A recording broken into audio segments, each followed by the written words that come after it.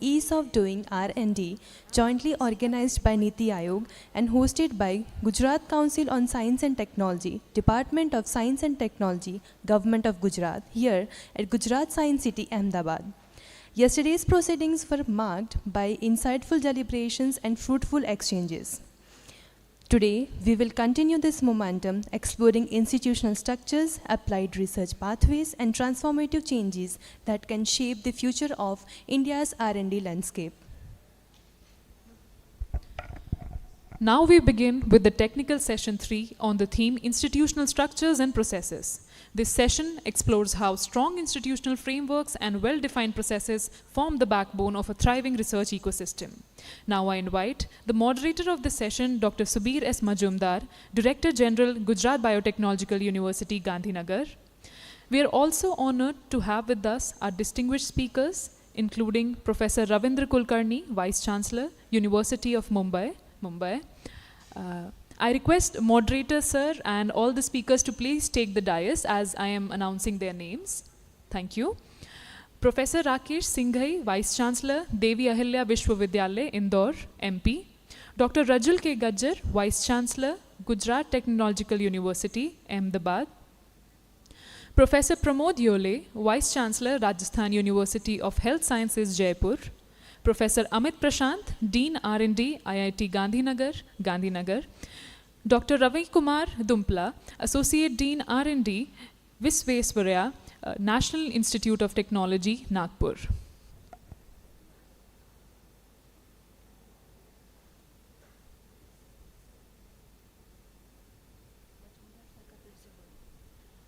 Okay. I request the moderator, sir, Dr. Subir S. Majumdar, Director General, Gujarat Biotechnological University, Gandhinagar.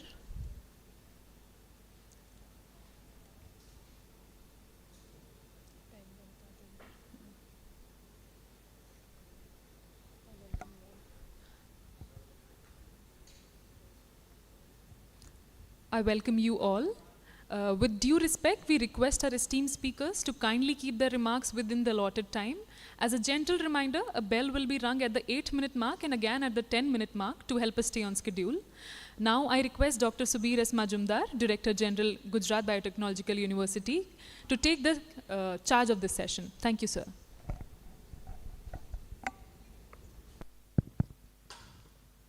Good morning and welcome all of you, all the dignitaries on the dais and off the dais. And this session will be focusing on institutional structures and processes and what we can do in them to ensure ease of doing research. And there are very dignified people in this committee. And I will first invite, so we all understand that gradually we will understand probably as everyone speaks, and then at the end we will discuss and I can add few points also from my side. But in the beginning I would give the honor to all the participants who are there in this session, and I invite Professor Ravindra Kulkarni, Vice Chancellor, University of Mumbai, for giving his speech for this.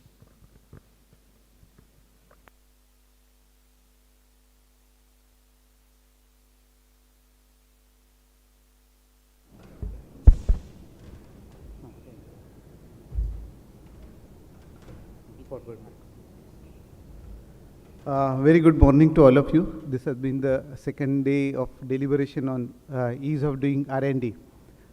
And probably we all are speaking on institutional structures and processes and that will promote and facilitate ease of doing R&D.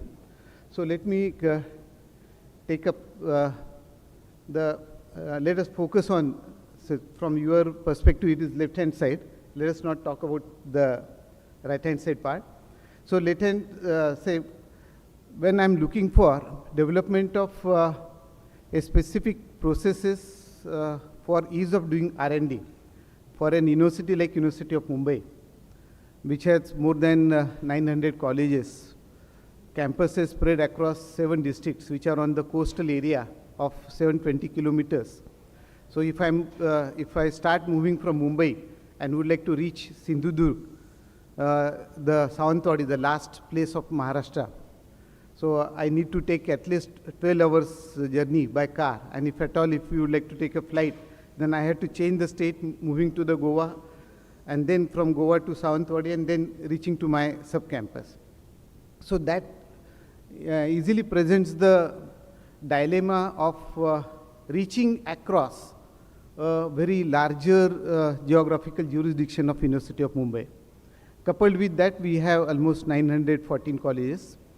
Then at the university campus itself, we have 56 departments, 11 centers, and around 6 autonomous institutions with 9 lakh students who are pursuing graduation, post-graduation, and PhD research across university.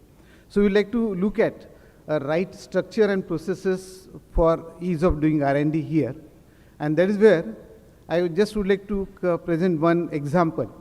When I joined as a Vice Chancellor for University of Mumbai in 2023, I thought of interacting with young faculty members who are likely to be very senior professors in the year 2047, aligned with our Vikasit Bharat.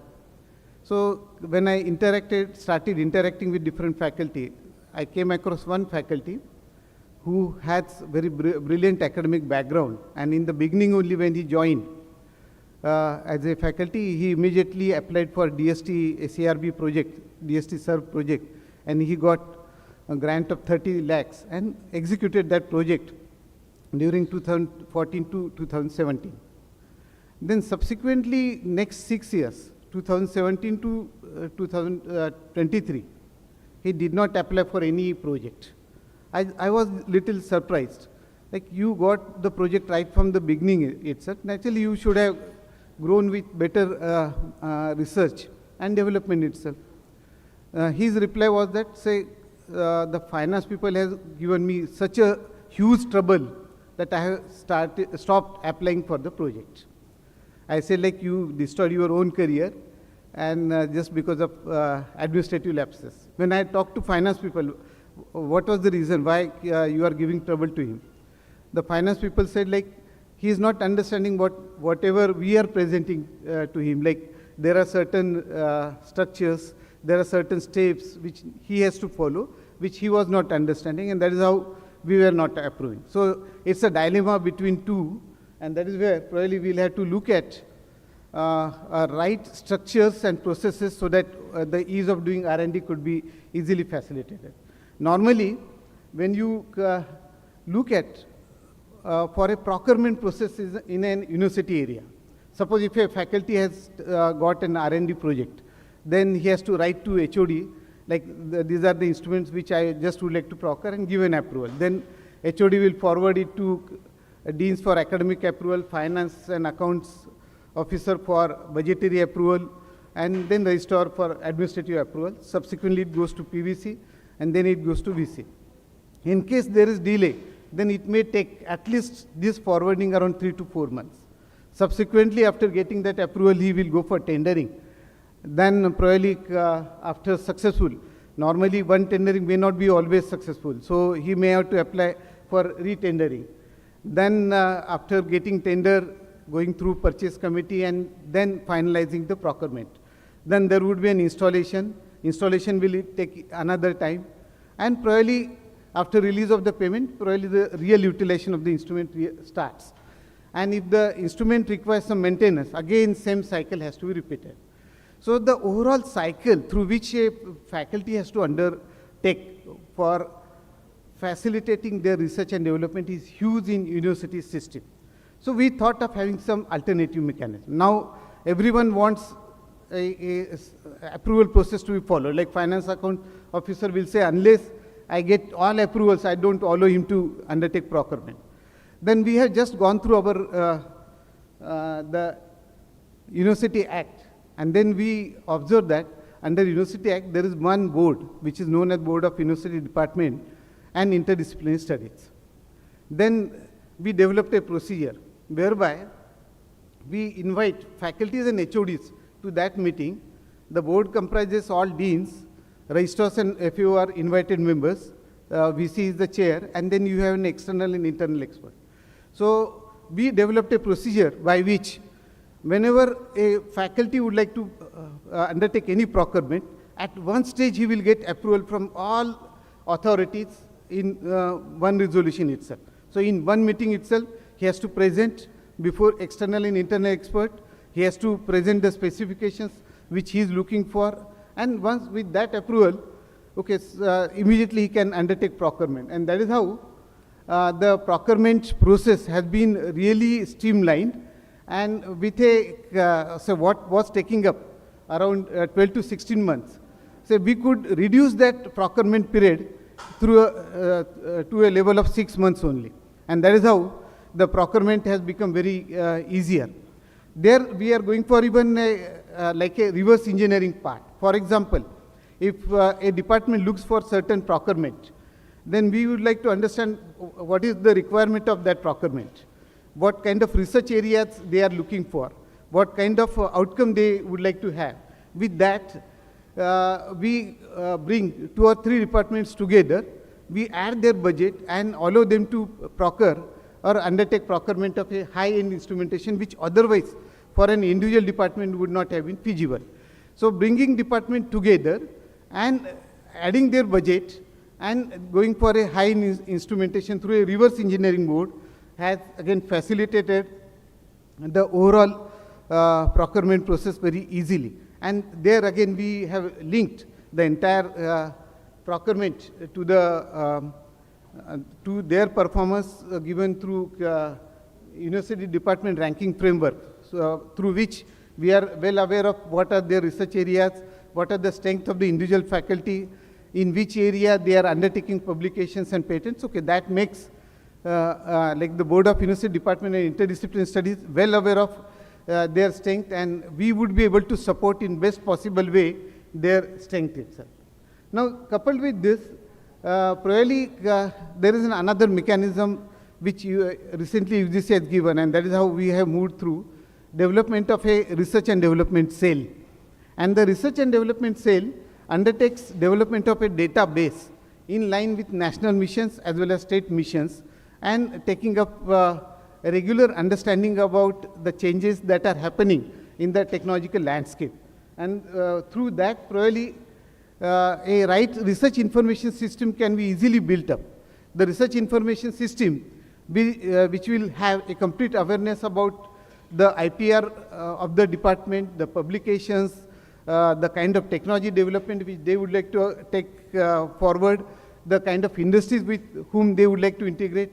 So the entire database have been well integrated, and many times we are using now artificial intelligence for a narrow region, like say for example, a analysis of a purchase committee over last 3 years. So what was the way of procurement which was conducted, what are the difficulties, what are the nature of the suppliers or vendors who were supplying, are they providing satisfactory supply.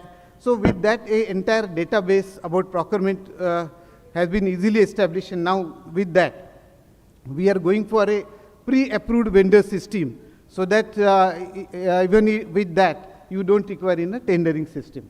So that's how one practice that is being taken up. Another part, like sharing of resources.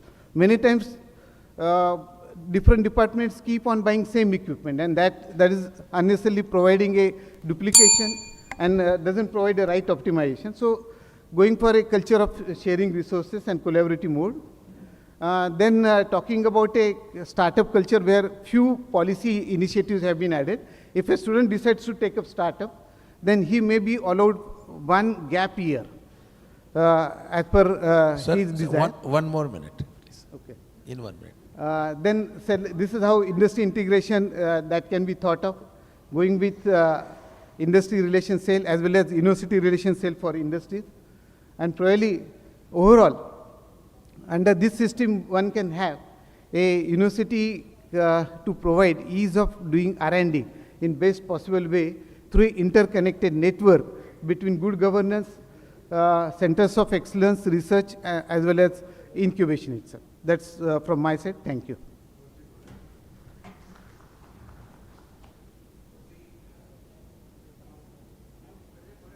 We thank Dr. Kulkarni, Vice Chancellor of University of Bombay, and for his thoughtful insights. And next, I would like to invite Professor Rakesh Singhal, Vice Chancellor, Devi Ahilya Vishwavidyalaya, Indore.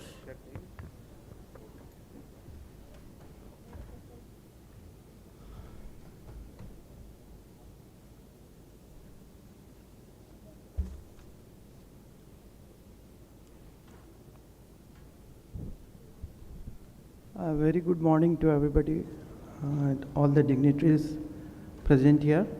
I will begin with some introduction of our university. This is having the 250 affiliating colleges with 3 lakh students, and this is the first state university of Government of Madhya Pradesh which has got A+ grade by NAC. And we are coming under the NIRF ranking 101-150 band. We have the science, engineering, management, etc. The new courses we have just introduced, the CSBS and the BDAS. Various 32 teaching departments and so on we are having. We are having the good strategic location. Total 5 campuses and 600 plus acres land. Recently we are going to establish 1 medical college which is already being allotted some land. We have received a research grant of 24.5 crores in pair project with IIT Indore as hub, out of which 30 projects and the 50 teachers are involved in the 3 themes. 96 lakhs we have received the chip to startup project, under which we have developed some chips there. 56 lakhs in ANRF ECRG for research in breast cancer.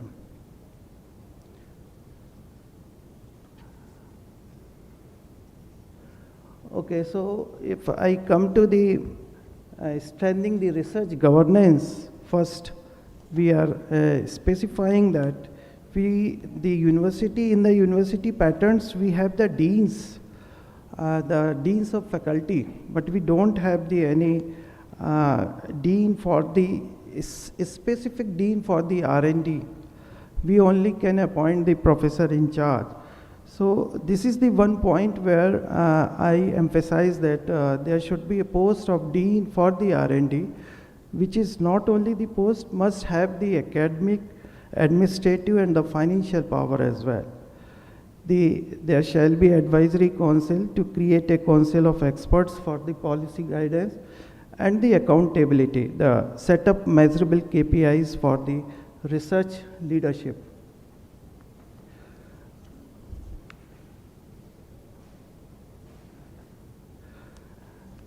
To set up the policy and regulatory frameworks, we should have the R&D policy in each university, develop a comprehensive research and development policy that includes the ethics, safety, and the intellectual property management.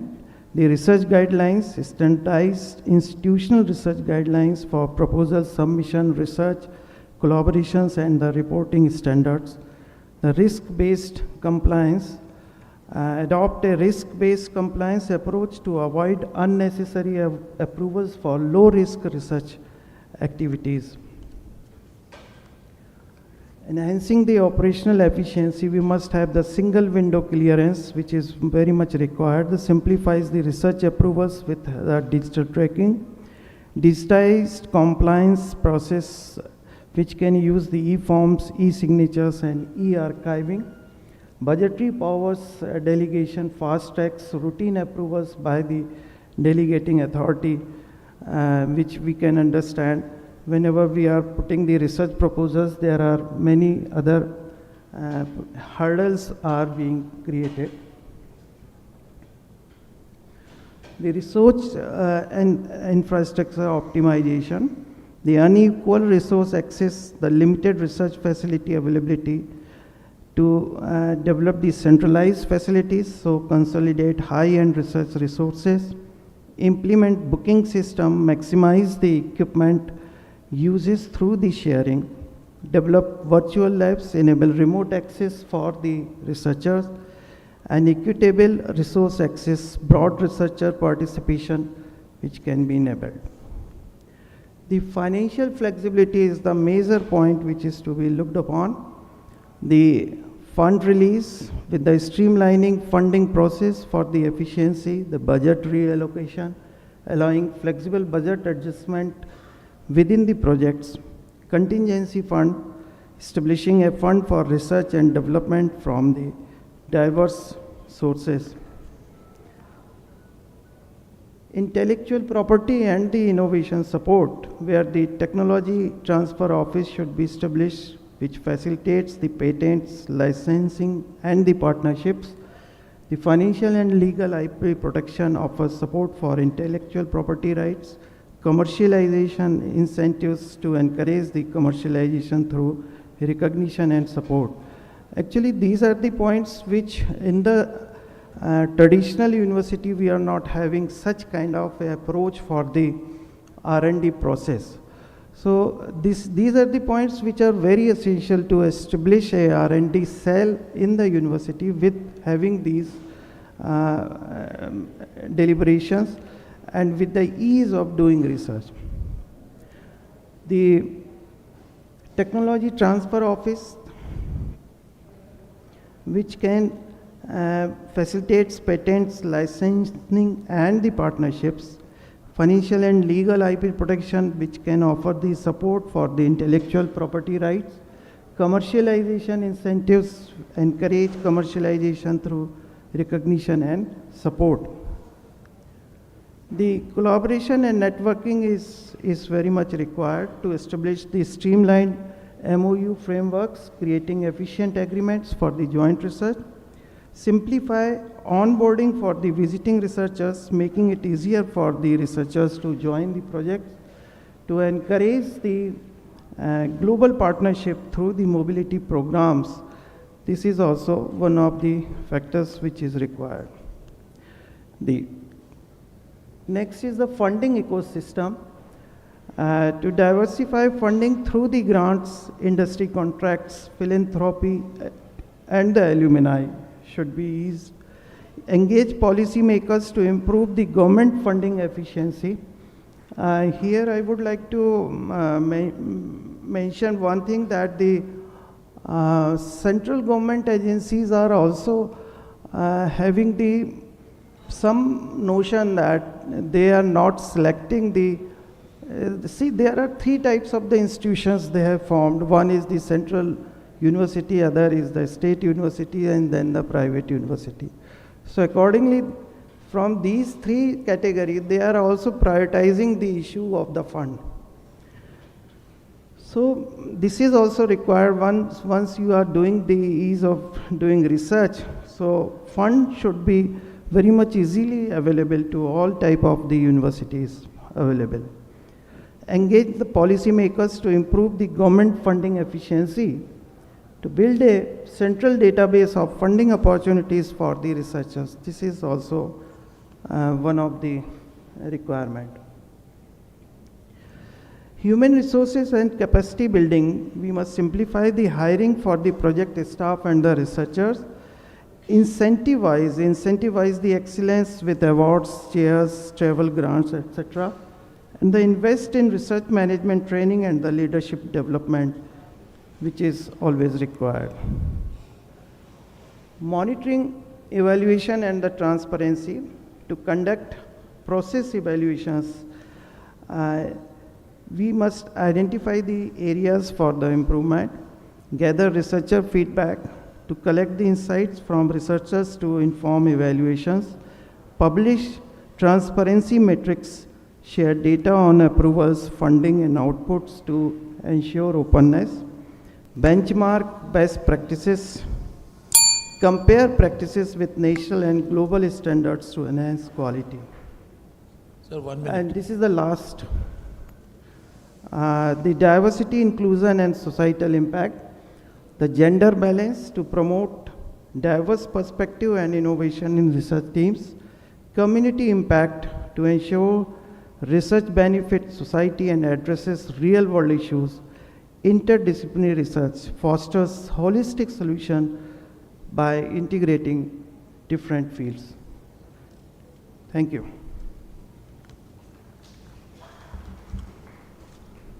So thank you very much, Dr. Singhai.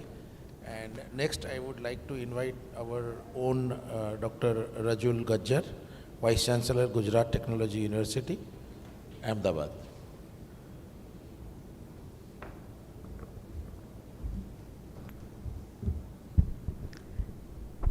A very good morning to the dignitaries on the dais, all my colleagues. I'll briefly walk you through what we are doing at GTU. So we are a large university, 400 affiliated institutions, something around 4 lakh plus students, and we have our own schools which are comparatively very new. But across the affiliating system, we have a strong PhD program in almost all the disciplines of engineering, pharmacy, management, computer applications. I'll leave the PPT, it will be there on our website also, so people who are interested can go through it.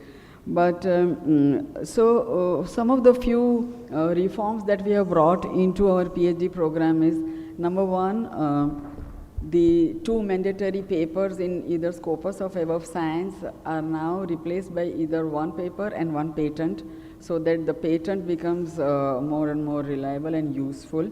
And we also make it mandatory at the beginning itself. The PhD scholar knows that they have to identify problems which are aligned to the SDG goals, number one, and also how they will be impacting the society, community and the industry. So at the end of the conclusion, the scholar has to mention at least 5 names of industry which can use their outcomes, which can use their research conclusions.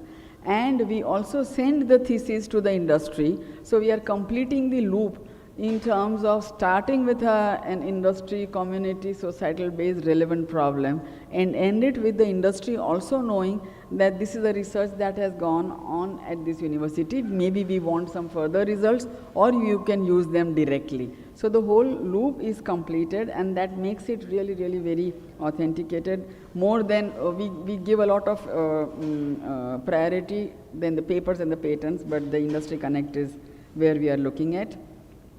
We opened up directly from BE, the students can appear for our PhD exams and get admission in PhD. I'll come to that at the end, why this is becoming a really very interesting opportunity for the students. Some of the initiatives which, sorry, I kept forgetting, there is no visibility. So these are the initiatives. We are very fortunate. Yesterday we saw the birth anniversary of Dr. Vikram Sarabhai, who has pioneered so many research organizations in the city and the state itself. So along with SAC, ISRO, PRL, IPR, GBR, we have MOUs and they have agreed to be our research centers. So we get their scientists to come as co-supervisors with our students. That means exact real-time problems which are being used by these organizations are coming to our PhD scholars. At the same time, there are scientists who also want to do PhD and research, so it's a win-win situation for all of this. In FlipNet, my good friend Dr. Devika is the latest entry, so they are also our research center in terms of joint research, in terms of supervisors, and many more. In fact, today itself, we are doing a meeting with to form a consortium between a few IITs, triple ITs, and universities who are interested to do joint research. Some of the key outcomes out of all the policy that we drive and at GTU. Now comes the interesting part of where I thought that the BE to PhD is making a huge difference. Gujarat has, everybody knows, entrepreneurship, startup, innovation is in the DNA. And there is a lot of innovation happening, grassroots level innovation happening in almost every institute, every university of the state. Not all of them. GTU is proud to show that we have the largest number of startups, the largest number of patents that are coming out of the innovation ecosystem. There is technology transfer also, 6 technologies more on the way, already on the process, which are being transferred for the industry and the societal use.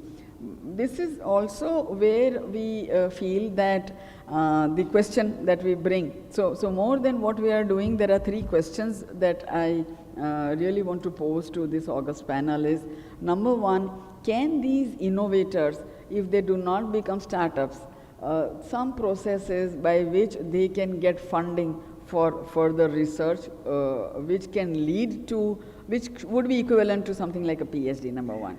Because there is a clash of interest. Wherever I've spoken to NRF also, the first question that comes up is that will they get funding from 2 parts, one from the startup ecosystem and the other from the research ecosystem, but we can find out ways. Why should we lose out on very unique ideas, solutions, which do not have the strength to survive as startups, but they can go on to become very good researchers? The next question is, as of now, we use Turnitin to moderate all our plagiarism, and they also have the other feature of the authenticate for looking at the retraction of papers. So rather than the publishers worldwide looking at the papers and doing retractions, we ourselves can do the retraction by making it go through mandatorily through this software, so that before publishing itself, we know that they are also building in AI, so that the AI generated papers can also be caught. But the question here is once again that whether can we create this kind of a platform where every researcher, every scientist has to publish only after they have gone through this authenticate sort of a parallel, much lower at cost, which Turnitin is charging very high. But this is what we are doing as of now. So that was question number 2, about what we can do to look at retractions. And the third question is about full-time PhDs. Every university, every IIT, every IIIT will agree that full-time PhD candidates in engineering, in applied sciences, particularly are reluctant to come because the entire ecosystem is tuned in, geared in for part-time PhD. उनको job का भी एक अच्छा सहारा मिल रहा है और part time कर रहे हैं अच्छा है, हम बहुत स्ट्रिक्टली उनको आगे ले जा रहे हैं. Can we incentivize, can we bring them all, few of them who are really very good researchers, to become full-time PhD scholars, something like equivalent to 7th pay scale, where they do not have to juggle between the job and the PhD. So these are the questions that I bring to this August audience out of all the, this is our innovation system, as I said, that very good, very deep, but we don't want to lose out on them if they do not go ahead and become startups. So some of the initiatives that we keep doing, there's a lot that we have done. They are also job creators, but as researchers, I am very much interested to take them. Thank you so much. Thanks a lot, madam. And next, I would like to invite Professor Pramod Yavle, Vice Chancellor, Rajasthan University of Health Sciences, Jaipur.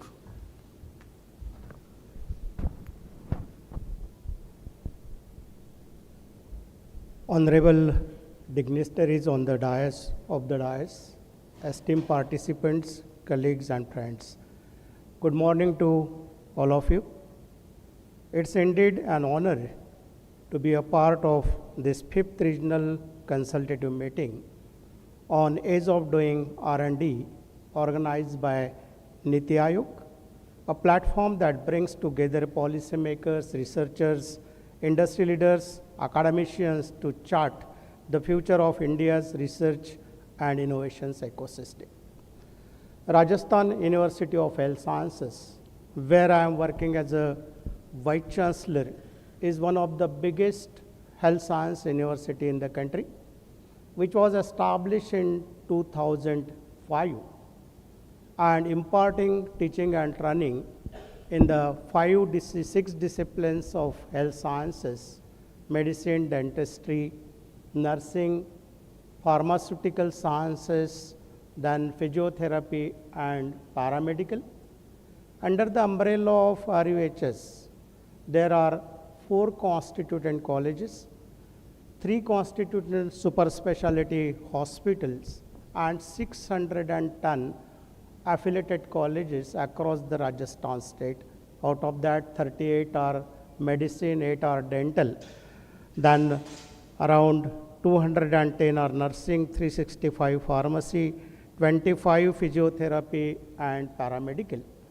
One more health sciences university is established in the state of Rajasthan recently last year, that is a Marwad University. Jodhpur colleges are affiliated to that university.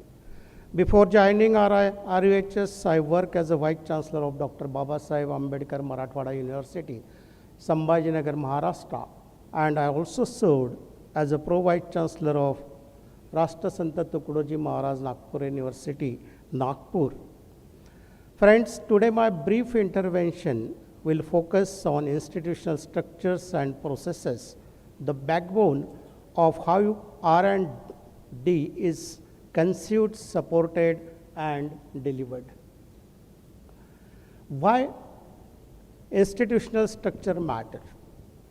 In research and innovation, brilliant ideas need a nurturing ecosystem. An individual researcher passion must be complemented by a clear institutional vision, aligned with national priorities, efficient administrative process that reduce friction, transparent funding mechanism, collaborative framework with academia, industry, and government. Without robust institutional structures, even the most promising ideas face delays, duplication, and denuclearization.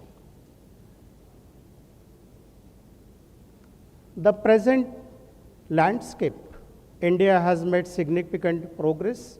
Yesterday, in the inaugural address, Dr. Mashelkar also given a global ranking of India in research, development, and innovation. As per the statistic given by Dr. Mashelkar, number of institutions, India stands rank 1, students in higher educational institution rank 2, then research output rank 3, then the patent filing rank 6, and number of citations rank 9. In our country, institutions like DST, DBT, CSIR, ICMR, and other have well-defined mandate. The National Research Foundation, NRF, is poised to unify and streamline the research funding. Several states have innovation council and incubation center. In most of the universities, in collaboration with Niti Aayog, the Atal Incubation Center is also established. Still, we face fragmented regulatory frameworks, delayed in approvals and procurement, duplication of research efforts, then underutilization of the infrastructure. The key aspects of institutional structure and processes. First one, clear strategic goals and alignment. We need the defining specific, measurable, achievable, relevant, and time-bound, that is SMART goals for R&D projects, and aligning them with the overall organizational strategy is essential. Second one is efficient project management. Implementing robust project management methodologies, including clear timelines, milestones, and evaluation criteria, help to track progress, manage risk, and ensure accountability. Next one is optimize research allocation. Efficiently distributing personnel, equipment, and funding across various research and development projects is critical for maximizing output and minimizing bottlenecks. Streamline bureaucracy. Since yesterday, we are listening about the hurdles of bureaucracy. Reducing bureaucratic hurdles related to the recruitment, funding, and regulatory compliance can significantly improve the speed and efficiency of R&D processes. Cross-functional collaboration, encouraging collaboration between different departments, for example, marketing, product development, manufacturing, ensuring that research and development efforts are connected across the company and that innovation is integrated into a broader business strategy. Agility and adaptability, fostering the agile R&D environment allows for quick adoption to changing market conditions and emerging technologies, enabling organizations to stay ahead of the curve. Infrastructure and support, providing researchers with access to cutting-edge equipment, research facilities, and relevant information system is crucial for conducting high-quality research and development. Ethical consideration, emphasizing ethical consideration in R&D is vital to ensure responsible innovation and maintain public trust. Feedback and evaluation, establishing mechanism for continuing feedback and evaluation throughout the R&D process help to identify areas for improvement and optimizing outcomes. The next one, technology transfer and commercialization. Facilitating the transfer of research funding into a practical application and commercialization is essential for maximizing the impact of R&D investment. The challenges and considerations in R&D. Yesterday also it was discussed, that is to identify the challenges, develop the strategic roadmaps, and formulate model guidelines. These were the suggestions. Among the challenges, first one is risk management. R&D projects inherently involve uncertainty and risk. Organizations need to develop robust risk management strategies to mitigate potential setback. Second, regulatory compliance. Adhering to industry standards and legal frameworks can be complex and time-consuming. Organizations need to ensure that R&D processes comply with the relevant regulations. Talent management, attracting and retaining skilled researchers and engineers. Then underinvestment and efficiencies. Many institutions face challenges related to adequate funding and inefficient bureaucratic processes. Fragmented coordination among various stakeholders, including ministries, scientific bodies, and private sector entities, can lead to delay and inefficiencies in the R&D process. By addressing these challenges and implementing best practices in the institutional structure and processes, organization can create a more conducive environment for R&D, fostering innovation and driving the economic growth. Processes that foster innovation.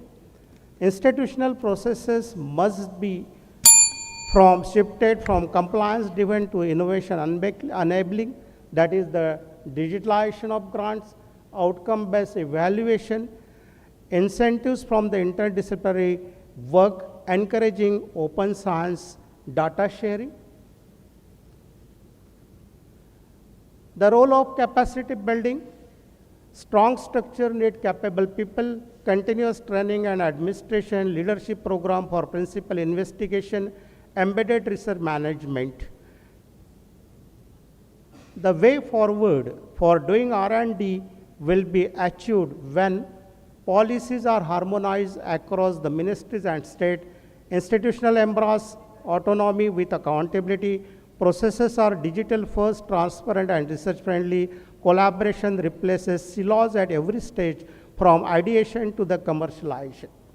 The best practices which can be adopted in the academic institutions especially, that is identify research topic based on local, regional and natural needs. Sir, kindly wind up. But Kindly wind up. yes, second, that is the research, broad research areas instead of a fixed topic. This is also one of the this thought, because the duration given by the UGC for completion of PhD is 3 to 8 years, and due to the Technology is advancing fast. That's why a particular area can be given instead of a topic. Then the capacity building, enhance high quality publication. Yesterday there was a discussion regarding the strengthening of Indian journals. When there are around 80 to 90% journals are fake journals, or they are the online journals, how the Indian standard of Indian journal can be strengthened? For that purpose, the stringent rules, regulations are required to maintain the standard. Then other, promote translational research, leverage digital tools, recognition and reverse mechanism.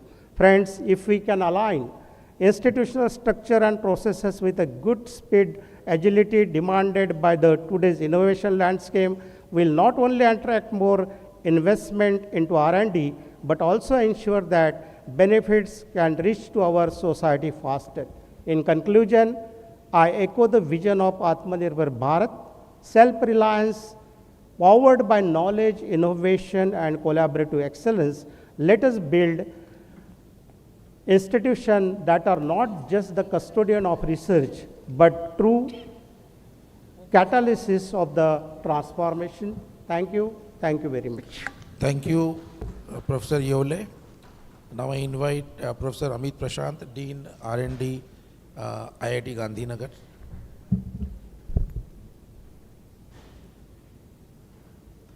Good morning, everyone. I think there is a presentation coming up, but what I'm going to talk about are some of the facts that we follow in IIT Gandhinagar.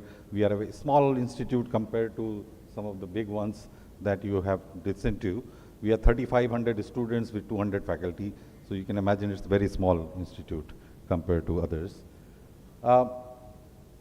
Generally, academic programs and research go hand in hand. So the culture of interdisciplinary research focusing on the problem statement rather than the disciplines, or you can say walls of the domains, that is primary exercise required to promote research in some sense. So that culture we could build because we were starting from scratch. And today, no departmental buildings. You have all the faculties sitting next to each other from different departments, you can say, something like those things. So it became more like an obvious thing that a mathematician will work with a chemical engineer. It's not difficult to imagine in a way. PhD students running across one department, having supervisor, another department, something like those things. So focus on the problem statement rather than what is my department in a way. So, but still you need some focused efforts in certain directions of research. So that's where centers come. All centers are virtual, and in the sense that they have several facilities on the ground, we integrate them virtually. The faculty also are from different departments, we integrate them virtually. Couple of them out of that group will be coordinating all the activities and taking the flag forward for that research agenda. So that becomes like a more focused effort.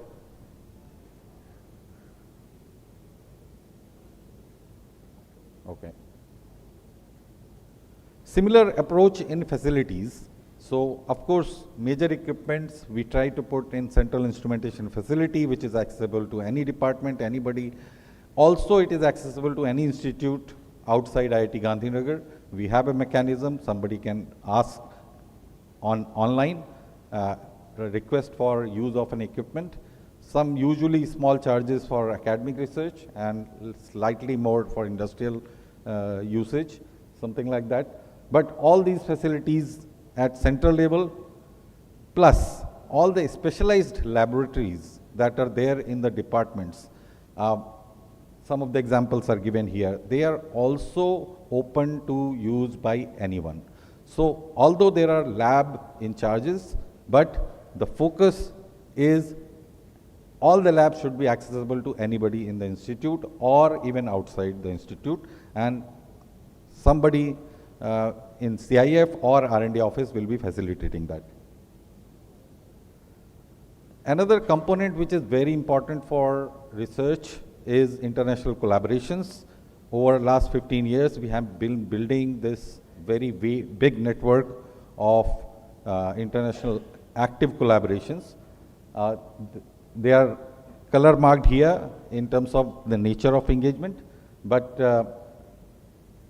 besides the projects that we do internationally, the important thing is that students visit each other, faculty visit each other. So that's where the key idea flow happens, and that's important to us. From the management point of view, as we say, process can be, ideas can be great, but if we don't pay attention to details, it doesn't work. So that's where the important part comes, in a way. Even policies, regulations, recent announcement by the Government of India, most welcome announcement, that was enhancement in the financial delegation, you can say, right? Up to 10 lakh, 25 lakhs, you can just buy with 3 quotations. That's a big thing, in a way. Why? Because earlier, we were doing up to 1 lakh, a PI can go and buy and get reimbursement. So it's like just buy off the shelf. Up to 10 lakh, it was with 3 quotations. You can place order within 4 or 5 days in our system. It doesn't need much of approval, actually, right? Up to 10 lakh. Above 10 lakh, you had to do tendering, which will take 4 to 6 months. Above 10 lakh. The whole process, completing the whole placing order, can take sometimes even 6 months. That's a lot of time loss. So that's increased from 1 lakh to 2 lakh, direct purchase, you go, buy, get reimbursement. That's it, finished. Now up to 25 lakh, with this new thing, all you have to do is get 3 quotations, market survey, 3 quotations, send it. Only 2 approvals required. That's it. So it can be, order can be placed within 4 days, up to 25 lakh. Above that, of course, there is a thorough process, something like that. So these are kind of interventions that can go a long way, in a way. So this office manages project accounts, mainly focus, or the message to staff is help faculty, help research groups. It is not about rules, regulations only. We have to find a way to solve the problem and move forward. But those kind of things are possible with the small institutions like us. With big universities, it's very difficult. I can understand. It's very, very, very difficult, in a way. Another aspect that we take up is finding research funding opportunities. We call it Grantopedia. This is also accessible outside the institute. Any new opportunity that comes from any agency, we try to dig up information, created a system to disseminate that information, also help research groups to understand what is the opportunity there in that call, in some sense. Many times it's not very clear in the initial call, but if you dig deeper, you can find that information. To save everybody's time, we created a small group which does this analysis and shares with research groups and conducts meetings also sometimes to make understanding better. Industry network is a very important part. Of course, we have a very large team, about 7-8 people who do focus on this only. 2 major events we do is one collab, we call it, every year, one event where about 200 to 300 people come. And that is mainly to interact with variety of industries. There is a myth or misnomer among industry that IITs are not accessible, which we want to break, that they are accessible to any industry in a way. To go further, we have started a new series called Orbit events, where we invite MSMEs, a few of them on certain very specific areas, and we discuss with them what is their problem, what is they are looking for, and we connect with faculty one-to-one or research groups one-to-one on that purpose. Of course, Research Park concept is not new anymore, and at IIT Gandhinagar we have about 25 companies which are housed on campus, doing joint projects, co-development of products, etc. Research and Innovation and Entrepreneurship Center, that is mainly promoting startup culture on the campus, as well as they invite incubations from outside the institute. So we have about 35 startups right now, mainly focusing on deep techs. About 50% of those actually have come from outside IIT Gandhinagar. And that includes supporting mentoring and also startup grants, connecting with VCs, etc. All these usual stuff. Another part where international collaborations as well as industry collaborations comes in picture, and there are a few people sitting here as part of that consortiums that we built. On any project today, we need multi-institutional effort, and this consortium building is an important exercise in that process, you can say. One last thing is recently, about 5 months back, we established this new center called Center for Research Commercialization with funding from Ministry of Education.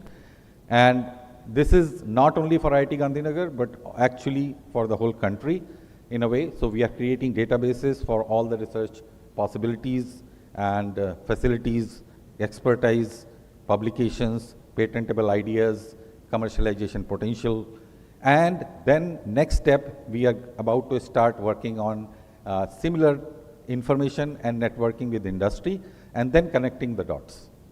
So these are something which we are building. I think it will take another 1 year to make this whole ecosystem for Research Commercialization Center. Research talent is important, variety of faculty, variety of research scholars that can be there on the campus, promoting that, PMRF type fellowships we have created in our institute as well. And then institutional systems, part of that is from empower faculty. They can have some rainy day money for their professional development account, departmental promotional account, and provide liberal funding for faculty through overheads that we gain from different projects. We are running currently about 500 projects. And of course, leadership development, engaging with the institute is important. Thank you. So, thanks, Professor Amit Prashant. And with this, I invite the last speaker of this session, Dr. Ravi Kumar Dumpala, Associate Dean R&D, Vishwesvaraya National Institute of Technology, Nagpur. So, very good morning to all the dignitaries and delegates present over here.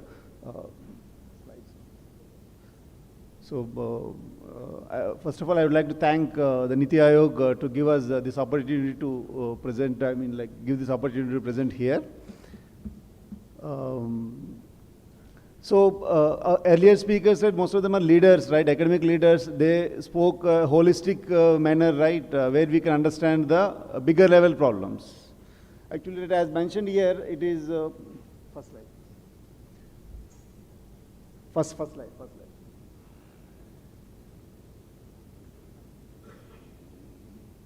One more slide is there, no? Okay.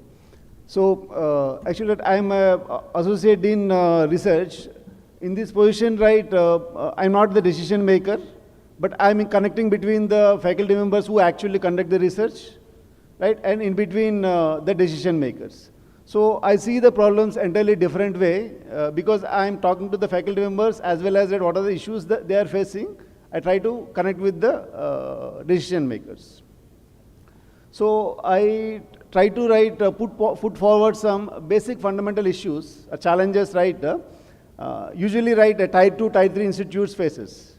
See, I specifically mentioning Tier 2, Tier 3 because the challenges are issues which I talk about now, right? Even in 2010, when I'm doing my PhD in IIT Madras, it's not really a problem at all. It's not really an issue. But when I see here, in even 2025, an institute like NIT, right, those are bigger issues. Okay, so for example, right, when in 2010, my professor used to execute 6 to 10 projects, research projects, right, without any issues. He never used to bother about any clerical activities. Okay, always, right, some administrative staff is there at the central level to take care of each and every activity, where papers used to come onto his table, just he used to sign whatever is required, whether he want to buy equipment, whether he want to recruit a manpower, whatever activity he has to do. His focus is only to focus on the research activities. Unfortunately, right, such type of facility, I mean like system, is not available in Tier 2, Tier 3 institutes. Though I try to convey this multiple times to, right, I mean like the decision makers, okay, but they don't take it as a much serious. Why? Because, right, the quantum of the research work which is being done in the NITs or Tier 2, Tier 3 institutes is quite less. They feel it is not required. A faculty member can do or manage by himself. Okay, means like hardly, right, 10% of the faculty members only execute the project, not everyone. Even out of this 10 also, right, hardly they execute one project, not more than that. Right, this is the right scenario happens. So unless otherwise we change the perception of this, and we see that, right, our faculty members also can execute a bigger projects and more number of projects, and we have to facilitate them, right? That culture we need to bring into the system in Tier 2 and Tier 3 institutes, because as a whole institute system, if you see, right, the Tier 1 institutes number is very, very less. Even you can say it's the 1%, 2% of the overall institutes. We have to tap the bigger, like, number, right, chunk of the institutes, right, where Tier 2, Tier 3 institutes fall in. Okay. So VNIT, right, is one of the 31 NITs, and it's 39th ranked in NRF 2024 ranking. And I mentioned here, right, and highlight also growing research ecosystem. See, in last 1 year, right, it just, I say it's growing like anything, though 30 crores is very less if you see a IIT point of view. But still, if I see the institute like VNIT point of view, right, before that we used to execute only, right, 5 to 6 crores a project per year. But suddenly, right, the rises happened to like 30 crores in sanction of the projects in last 1 year. The only simple change is, right, we start talking about the research, nothing else. The decisions which were taken, right, just talk about the research, okay. So we start appreciating the faculty members who are actually doing the research, recognizing the people, right, who are actually doing the research. A simple change like this, right, bring lot of variation, okay. So then in the process, right, I come across, right, few issues like, so one of the faculty member got like 10 crores rupees project, okay. Then I congratulated him, right. Then he said that I'm very much worrying now, because, right, I could get this project very easily 10 crores, but how I execute this? Literally, I'm getting frightened, right, the way of the clerical work that I have to need to do, okay. And another faculty member, right, when I spoke with him, he got 2 projects in the last 1 year. So when another call comes, right, as I said, right, I'm in the between, right, faculty members. So I forward this call and I told him, right, why don't you submit another proposal, because you have very good scope for getting. The response, he said, right, really stunned me. He said that with the 2 projects, I become 50% clerk. If I get 1 more project, I'll become 100% clerk. Okay, I'm no more a researcher, means I have to spend 100% of my time only doing the clerical work. See, this is the impact, right, many of us we ignore. But actually, Tier 2, Tier 3 institutes, academic leaders presenting here, right, really we have to see this one, right, how we assess the faculty, because faculty member never worry about doing any amount of research. He can spend 24 hours of time, even complete 7 days he can work, he can form a bigger groups, he can do. But coming to the clerical work, definitely, right, he don't want to do, because it will not fascinate him doing this one, okay. Whereas if you ask him to do research, right, definitely he'll be doing. So I'll be, right, showing some root level. Maybe some of you may feel that it's not a big issue, but they're really big issues, right, one need to address it. Just. Okay, so this is the scope of the institute structures and process. The red color one, right, which need to be a little bit focused actually. Sponsored research related to manpower recruitment, procurement and connection of research. The other parts, right, patent facilitation and incubation, right, most of the things doesn't require much documentation or clerical work. Mostly related to the establishment of the process. Okay, in VNIT, right, last year we had taken 3 associate deans. One will take care of the establishing this process only, not for assisting clerical work. Okay, in doing the MOUs or filing activities, whatever is the process established, the forms requirement, whatever it is, right, we streamlined well. So it's not a big problem, right, to deal with these things. But still the bureaucracy involved in these activities,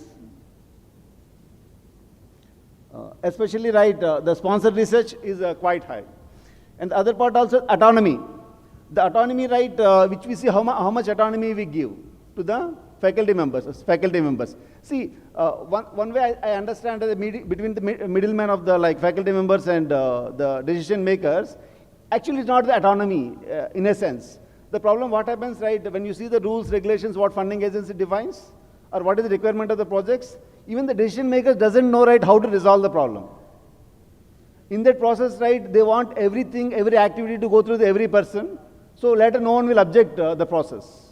Okay, so it is very much important to educate, right, or make the, what are the rules, regulations very much clear for what are the activities involved in the execution of the sponsored research projects. So simply I mentioned few typical, right, cycle of the projects, like approval of the project submission and endorsement. It's the institute level, it's quite simple. And project sanction, the funds release, right, always there is some issues are there. Because, right, the moment approval happens, how much time it takes to release of the fund, it's not a fixed time frame. Always the faculty member will be waiting, right, to initiate the process. As a administrators, right, we cannot initiate the activities like recruitment of the manpower till the funds comes. Most of the faculty members, right, okay, I got my project approved, and if fund will come, let us start the activity of the manpower requirement. But actually he thinks like that, but other side, right, we cannot initiate the any of the activity or approvals give for recruitment of manpower unless the fund comes into the account. And subsequent releases also, so many issues are there, okay, means because everything is connected to the reviews. Project manpower recruitment, and how I'm going to spend a few minutes later, and equipment, procurement of the equipment, and progressive reviews, expenditure statements, utilization, deliverables, project closure. So all the things which I highlighted having some issues which I'm going to discuss. See, funding delays and issues. So I mentioned, right, first installment is key. At least, right, some transparency has to be there, right, when the even the faculty member will get the fund receives into his account. And the recruitment, another big issue is there, right, retention. Retention is very, very key. See, the recruitment of the manpower is a very long time, and retention of him, right, it is a very key. So if we are able to give continuously the scholarship, right, then only we can retain him. And another issue, right, the HRA. If you see the recent issues, right, a lot of complexes involved, right, when to give, whom to give HRA. Okay, there is no clear indication of, right, giving HRA to the faculty members, I mean like PhD scholars. And nowhere is mentioned, right, whether married scholars are eligible for HRA or not. Okay, so though we have the HRA in our projects, we will not be able to give if hostel availability is there, but unfortunately, the married scholar cannot stay in the hostel, so that no one are able to understand, right, to, means these are very basic common issues, right, where account section also cannot release the money because it's clearly rule is mentioned, hostel is available, then don't give HRA. And yesterday also this point is mentioned, shortage of gate net qualified. There are clear rules are there where JRF, SRF has to be gate and net. When sanction letter, right, is clearly mentioned JRF, SRF, then we cannot recruit other people other than the gate qualified, net qualified. So GFR compliance workload, what are the activities I mentioned here, right, they're only related to the clerical work related activities. So here also, right, so my recommendation is, right, it may be a simple or maybe, right, no one might have thought this type of proposal, right. If we can, because, right, when I ask the decision makers, right, why can't we establish a, what is that, this facilitation cell, R&D facilitation cell, where we have 5-6 staff who only assess the faculty members in doing the clerical works. Their job is only to do these activities, whether it's the procurement or recruitment of the manpower. Only thing is that assess the faculty members in doing that one. So every time, right, I listen this response. I mean, like off the record, I'm telling, right, few people mentions that one, right, is the faculty member got the project, it is his headache to do his project. Okay. And some people say that we don't have many projects being executed. So we can manage actually, right, even it takes a little bit more time, but it is, if you want to explore or expand a research ecosystem, right, dedicatedly there should be it's not I'm talking about research cell, it is research implementation cell, only to take care of the bureaucratic activities, who can connect between the funding agency, who can connect the faculty members. So faculty members do not have to worry about, right, institutional requirements, even funding agency norms. So where the team, right, they can take care of the activities. I'm telling you, I'm very much confident that this type of cell, if it is able to establish in every institute, it will solve more than 50% of the problems. So even DST, NRF may give an open call to all the institutes. Definitely, right, every director, vice chancellor, they'll ask to faculty members or whoever it is to submit the proposals. If we can support 5 years to establish this type of cells, only manpower requirement, nothing else is there. Means You give, I given some, mentioned some points here. Based upon the number of the projects, you give some team which can be funded by DST NRF. It may not be directly related to the research activity, but definitely this quantum of the amount is very less. Because suppose a DST gives 30 projects to institute, then nothing wrong in giving one project like this, only a manpower who can support the overall ecosystem in the institute. That way, the funding agency also get direct advantage because they get real-time problems. Directly they can connect with this established, I mentioned this establishment facilitation cell. They'll be able to get it. Thank you. Thank you very much.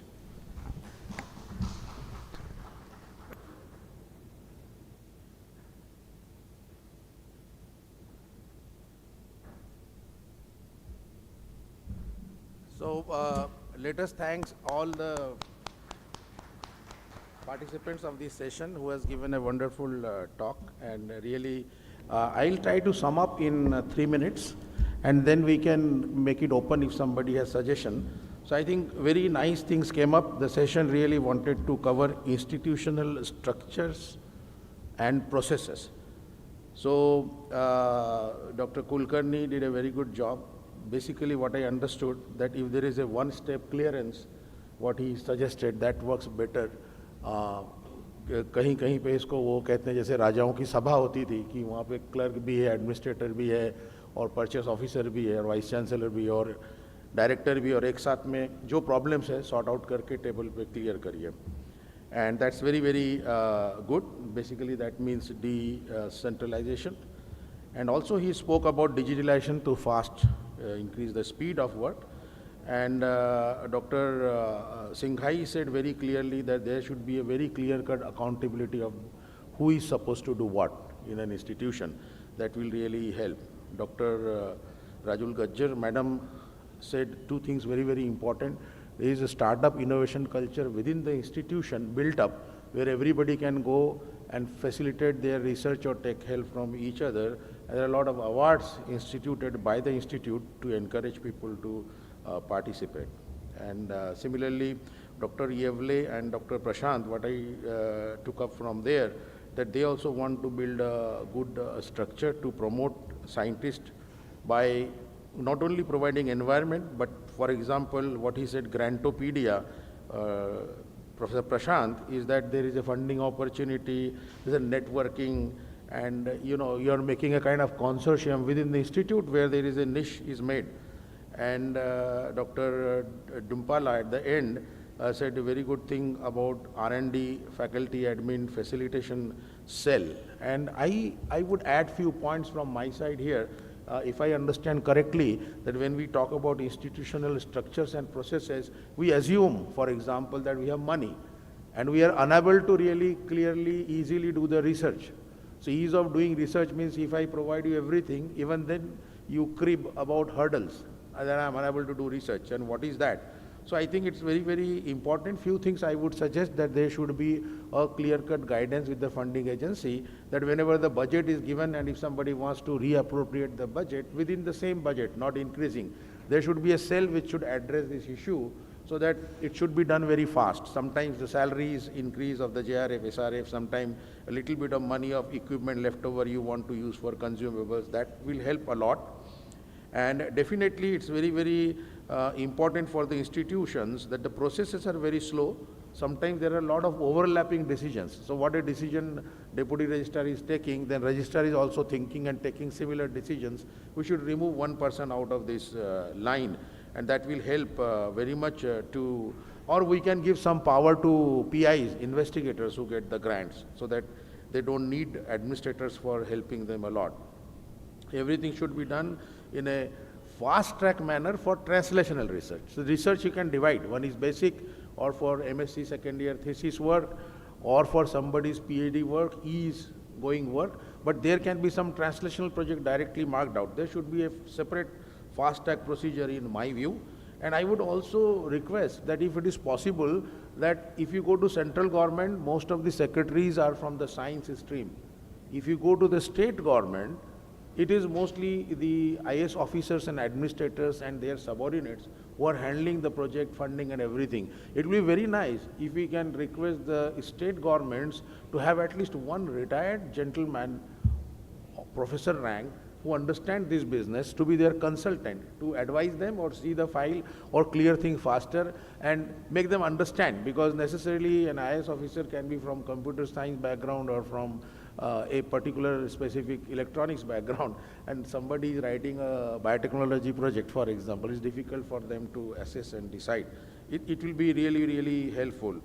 And I also think that if the scientists say that I have some administrative load, we can reduce their administrative load to focus them for science.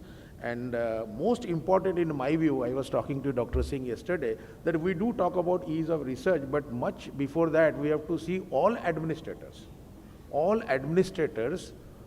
office bearers, clerical staff must be trained about what is science and how we have to help processes so that science should not be delayed. Majority of the delays in procurement, the purchase and all these things we are talking, if they are streamlined and everybody is trained very well, it can go faster, because you will find a man having good relation with purchase officer and registrar, for example, his file clears in 2 days and other people's file sometimes clear in a month. So we should train the administrators that their job is to help or facilitate the fast procurement of the things.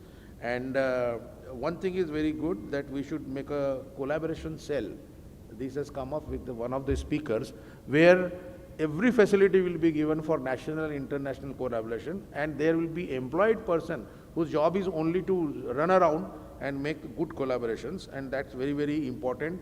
And with this, I would close here and open it for the audience. First of all, thanks to all of you for being here. And if you have any suggestions, you can give, I can jot down. Anyone has any suggestion? Yes, Singh sir.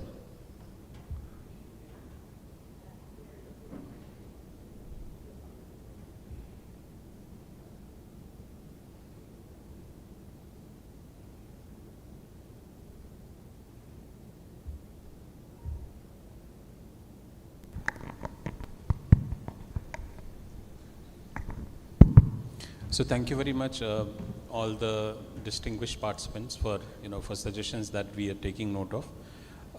I have one comment and one question. One comment is about the presentation that I heard from SV and IT, and what I learned is that in your case you don't have professional staff to handle projects, R&D projects, and so on.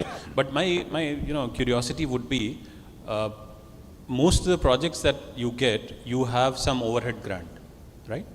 And generally, most of the institutions, what they do is 50% of the overhead grant is used by the institution. Another 50%, or that goes to the PI share, which is there as either part of PD or CPD or whatever you call it. In some institutions, it varies. Some goes as an institution share, some goes as a PI share, some goes as a department share. So what I understand is many institutions are already doing it, that a part of overhead grant is being used as incentive for staff who are handling R&D projects. So this is something that is happening, and this is something that you can try in SV and IT itself. And that becomes more important given the fact that most R&D funding agencies are now very actively considering increasing the overhead grant. So NRF has already done it. So in most of the cases now, the project overhead would be like 20% of the project total value. So that should suffice in one way. Second would be a larger comment, and we have a variety of institutions. We have a technical university, we have a multidisciplinary university, we have an IT, and so on. So there are a lot of models that we see across different institution types. So what we need perhaps is to learn from the best practices that we have in different institutions. And what in Niti Aayog, what we have been seeing during different consultative meetings is the models that most of the IITs follow in terms of handling R&D project grants is probably one of the best models that we have seen. So that is something that we should take up to other institutions as well, to state universities. And I also understand the fact that there are statutory challenges in state universities that you can't appoint a dean R&D because you don't have a position. But perhaps, many institutions have already done it, that you can have a non-institutory position of Dean R&D that you can create by, taking approval from the Executive Council. So that is very much possible, and many institutions have already done it. So rather than calling it professor in charge or something, even if you call it Dean R&D, without a statutory backing, that should not be such a big problem. So if we have an institutional leader within the institution who can take forward all the R&D projects, that would be a great help, because there are problems outside. So let's try to solve the problems, reduce the problems inside. So if we reduce the problems inside, probably, the pain becomes lesser. And we in Niti Aayog, we are trying to solve the problems that you face that are external to the institution. But institutions will also have to come forward to look into the practices and in what ways they can solve the problems from within, from inside. And in this process, we are also working with many institutions in trying to develop model guidelines that could be followed by institutions for utilizing R&D grants, for hiring manpower, for Dean R&D positions and so on. And in fact, one of the reports that we did last year was specifically for state universities, where one of the recommendations was that there should be a specific Dean R&D position in each institution. Okay. So unless you have a leader who is going to, think of R&D within the institution, nothing will happen. So that is very important, and this is something that institutions should take forward. Thank you. Thank you.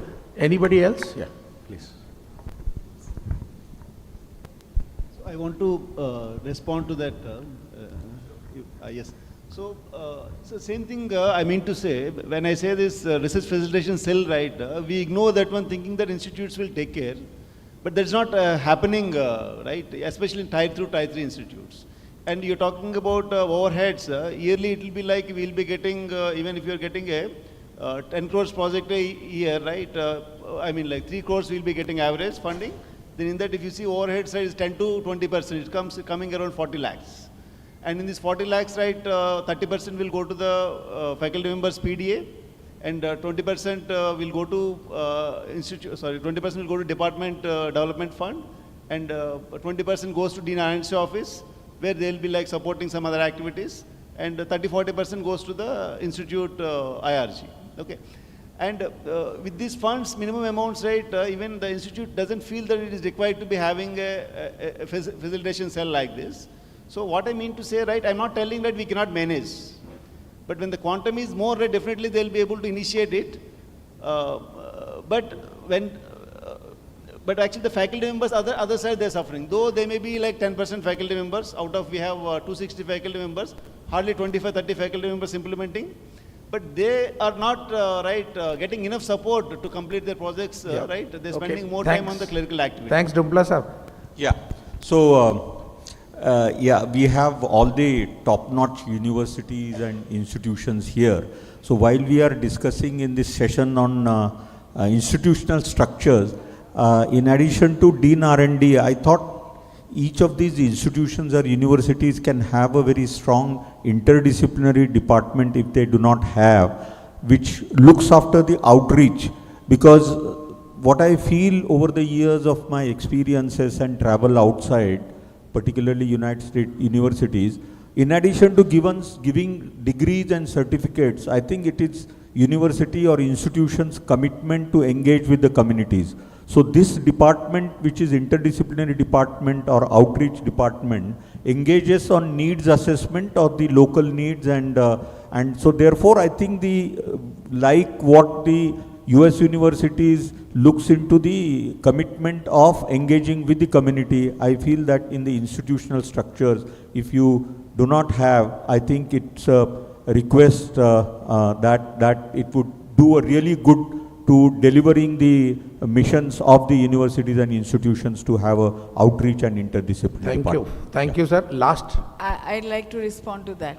I want to respond. Yeah, madam. Madam, please go ahead. So this is very interesting. You can have an interdisciplinary department, but the other aspect is that how do you handle multidisciplinarity and how do you ensure multidisciplinarity, interdisciplinarity when you take up research projects? So one thing that we have done is we have created SOPs, because any project, if it is industry defined, as we said that all our PhD has to be somewhere relating to the industry. So our RPC, the Research Promotion Committee itself takes note of how many disciplines are required for this particular project. So there is one supervisor, and there can be 2, 3 interdisciplinary, co-supervisors who would be adding on. That ensures that multidisciplinarity is embedded and mentoring is also happening. The other aspect which you, Dr. Kumar and Dr. Singh mentioned about the processes. So one, and many from this and yesterday onwards also I've been hearing is that they are left at the mercy of the systems, the clerks, the decision makers. But at our university, what we felt was that everything has to go through Samarth or whichever portal that you use. And so we track the file processing, the file movement. Anything more than 4 days means there is a question. That person has to come and tell why that file is being held up at this point of time. Another decision we have taken is whenever SOPs are not there, you create your SOPs. Everyone is allowed to say yes at each level. If there is a no for a research or consultancy process, it has to be scaled up.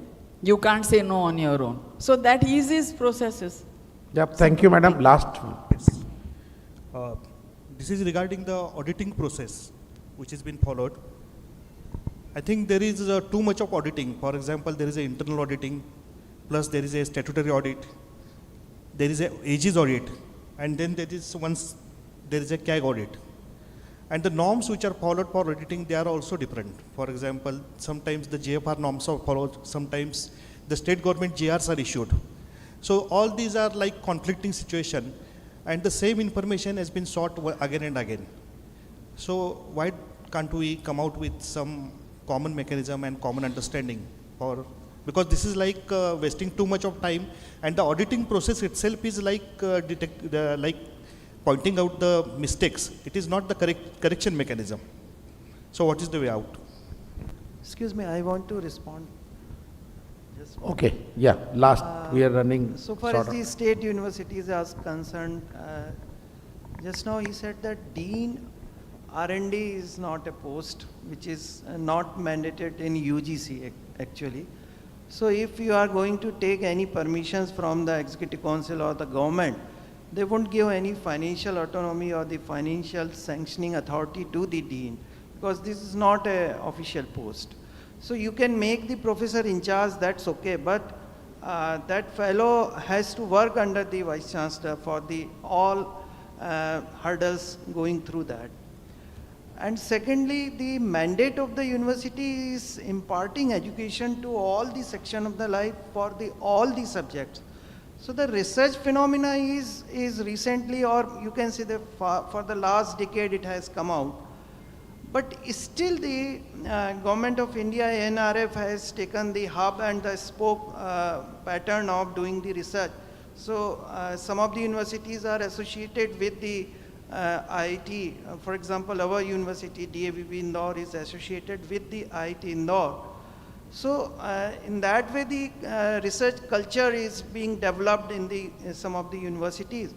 But we have to see the local need also, because this is the only university which has the largest part of the population of the tribal students. So there are various other local issues also which are not related to the very much technology, but some kind of a local research. So that initiative should be there, that one systematic research window should be opened for the free and the flexible system of the research work. Yeah, thank you, Singh. Thank you very much. Singh sir. Mic इधर दीजिए, ये और नहीं, बस इस sir को, late हो गए हम लोग. Just a very quick point. So I completely agree with the fact that research culture was not there, particularly in state institutions, and that is why under the leadership of Dr. Saraswat we came up with a report on how can we promote and how can we improve the culture of R&D in state institutions. And that's very important because all states have their own specific problems, and researchers will have to come forward to solve problems, because there is a lot of SNT interventions that can help the states and the local problems that we can do. And in this context, two things that I just wanted to add quickly is, one is about the audit, and many institutions that we have seen, some of them do a thing called pre-audit. Now, pre-audit, before you issue purchase order, it helps you in a number of ways. And this is something that has been very helpful that we saw in many institutions. And second is about the institutional structures, as Dr. Shah was mentioning. I think one thing that is missing and that we have seen across all the states is that state institutions are not very well connected with the State Science and Technology Council. And that is a big problem, because if you connect well with the State Science and Technology Council, there are a lot of things that you can get in terms of support. For example, substructures about patent facilitation, substructure about TRL assessment, about technology transfer. So a lot of ways in which the State Science Technology Council can help in terms of substructures that can be created. So I would request to all participating institutions, if all states have State Science and Technology Council, and it would be very good if there are staff connects, increased and strength connects with them. Thank you. Thank you. Sir, Saraswat sir.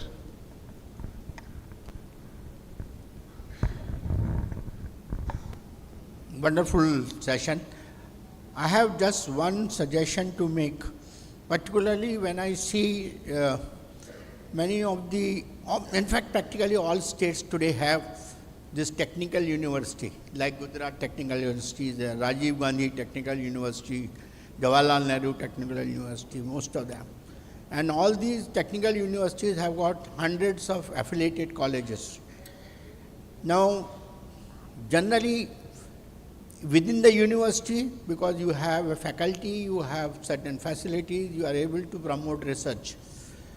But the segment of affiliated colleges, practically there is no research happening. Maybe one odd case it may be happening. Suggestion is, why?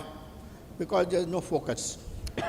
If the technical universities start asking certain affiliation money what you get, that should be earmarked by the university for promoting research in the affiliated institutions. You take suppose 300 institutions, madam ने बताया 300-400 हैं. मान लो हम उनसे कुछ affiliation money लेते हैं, आप लोग कुछ पैसा लेते हैं, उसका 5%, 10% earmark कर दीजिए कि ये हम research के लिए लेंगे. This becomes a consolidated fund for you, and then from this you can, wherever any professor in an affiliated institution or a lecturer wants to do research, we can fund it. That is one possibility. Plus, you can also create a program that if you are going to do research in these institutions, we will be able to incentivize some way. So that is one possibility. Otherwise, what is happening? Hundreds of colleges are there today where there is hardly any research that is taking place. Second point that came out was HRA. आपने कुछ कहा? And facilities for PhD students or research fellows who come to the institution. This is a major problem all institutions used to face once upon a time. And majority of the institutions built in their own way married students' accommodation.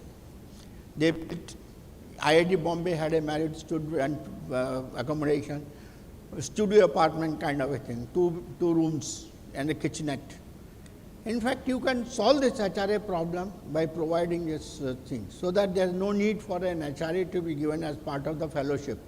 HRA is never given as part of the fellowship. In fact, demanding HRA, I think is it's a wrong approach. A PhD student gets a consolidated fellowship. Now you say 5-7 years he has to be given HRA, now he gets married, give him a married accommodation. He lives in that. A full-time PhD scholar does that. If he is a part-time PhD scholar, anyway he is coming from industry or academia, wherever he has his own facilities to do it. So HRA issue should not be linked with the fellowship. So I think demand for that itself should not be there. Thank you, sir.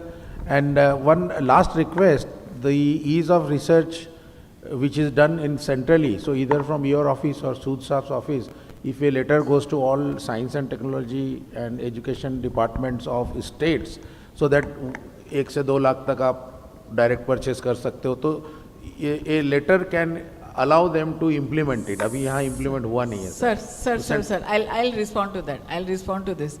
To नहीं sir Saraswat कुछ sir बोल first. Sir कुछ बोल रहे हैं sir I बोल रहे think हैं the letter has already been Come, issued. it has come exactly. Different levels of, sir ने कुछ describe भी किया था 25 IIT Gandhinagar, I think he mentioned. Sir वो सेंट्रल गवर्नमेंट है तो वहाँ तो आसानी से होता है, स्टेट गवर्नमेंट में थोड़ा Now the problem is education is a content subject. So what happens is when these rules and regulations, if they are not followed in the state level, it becomes their problem. Now many states will follow, many states may not follow. Now there is no way we can force them to. नहीं है, आप यहाँ है, अगर किसी बड़े आदमी से बात हो तो बता दीजिए। हम उनको बोल सकते हैं हाँ, कैसा बोल करके। दीजिए। सरस्वत सर का एक रिस्पांस में ये दूंगी सर हमने across all 400 institutions we give seed money grant that is available to any researcher to inculcate that whole process, and all the equipments, all the research facilities across SAC, ISRO, PRL, including our own laboratories and laboratories which are available in some good institutions are open to them. So that is already laid out, and that gives a really, as you rightly mentioned, वो एक initiation हो जाता है. Yes, we have. Thank you very much. So thank you all the speakers and thank you for active participants, Saraswat Saab, Singh Saab, and it was a wonderful session. And I, on behalf of organizer, I thank everyone. Thank you. We are deeply honored to be joined by Dr. V.K. Saraswat, Honorable Member Science and Technology, Niti Aayog, who has taken time from his demanding schedule to grace this occasion with his esteemed presence. Dr. V.K. Saraswat is a distinguished Indian scientist and defense technologist known for his pivotal role in developing India's missile system, including the Prithvi and Agni series. A former Director General of DRDO. Okay. May I now invite Dr. Narottam Sahu? I don't need any introduction. Thank you very much. That is true, sir. That is true. I request Dr. Narottam Sahu to kindly step forward and welcome Dr. V.K. Saraswat, sir, as a mark of our deep respect.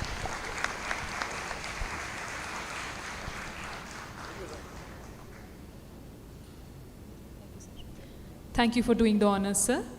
Now, I would like to request our moderator, Dr. Subir S. Majumdar, Director General, Gujarat Biotechnological University, to felicitate our esteemed members on the dais, starting with Professor Ravindra Kulkarni, Vice Chancellor, University of Mumbai.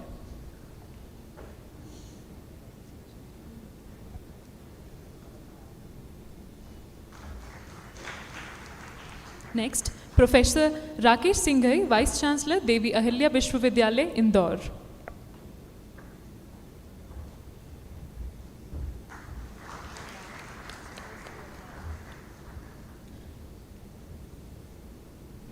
Dr. Rajul K. Gajjar, Vice Chancellor, Gujarat Technological University, Ahmedabad.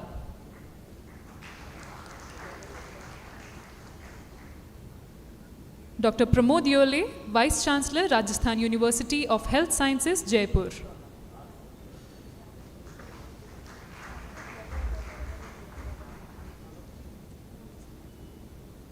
Professor Amit Prashant, Dean R&D, IIT, Gandhinagar.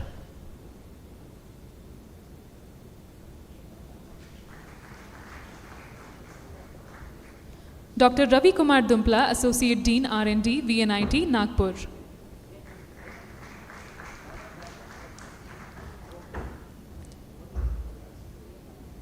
Thank you, sir. Now may I request Dr. V.K. Saraswat, sir, Honorable Member, Science and Technology, Niti Aayog, to kindly felicitate Dr. Subir S. Majumdar, sir, Director General, Gujarat Biotechnological University, Gandhinagar.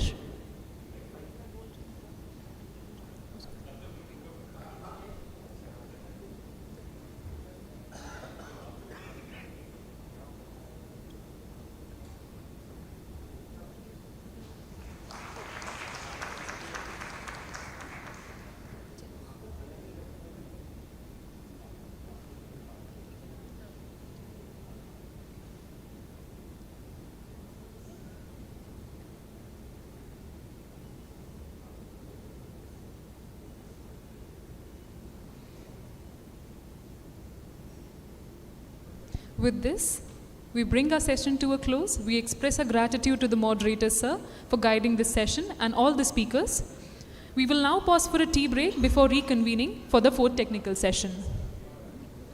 The tea will be served here itself. You don't need to move. Please kindly be seated.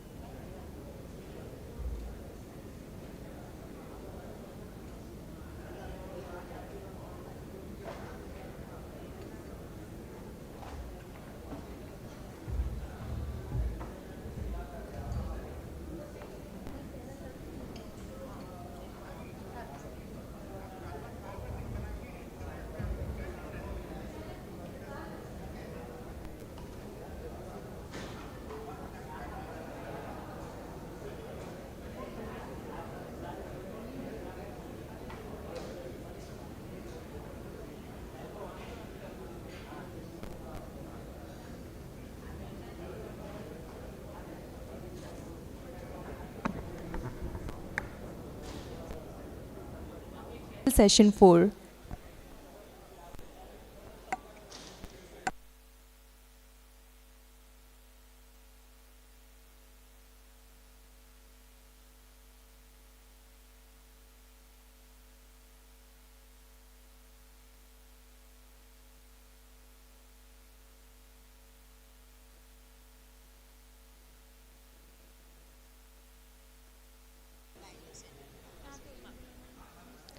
The members are on the dais. I request all the members please kindly have their seat. We are about to commence our section.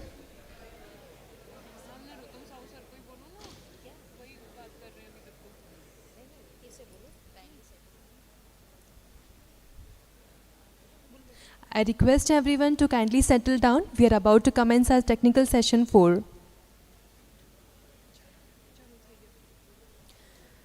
We request the panelists to keep their remarks within the allotted time to ensure a fruitful and engaging dialogue. Now I request Dr. Ashok Mondal, Director, National Institute of Design, Ahmedabad, to take charge of this session. Namaste to all. Good morning. Good morning, all the dignitaries on the dais, off the dais. Welcome to this technical session 4 towards applied and transitional research. We'll start with the brief presentation or discussion of the panelists, and then we'll conclude with the question and answer. So we'll start with Professor Manoj Chaudhary, Vice Chancellor, Gati Shakti Vidyalaya, Barodara.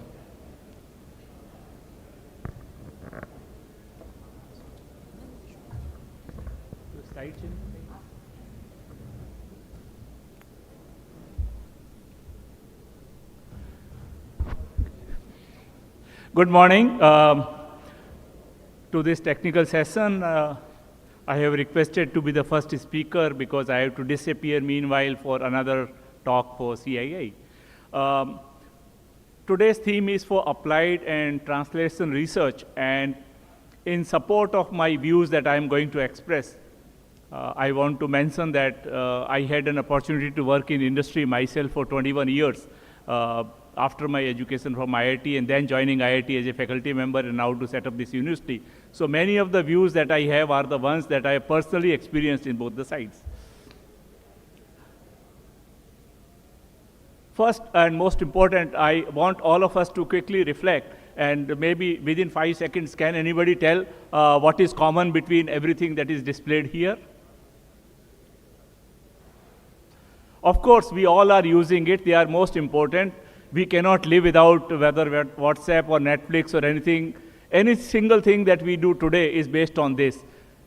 Most important aspect, if I have to relate to 21st century of this, is these are not only the products of 21st century, but except Google in 1997, all the companies that produce these products were also formed in 21st century.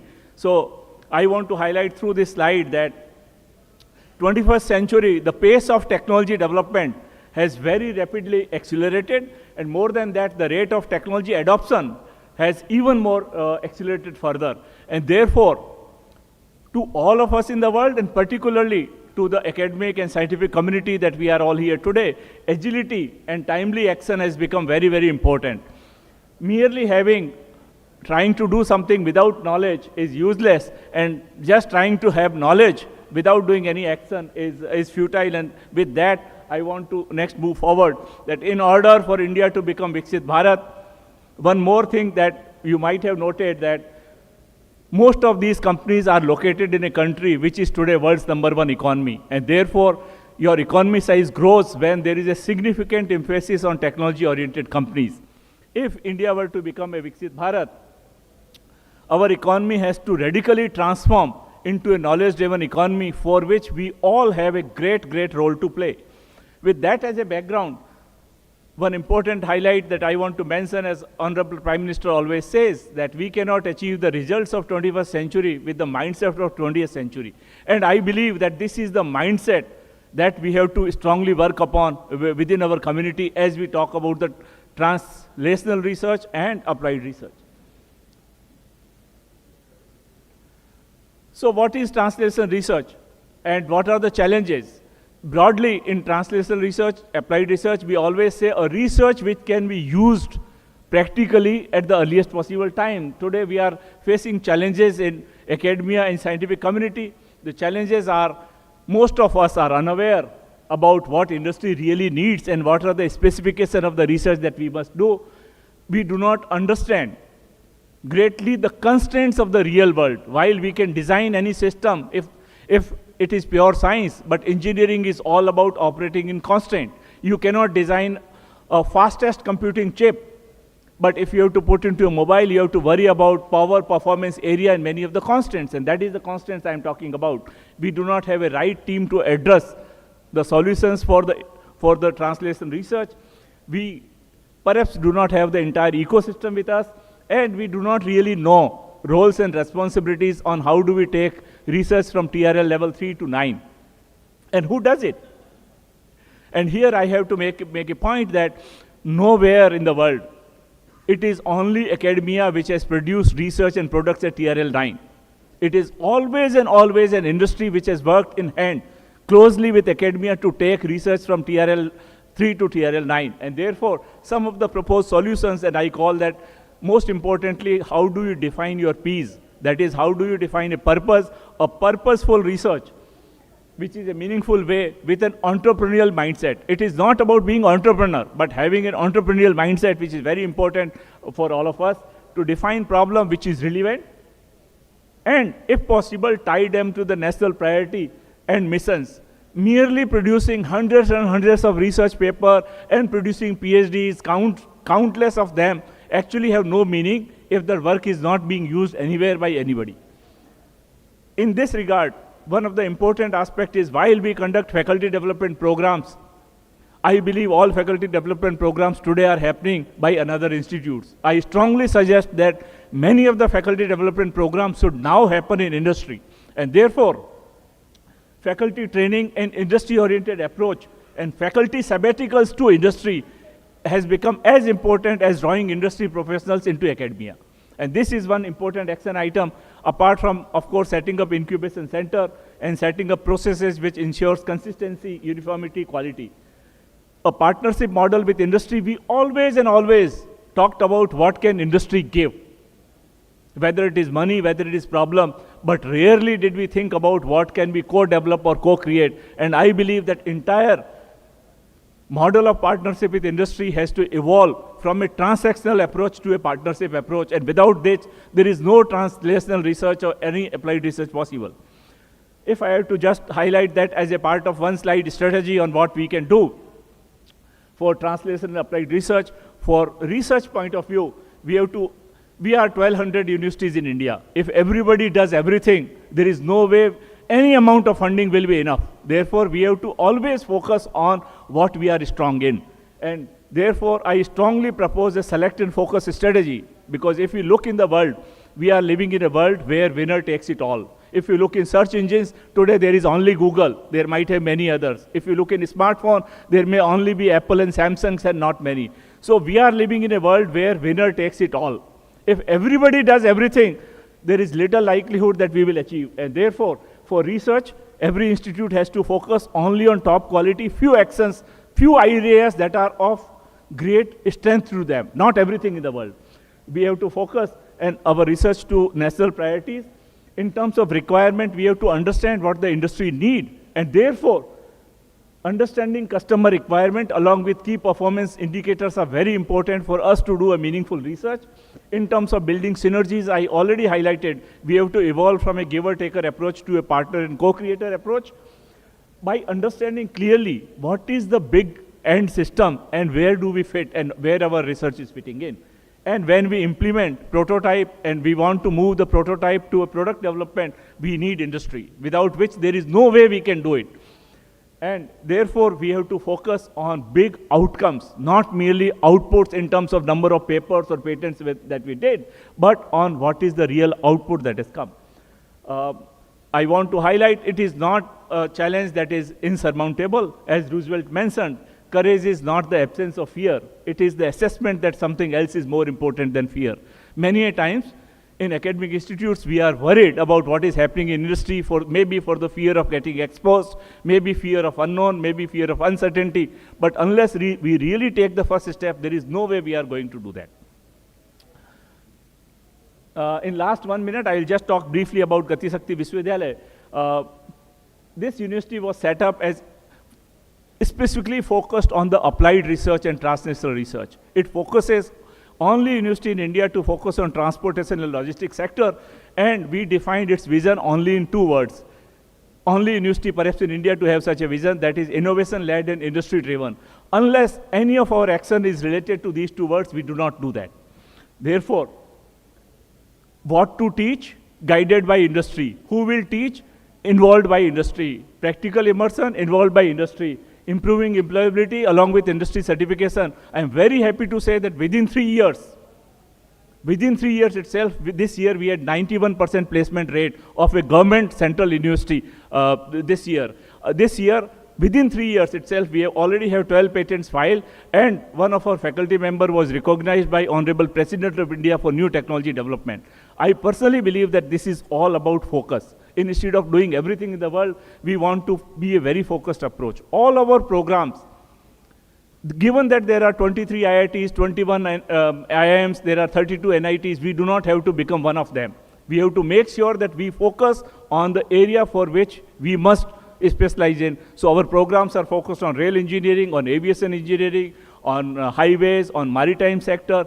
And in India, there are so many people who are already working. We have to focus on their upskilling and reskilling. And we have several programs for the sector on working professionals. I am very happy to tell that within 3 years, we have a very, very big industry tie-up, perhaps the highest in whole of India, for which, as our new university was recognized by World Economic Forum as a role model for whole of India for industry academia tie-up. Today, we are training railway officers in our university. Today, we are training all defense officers across Army, Air Force, and Navy. Today, we are training civil services officers, apart from running bachelor's, master's, and doctoral program for regular students. and a partnership in a university like no other. At this moment, 84 of our students at BTech level are fully supported by corporates for entire 4 years of their program.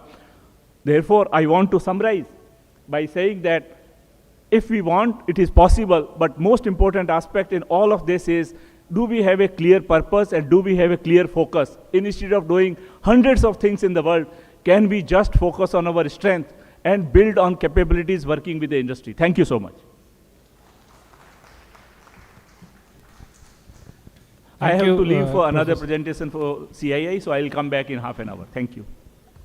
Thank you, sir. Now I would like to request our moderator, Dr. Ashok Mondal, Director, National Institute of Design, Ahmedabad, to felicitate Professor Manoj Chaudhary, Vice Chancellor, Gati Shakti Vishwavidyalaya, Vadodara.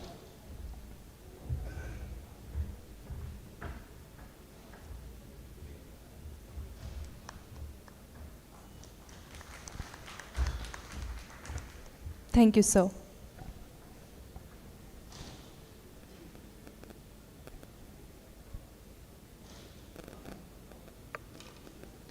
Thank you, Professor Manoj Chaudhary. Yes, share very insightful thought about the technology-driven economy in 21st century. Also briefly touched upon the applied-based research where institute and industry can have collaborate and work for the real-time challenges. Also briefly explain the co-creation and co-developer, which is requirement of today's situation in our country. Now we'll move to our next panelist, Professor Shailendra Saraf, Director, National Institute of Pharmaceutical Education and Research, Ahmedabad.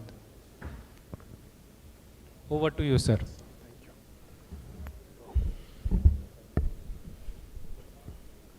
Honorable Saraswati, other dignitaries of the dais, and my colleagues, directors and vice chancellors of different universities on the dais and off the dais, researchers, I brought you greetings from Naipur, Ahmedabad. And at the outset, I thank Niti Aayog for giving this opportunity to be the part of this pious activity, which is going to be a landmark while we are thinking about the transformation of India into a real leader of the world. और इस पूरे इस योगदान में I can say I will not talk about my institution, but I am just talking about my domain, that is pharmaceutical sciences. So pharmaceutical sciences is a rising star industry, and I just for an information, this total modern day pharmacy was started with the enactment of Act 1940, Drug and Cosmetic Act, and first formulation was prepared in this country in 1950, and except the sugar and the syrup, everything was imported. It took 20 years to manufacture our own indigenous, 100% indigenous tablet in 1970. And now I will share some more data. Now we are supplying formulations to 200 plus countries. As far as the volume is concerned, we are number 3. As far as the value is concerned, we are number 11. We are supplying around 65 to 70% vaccine to cater the needs of the world through WHO. We are having more than 8 institutions, formulation institution in India, which are the top 20 among the top 20 generic manufacturers in the world. We are catering the needs of more than 40% of the Europe and most of the generic requirements of USA.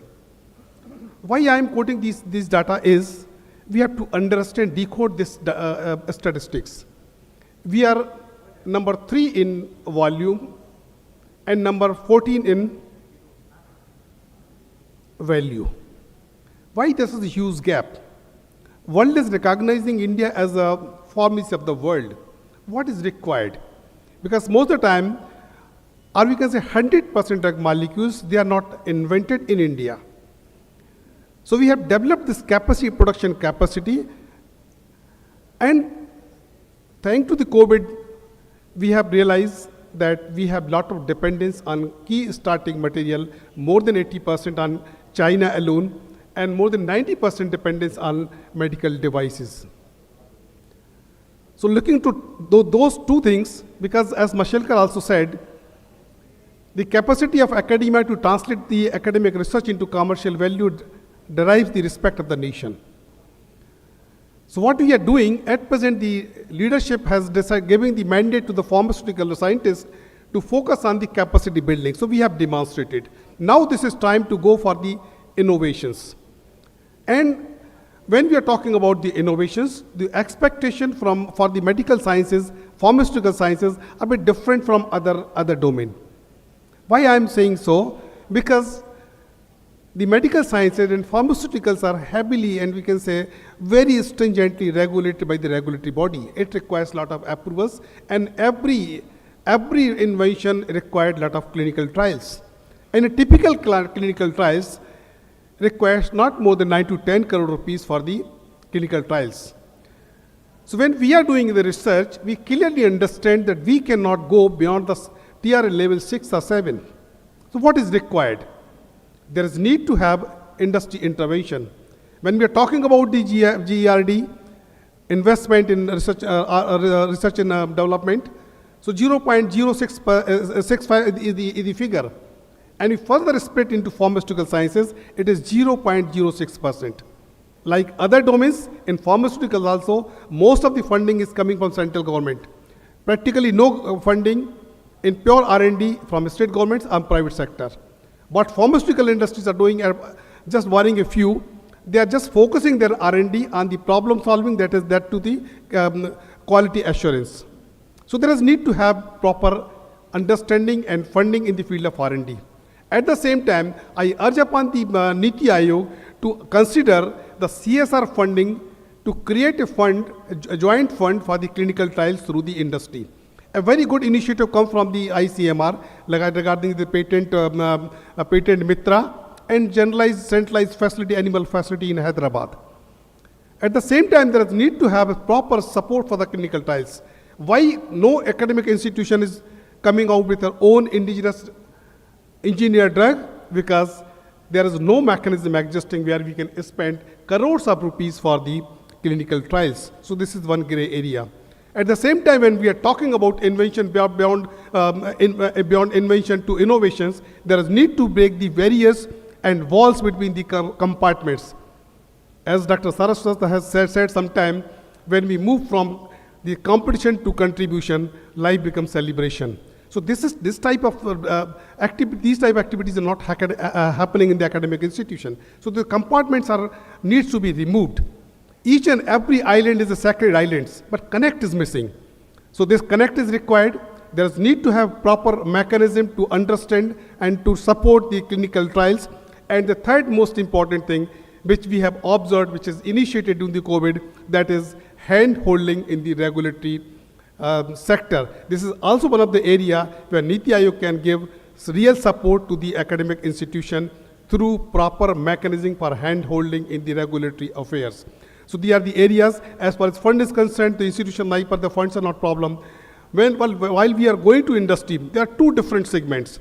If you are going to any big industry, they are ready to patronize you, they are ready to give you support, but they are not ready to collaborate with you for the research.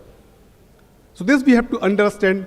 This provision we have to make, like CSR, you have to adopt one of the teaching the research institution to see that they are able to see the morning daylight with their innovations. While we are going to MSME, they are readily agree to collaborate and start new projects. But as far as MSME is concerned, again there is a paucity of fund.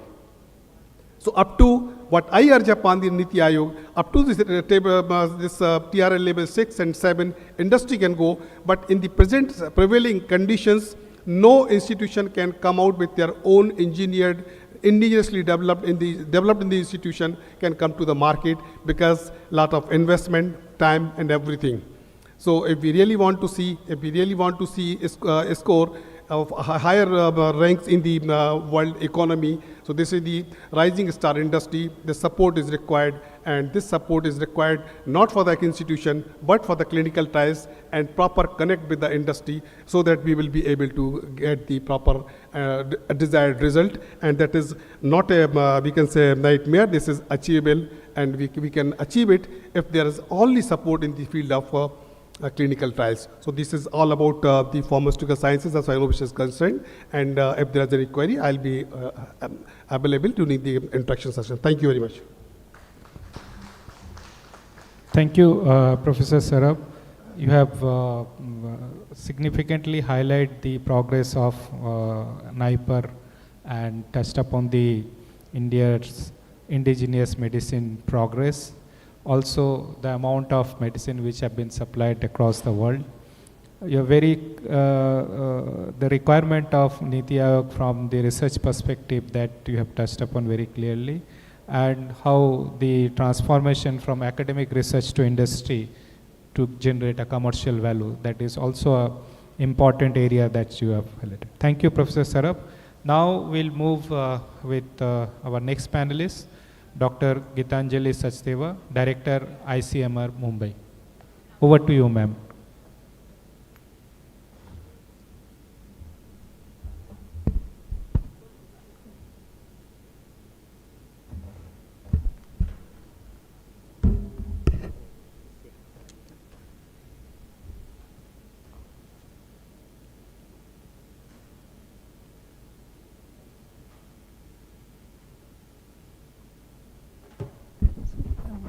Very good afternoon. At the outset, I would like to thank Niti Aayog and GUJCOST for inviting me to be part of this very important meeting. I think it's an excellent initiative, and this would go a long way in facilitating or changing the R&D ecosystem in India. So to begin with, I would like to tell you a little bit about our institute. I represent ICMR, National Institute for Research in Reproductive and Child Health, one of the 27 institute of ICMR, and our focus is to address researchable issues of high priorities in the area of women's health, child health, and maternal health. And we are a mix of basic scientists, clinicians, and public health experts. We are a WHO collaborating center in reproductive biology, and we are also serving as a health technology assessment hub, where we address questions posed by state government and central government in terms of cost effectiveness of various interventions. And our research is not just confined to labs. We also try to address researchable issues which affect our rural, tribal, and urban populations. So we have two platforms, MRA, Model Rural Health Research Unit, one at Vani in Nashik, another in Palghar.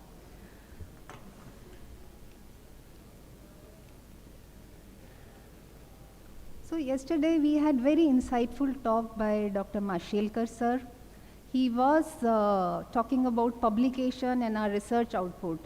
And it's really a matter of pride that we are in the first 3 countries when it comes to research output in terms of number of research publications, or let's say in terms of number of PhD students in science and technology. But when it comes to Global Innovation Index, we occupy almost, we are way below, we are at 39. And when it comes to healthcare innovation, we are at 14th spot. So if we really want to enter into the league of developed countries by 2047, we'll have to really expedite the pace of our research when it comes to translational research. And this problem, like conversion of ideas to intervention, it's not India specific, it's a global issue. In the last 40 years, we have made significant inroads when it comes to discovery science, or let's say biomedical research. But when it comes to healthcare innovation, we have challenges. 40 years back, we had information about the biology of only 20 human diseases. Now, because of discoveries in biomedical research, now we have understanding of approximately 7,000 human diseases. But when it comes to healthcare, there are less than 600 diseases which are being treated using regulatory approved method. And these treatments are symptomatic. They don't modify the disease. So there's a huge gap when it comes to conversion of basic biomedical research to translational research.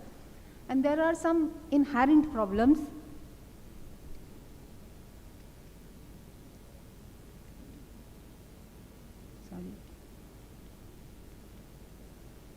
Translation is characterized by low predictivity, low efficiency, and low capability. These are inherent problems with the translational research.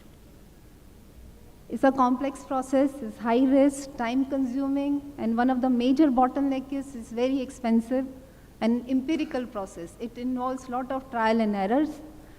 We always talk about pipeline when we speak about translational research. It's not a pipeline, it's not a linear process. It involves a multi-step, multi-domain, and multidisciplinary recursive web, repetition and repetition and repetition. And as alluded by a previous speaker, clinical trial process is highly inefficient, it's well established. Even those drugs which are approved or which are found useful through clinical trials, their use in clinical practice is variable and slow. So now this concept is coming that rather than just focusing on translational research, we should learn from our successful and unsuccessful translational research projects. We have a lot of data. We should try to deduce some principles which can form the basis of this translational science. So there is a need to have human manpower or resources, human resources, which are trained in this discipline called translation science. Mind you, I'm not talking about translational research here. I'm talking about translational research, translational science as a discipline, academic discipline. So our manpower or our students, they need to be trained. They should be trained in clinical trials, pharmacology, toxicology, regulatory principles, and also other aspects which are involved in translational research.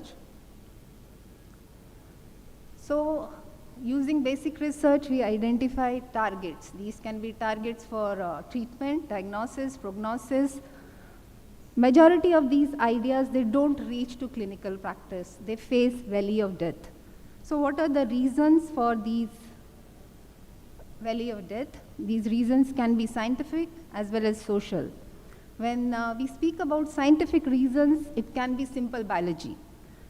We have preclinical models, but they don't simulate human physiology and pathology and also complexity. We know that patients, they show a lot of heterogeneity when it comes to their clinical presentation of different diseases. Disease itself can be heterogeneous. And when it comes to chemistry, again, there is an issue. Potentially, it's possible to design 10 raised to power 80 molecules, but so far we have been able to synthesize only 10 raised to power 8 chemical. And we need these chemical entities to make efficient drugs. And drugs which we have, many a times they fail. They don't target efficiently and specifically. So there is a lot of unmet need when it comes to this chemical space. Pharmacology is another area, bioavailability, drug adherence, drug-drug interactions. These are other bottlenecks. Toxicology, we know that these drugs can cause unacceptable side effects. Social factors, they are difficult to, I think, address. Our scientists, most of the time, they try to focus on high impact publication and grants rather than focusing on products. And as Indian, probably we are averse to taking high risk. We have less enthusiasm to take challenging areas. And also, we have lack of collaborative spirit. This journey from idea to intervention involves more than 20 distinct disciplines. So we need to have collaborative spirit. There is a lack of funding, incentives, and technical expertise. It's very likely that some of the projects which had a lot of promise, they were aborted midway because there was no funding, no encouragement from institute or organization. And sometimes industries are also not interested in taking up these ideas. So how can we avoid these valley of death? First of all, we know our resources are limited. So we may have many priorities, but we need to prioritize. The ideas which we want to take further for translational research, that should have clinical relevance. Basic scientists, they shouldn't work in silos. They should interact with community. Who are the potential users? Clinical scientists, engineers, industrial counterparts, right at the beginning of inception of these ideas. And we should also try to see that our data, our hypothesis is sound, our methodologies are robust, and our interpretations are fine. Data should be reproducible. Only reproducible data should be taken forward, and we should remember data gathered from small number of cases may not be applicable in large number of cohorts. We should try to see the data is made available to others. So data transparency is important. Data protocol processes shall be accessible for others so that they can verify the authenticity of these. And Indians, they usually don't accept negative ideas. Negative means which is not accepted.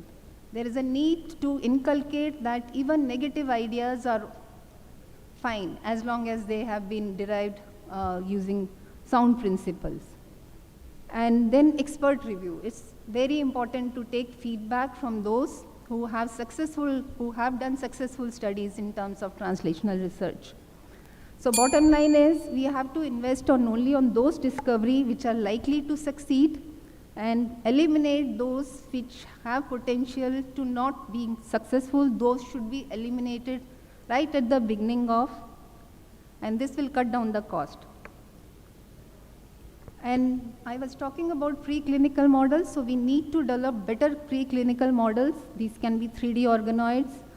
More research should be done on these aspects, model, or rather than working on cell line, we should work on model organisms, C. elegans, zebrafish, rather than cell line. And also clinical trials in dishes. We should work on patient samples to test the cytotoxicity of different drugs. Now we talk about bioprinted models, and also organ on a chip, microphysiological system. We should please conclude. And we should invest in predictive toxicology. We can make use of AI to identify drug target and also predict their toxicity.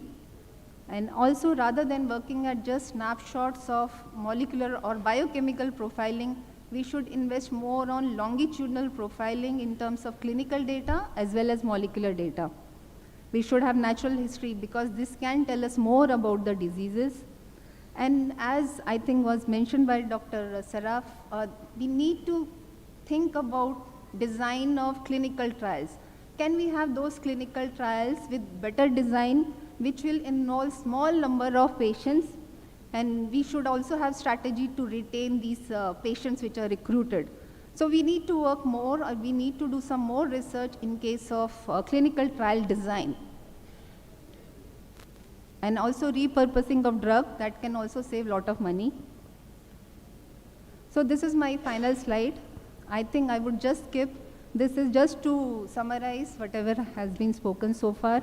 And just one important point, we should consider that translational research is team science. We need to have coordination and connectivity between different stakeholders. Thank you. Thank you, Dr. Gitanjali.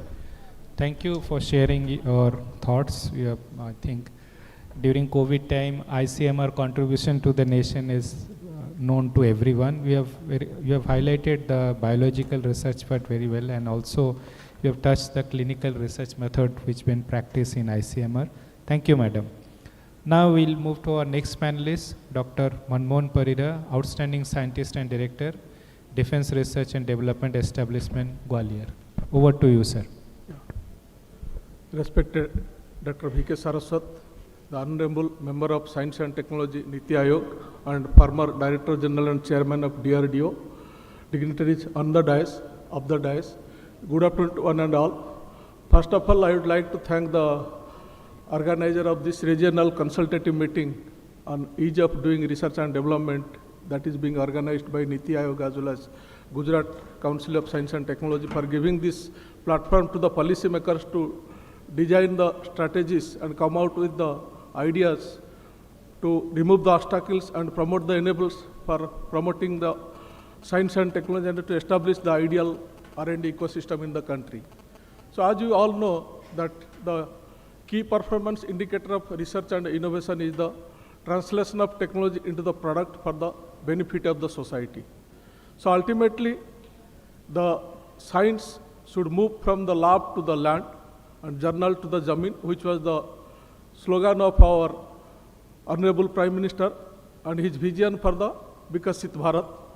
by giving emphasis on the Atmanirbhar Bharat, Make in India program, or that is the positive indigenization list, and already so that we should not be the technology follower, we should be the technology leader. And already we have proved our mental in the past when there was technology denial during the Pokhran blast and during the COVID crisis and the recent Operation Sindoor. But still, despite the fact that a lot of efforts are being made to establish or to foster the culture of collaboration for research and innovation among the Indian institutions, still the challenges are remaining to translate the research finding into commercially viable technology and product. So this is because of this fragmented collaboration and networking or coordination among the three stakeholders of the particularly this research and innovation. Next slide, please. Okay. Yeah. So that includes the academia, premier R&D institutes, and the industry. So here, today in my talk, I will be specially highlighting the role of each stakeholders, academia, R&D institutes, and the industry, and the translation of technology from TRL 1 to TRL 9, what is the different role, and what is the gap in this translational research, and what is the way forward. And also, I would like to discuss about the defense technology perspective, that how DRDO has engaged all these stakeholders and through its grant-in-aid schemes and different research boards, through the different research boards, as well as the outreach program through its think tank, how to harness the talent of the different stakeholders or the strength of the different stakeholders towards the realization of our strategic technological goal. So that I will, and finally, my own lab DRD, how it has translated from a science lab, how it has transformed to a technology translator.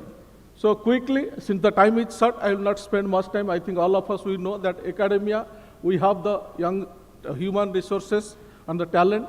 So their mandate is to do the basic research, which is need-based, so that they can come out with the concept behind the technology. And the premier R&D institutes, they should work on the innovation on this technology, so that in terms of edge over the conventional technology, high degree of selectivity, sensitivity, and specificity. Finally, the role of industry to scalable it and ensure that the technology is affordable at low cost with all the, it should be, and also it is affordable and user-friendly, so that, and it can be used under the field conditions. So now, sorry.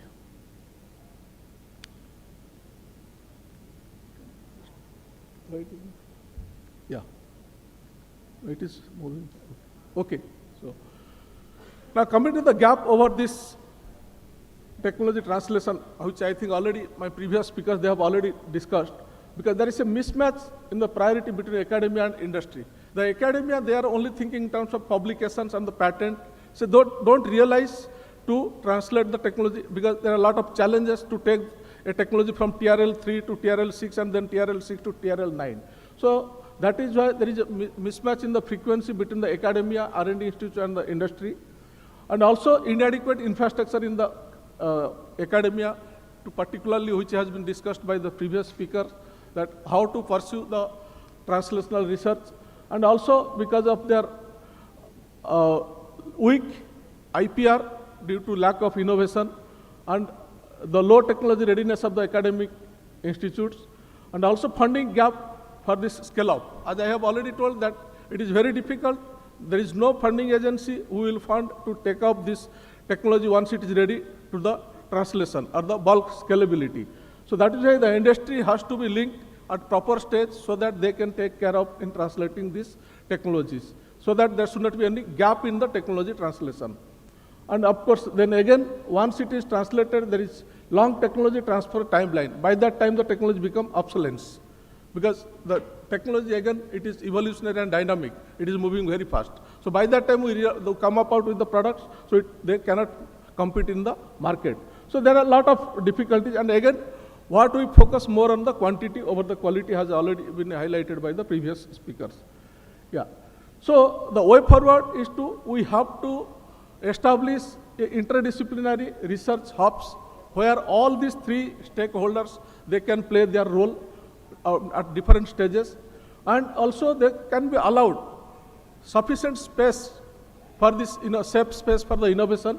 That means not only we should work only on those technologies, because suppose technology translation is a long procedure. By that time we realize one technology, then we should have some blue sky research or the out-of-box thinking, so that it will supplement these technologies and address the limitations associated with this technology translation. So that also parallelly, this type of research should also be pursued. And of course, flexible funding models to sponsor the technology at different level, which I will discuss in my subsequent slide about our DRDO model. And then again, there should be a prototype to production ecosystem. Means the industry should be involved from the very beginning, so that they can be associated with starting from the concept till the final production. And of course, we have already, our previous speaker, they have highlighted how to streamline the regulatory pathways so that quickly we can pass, like in case of emergencies, pandemic emergency, how we have repurposed the drug. And again, the joint problem definition works out. Because if the problem statement is very clear, what exactly you want, if you are clearly focused, then only we can able to come out with the result. So now coming to our DRDO business model, as I have already told, but DRDO, again, we have a lot of strategic challenges and we have the limitations. So here what we have done through different, the grant in aid scheme through extramural research and through different research board and through the futuristic technology management, through this outreach program, we have involved the different, the DIA-COE program that is called Defense, Industry and Academia Center of Excellence we have established in the country through the different academic institutes. And also there is a scheme for supporting particularly for transformative project with high TRL value to the industry who can come up with a DRDO lab, and if they are sure for the commercialization, which the technology TRL level is 9, so DRD can also give in fund up to 50 crore rupees. And also to bring industry into the technology code as a co-development partner from the beginning. So we are now adopted the DCPP model, that is development cum production partner. So industry will be associated from the very beginning. They will work together with the scientists, so that technology tomorrow in future, when the technology is matured enough, there will be no problem in the translation for the bulk production, because they are the partner. So for that also we are then giving the technology free of cost, and also we are declaring the production agencies. So this is what we have the different, like different TRL level, we have different funding mechanisms so that industry they can work out. So sorry, so this is moving. So these are actually the different DIA-COEs, that is Defense Industry Academia Consortium. Not only the IITs, even the several state universities also we have identified, among them that Gujarat University, also Sardar Vallabhbhai Patel Center of Excellence. So the small institutes, they can also come through this IITs, the regional IITs and the universities, they can submit their project proposals, the problem statement. Straight away we don't reject it, we work with them, we customize it to our requirement, then we sponsor so that they can work for this. So what DRDO is doing, we are through outreach program, we are engaging academia and industry to work for our technology development. So whatever the others can do, we are not repeating the same thing. We are giving it to them. What industry can do, let them do their job. What academia can do, let them do. So we focus on the technology development. So that is what now we have streamlined this consortium. Now particularly moving to our DRD Gwalior. Yes, just 1 minute. So here actually we are mandated to work on the chemical and biological defense, work on the particular detection, protection and decommission technologies. In addition to that, we have also NABL accredited, IO certified indigenous test and evaluation facility, and also we provide training to this thing. So here again, we have adopted this, we have a life science research board. So we are using this to engaging different IITs for our, particularly here I will just give one example. We have one important flagship project, that is the biodetector. So far there is no indigenous technology available for this. So our tri-services, armed forces, they need it. So what we have done from the beginning, it has 3 components. Triggerer, that is laser induced fluorescent technology and flame photometry to monitor the bioaerosol. and the sampler to collect the sample, and identifier to identify the agent. So for each of these technology, we have engaged 2 industries. So the project value was almost 100 crore per R&D. Out of that, 30 to 40 crore we have given to the industry partner. And we have engaged 2 industry at each stage so that there will be no monopoly. So this is how the model should be established. Yeah, so this is our, and this is, you can see, earlier we are a science lab, we are focusing only about the working on the science aspect, but now by engaging this industry, you can see we have almost out of 36 inventory items of the defense personnel, we have 24 items are coming from this laboratory, and we have 287 technology holders, not only on the NBC defense product, also the civilian products, the offshoot benefit like the biodigester and this thing, where the railways have adopted this technology for this biodigester. So we have generated a lot of revenues. And also now in our futuristic project also, from the beginning we are involving the industries and academia through different CARS project as well as through DIA COE problem. And we have published our problem statement or research verticals in the website. So they are coming out with the solutions, and we are working with them and modifying and customizing for our requirement.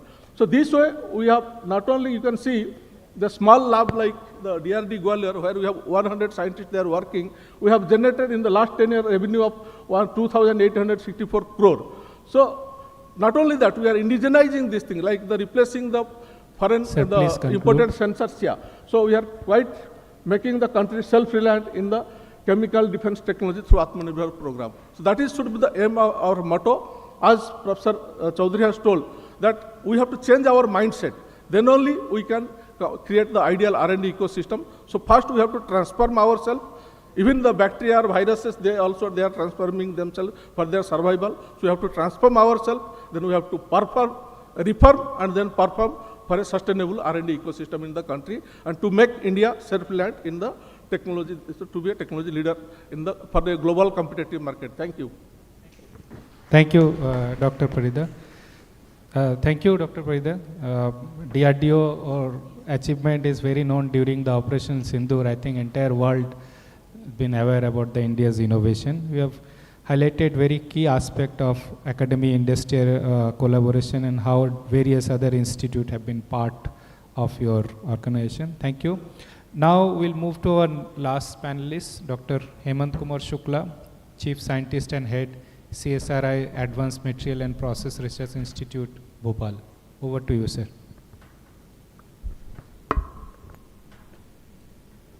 आदरणीय doctor Saraswat एवं आप सभी को मेरा सादर नमस्कार, और thanks to NITI Aayog for having me here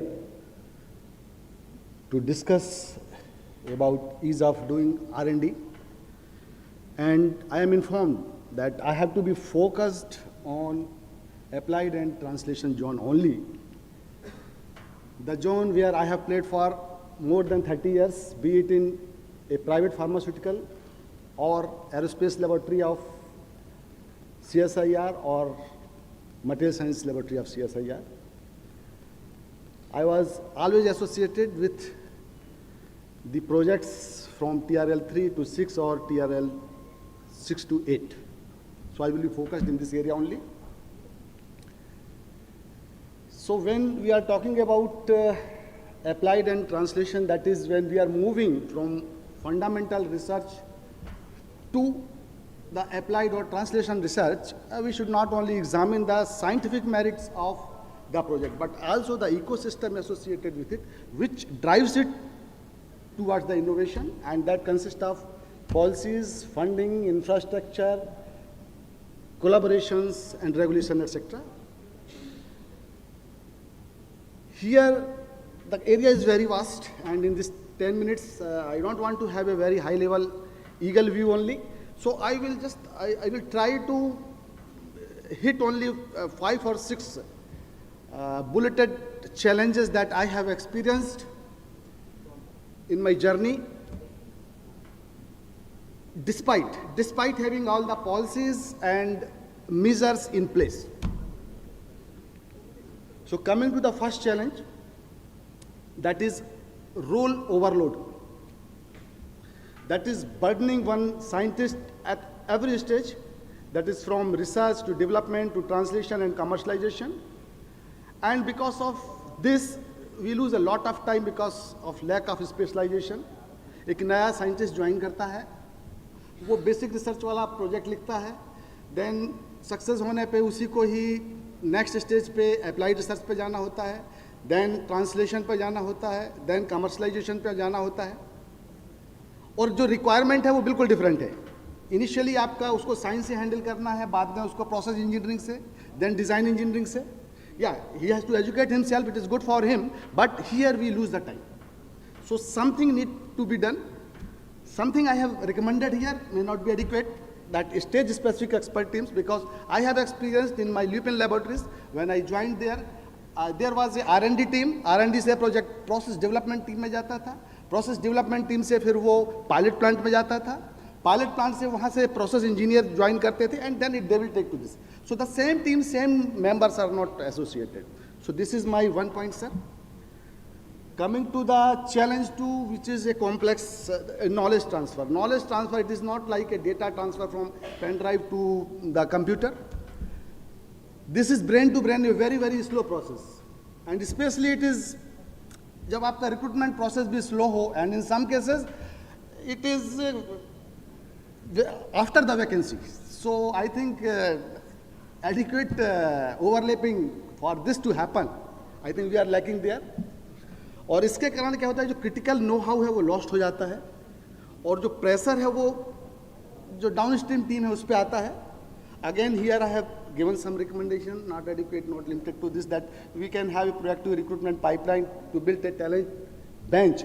we can be onboarded quickly on requirement.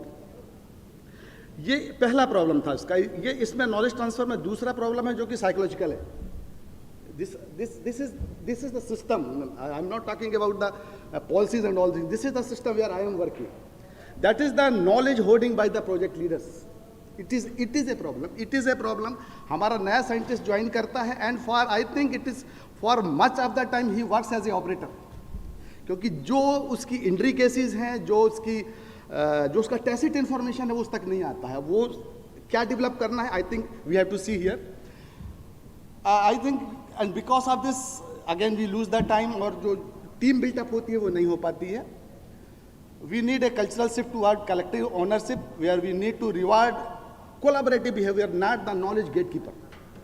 We also reinforce that knowledge sharing is a leadership trait and not a threat to authority. We also have to review our KPIs of the leadership in this regard. So that was my second view, sir. Coming to the third, again it is spoken widely in these Tuesdays. It is industry ties in the research often exist in the name only. Since it is made mandatory, हम अपने personal relation से किसी industry partner को ले आते हैं, और may be after 1 or 2 review he will go away. और we and that is why we can see it is a very low rate of commercialization, क्योंकि उनका पार्टिसिपेशन इन प्रैक्टिकल नहीं होता है. और इसमें भी मेरा जो रिकमेंडेशन है कि again we have to work from the very early stage की इंडस्ट्री से सारी रिक्वायरमेंट लेके देन टॉप टू बॉटम आए. और सेकंड जो है कोऑपरेटिव मैन्युफैक्चरिंग मॉडल लाइक गोको, it is very successful GOCO model, but here also this is my experience, GOCO model is very successful in testing and characterization type of thing. Now how to take it to the manufacturing, that has to be I think can be think upon. Coming to challenge 4, major problem during the project life, somewhere we observe that the equipment, indigenous equipment are not adequate. So at this time, अभी जो culture है, because of some regions, entire team shifts from the R&D to start developing the equipment. And this will happen some 5-6 years, and then again we lose, people will get resigned. So अपना motto shift हो जाता है, objective shift हो जाता है. So कुछ करना है सर इसके लिए भी, कि ताकि हमारे import को अगर ऐसे जहाँ पे time based है, strategic project है, उसको थोड़ा ease किया जाए. अगेन इट इज़ चैलेंज 5, जो कि लास्ट 2 days में बहुत ज़्यादा इसकी चर्चा हुई है. So I don't want to speak here, more high cost and limited access to advanced R&D infrastructure. Some of the recommendations we should have innovation voucher, collaborative platforms or policy incentive, something like that. Because इसमें जो implication है वो ये है कि only well capitalized player can participate, and then because of this we are having very reduced diversity in innovation. So the last challenge here, that is a lack of structured pathway for market validation and support for scaling research outcome. And lot of time of the research goes into that because you don't have that information. Here my recommendation is we should have a scout guide type of arrangement from the beginning. Somebody should take to identify whether he is choosing is right or not. Not from the same organization. Not from the same organization. That scout guide should be from the, I think, division, district level to state level, something, who can scout them throughout, to support them, refine their ideas, test their models, or scale up their processes, etc. So again, to summarize, the ease of doing R&D for translation purpose is not just about removing the red tape, what we are talking here. No, it is not only this. We need a cultural shift by aligning academic curiosity with national and global needs, enabling framework, we can truly unlock the innovation potential of the R&D system. Thank you very much.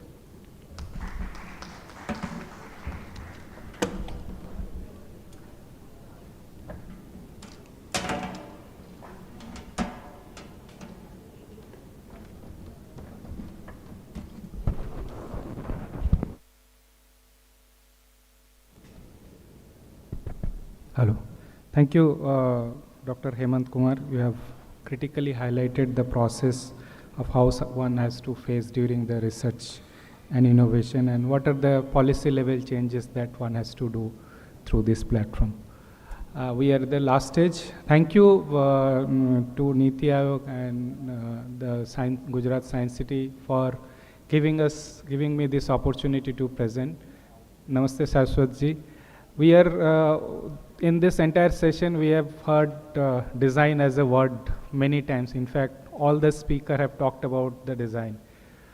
I'm from an institute name is National Institute of Design, which is set up in 1961. Especially, we are working in the design field. We are from different ministry. We are from Ministry of Commerce and Industry under DPIIT. I'll touch upon some of the key aspects which NID does. Our educational process, our pedagogy is little different here, learning by doing and practice-based discipline we are. All our faculties are a professional designer. They used to practice along with their academic.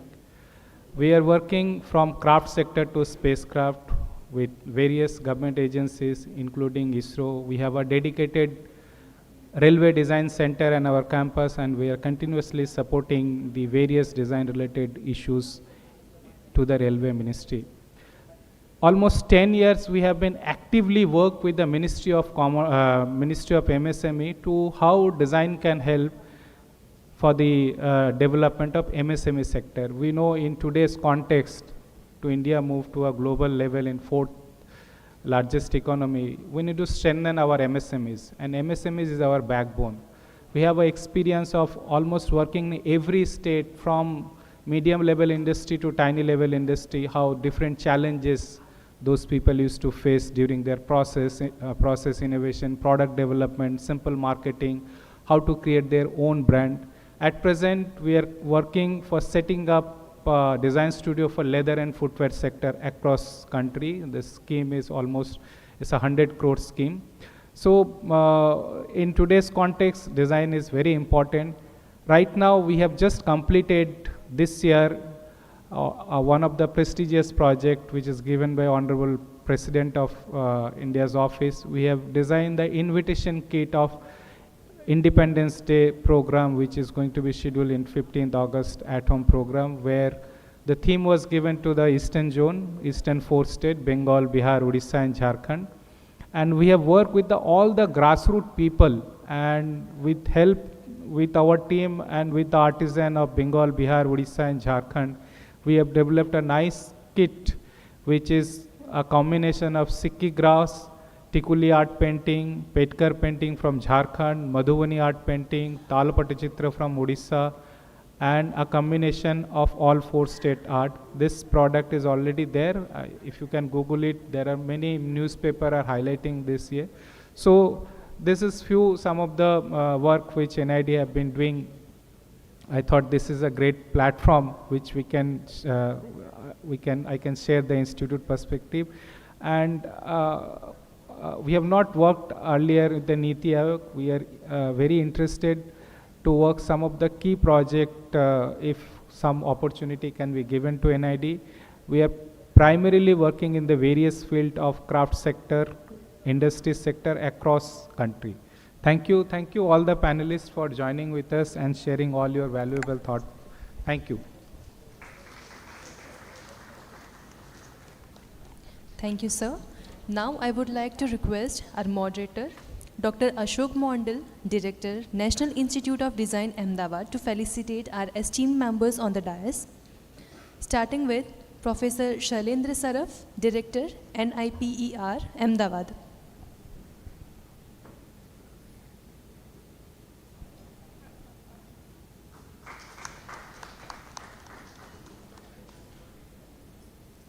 Next, Dr. Gitanjali Sachdeva, Director, ICMR, National Institute for Research in Productive and Child Health, Mumbai.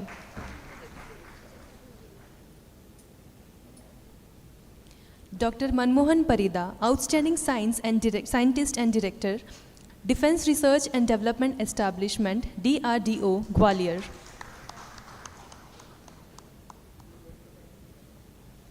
Dr. Hemant Kumar Shukla, Chief Scientist and Head, RPBD CSIR, Advanced Materials and Process Research Institute, Bhopal. Thank you, sir. May I now invite Dr. V.K. Saraswat, sir, Honorable Member, Science and Technology, Niti Aayog, to kindly felicitate Dr. Ashok Mondal, Director, National Institute of Design, Ahmedabad.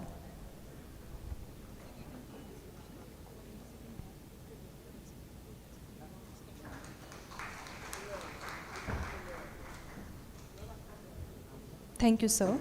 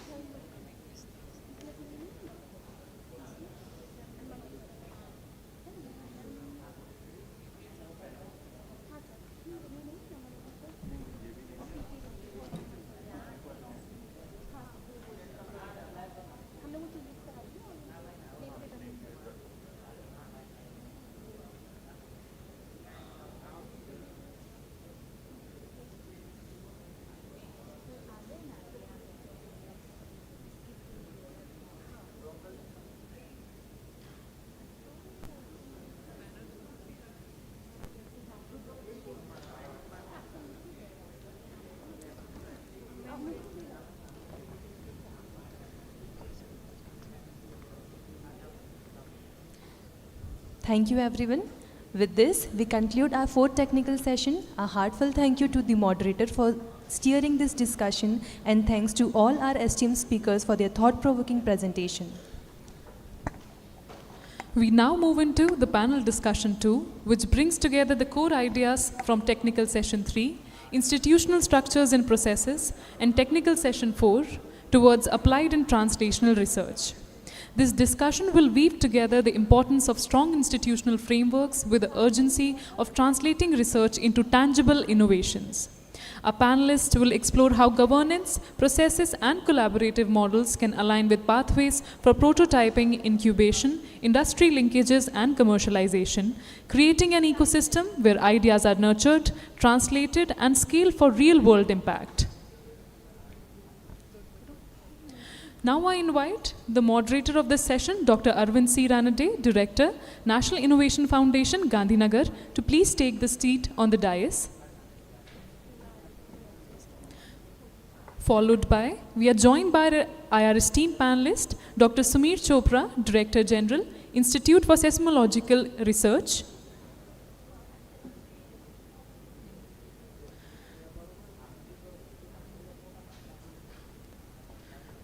Shri V. Sachitanand Shinoy, Director, DRDO Defense Laboratory, Jodhpur. Dr. Sumant Vyas, Director, ICAR, Central Arid Zone Research Institute, Jodhpur. Dr. Manisha Ghate, Scientist G, National Institute of Translational Virology and AIDS Research, Pune. Professor Dada Saheb M. Kokare, Director R&D, Rashtra Sant Tukodji Maharaj, Nagpur University, Nagpur.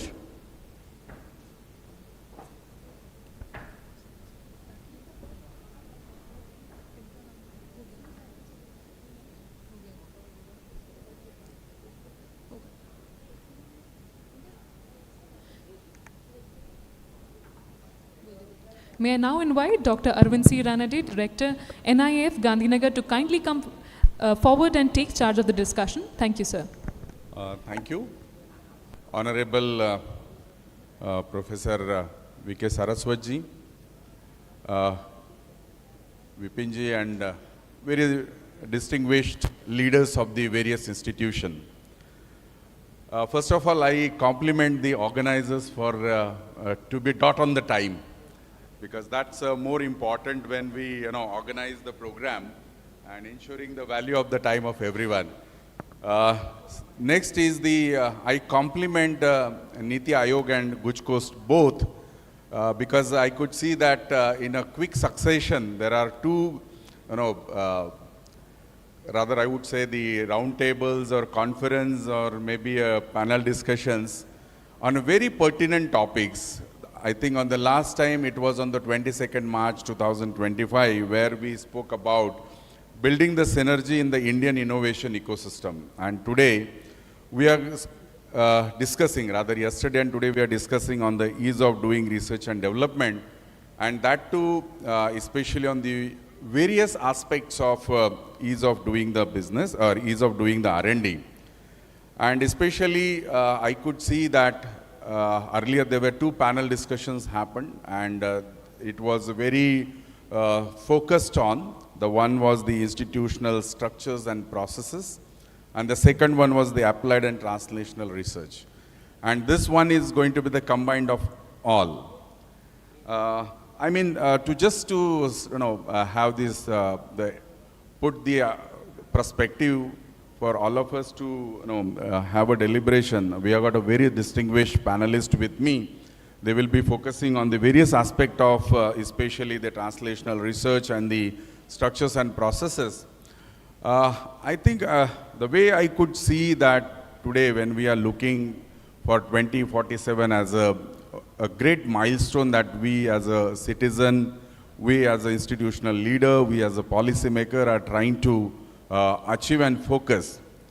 I think what is more important for every citizen of our country needs to understand that still we have more than 60% of population which lives in the rural part of our country.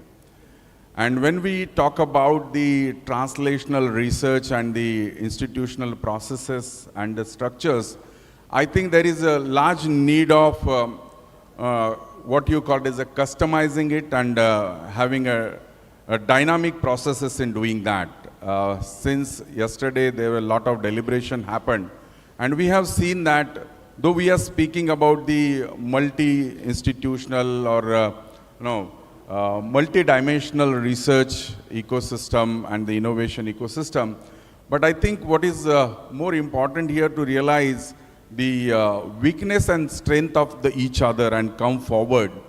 I will be definitely speaking on what we do at the National Innovation Foundation, but since being a moderator, we will first listen to all panelists, and then perhaps in the same line what our institution is trying to do, ensuring that the structure and process of the institution is also need to be consistently modified, and that's what we have been doing. And in the same process, when it comes to the translational research, how we are trying to take care of the country at large. So that I will be concluding in the last, but before that it is wise that we should listen to all the speakers here, and we have got a wonderful panelist with me. So I will be introducing them. I hope you all have an idea about the time slot that you have, so I don't need to remind you. So I assume that you all will be in time. Two of our speakers in this panel have left because of some emergency, but today we have got 5 panelists with me, and I will start with the Dr. Sumer Chopra, who is the Director General at the Institute for Seismological Research at Gandhinagar. So I will invite you, sir. Thank you.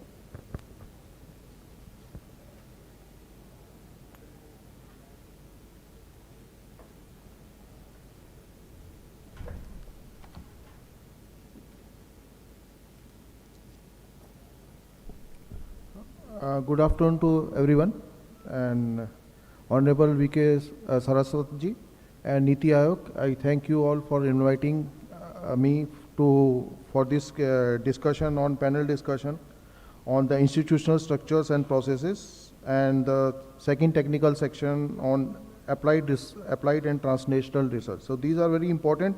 So I'll touch upon few points related to institutional structures and processes, and then to the applied research. I think I'll flag 3-4 things which everybody should take care of. I think the first and the foremost is the rethinking on the move. We should move away from the rigid policies and empower greater, you can say, operational freedom to our institutes. Because most of the rules which we have, which are being operated or which are being used by different institutions, are very rigid, and they don't allow any, you can say, freedom or any operational freedom, or any, you can say, empower the researchers to carry out things which are not enlisted in these rules. And the second one is we should increase the autonomy for all the R&D departments, so that they can utilize their funds more judiciously, and develop an R&D cells in all the higher education institutes to fill the gap between the academia and the industrial. And the foremost important thing is to streamline the regulatory processes, because it takes a lot of time for the approval, the grant approval, then fund flow, and the evaluation mechanism should also, we have to, you can say, upgrade all our this evaluation mechanism. Most of the things I have seen in my, you can just journey in last 20 years, from when you present your research proposal before any committee, and then the final approval, it will take almost 1 year, and another 2-3 months to receive the grants. Then you will take approval then you start recruiting you can say various researchers, and then you can start the tender process. It will take almost 1.5 to 2 years to complete all this process, and when you really start your research, then you will be in the last year of your project. So it is very difficult to complete all the things within a stipulated time of maybe 3 years or 5 years, depending on the research. So we have to, you can say, streamline all our regulatory process. And then another thing is very important is the benchmarking. We should, you can say, benchmark each and every, we can decide on, you can say, different benchmarking mechanism, and we should, you can say, rank all the institutes, and these rankings can be used in approving the grants based on their, you can say, earlier you can say what are the experiences with that institute. This can be used while approving the grant. And there is another important thing is that we should enhance the cross-departmental collaboration also. This will also help. And the most important thing is we should now start using the digital tools. A lot of things are happening in recent years with the, you can say, arrival of the ChatGPT, and then many new tools have arrived. So we can use the digital tools to enhance our productivity. You can say now in the market, different ready-made tools are available, which can, you can say, evaluate your proposals, and we can give you key points, or they can summarize the proposal. What are the, you can say, they can also do the SWOT analysis also. What are the, you can say, new points or new research that is coming out from this. So we can start using the digital tools. It will streamline the entire process. And another thing, the second session theme was on the applied and translational research. So I'll list out few things which can be useful. And the first one is the bridging the fundamental, foundational and the applied research. So we have to, you can say, address the importance of translational research. In our institute, what happens that I am from a background from the, you can say, earth sciences, from seismology. Most of the things which are being developed, or we do a lot of site-specific works for different industries. And what we have found that a lack of data is there. We don't have any, you can say, recorded earthquake data, which can be used for engineering purposes. So most of the times we were using the, you can say, simulated, we were either using the simulated data, or we were either using the, you can say, data which was recorded elsewhere, maybe in different continents. So which was, you can say, overkilling the, you can say, what was our, you can say, what was our goal in that. So after the establishment of ISR, we collected a lot of, you can say, earthquake data from this part of the India, and we are start using this same data, you can say, actual data in all the applications. So we do a lot of consultancy projects for different industries, maybe related to atomic power, related to, you can say, civil engineering construction, related to all the, you can say, hazardous chemicals industries, also critical structures, LNG terminals. So we are now start using the real data which we have obtained in last 20 years of our institutes. So that is why we are, you can say, translating whatever research we have done in our, you can say, during last 20 years, we are translating that research using the real data in the real applications. So we are giving all the engineering solutions to all the big companies. So that is the advantage of having data and then using it for engineering applications. Then there is one also important thing is lab to market commercializations.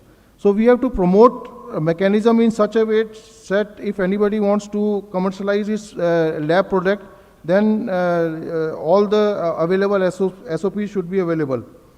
Then policy and pragmatic support should also be there. We have to develop policies to incentivize the researchers, and through product linked, you can say, funding.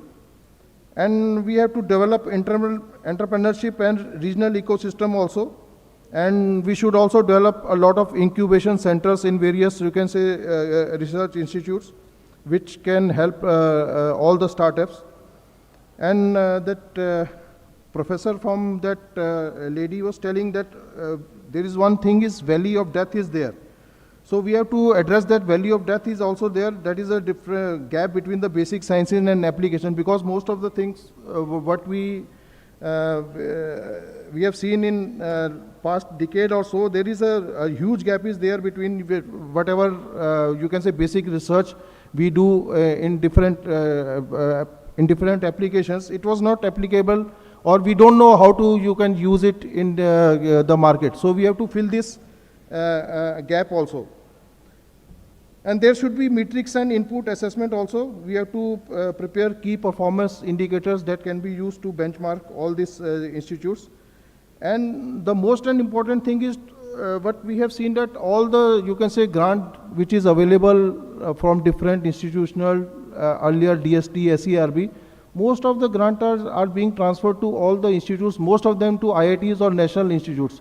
The institutes which are in the tier 2 or tier 3 cities, they They fail to get different projects or large projects. Though the talent is already available, the talent might be available in different tier 2, tier 3 cities, but they fail to get any projects.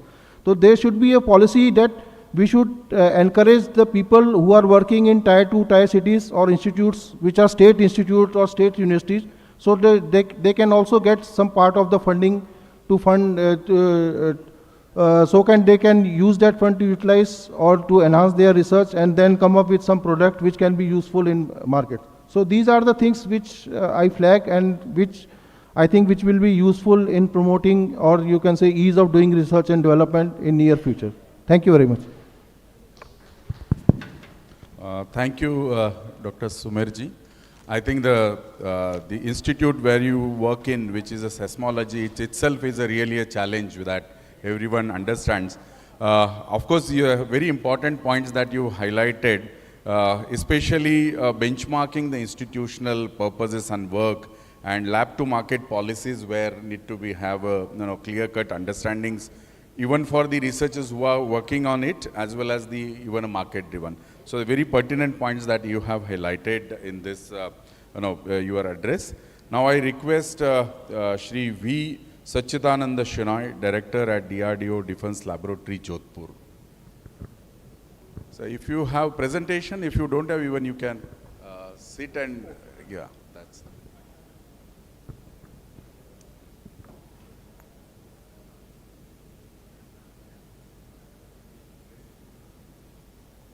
Hello.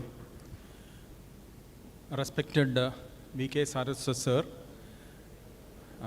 Member SNT Niti Ayog, my fellow researchers and guests. As a director of one of the defense labs of Defense Research and Development Organization, DRDO, I am honored to be here to present my views on ease of doing research and development in India. Coming to DRDO, our mandate is to carry out research and development and develop systems and technologies for the armed forces. Some of the challenges which we face is the country or our armed forces need state-of-the-art systems comparable to the world-class products available elsewhere in the world.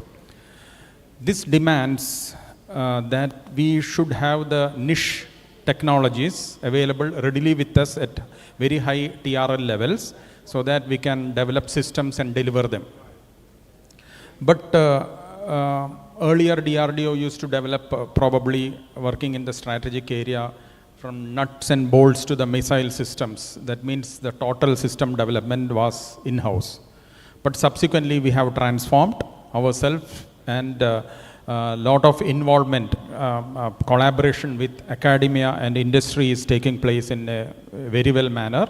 My colleague Parida sir also has emphasized that we are having various forums, extramural research as part of ER and IPR, or DIA COE project, DRDO Industry Academia Center of Excellences. There are 15 such centers in the country.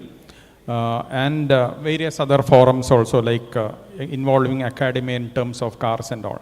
So the idea here is DRDO will focus on technologies which are at high level and deliver systems, whereas low TRL development, R&D, will be carried out by academia.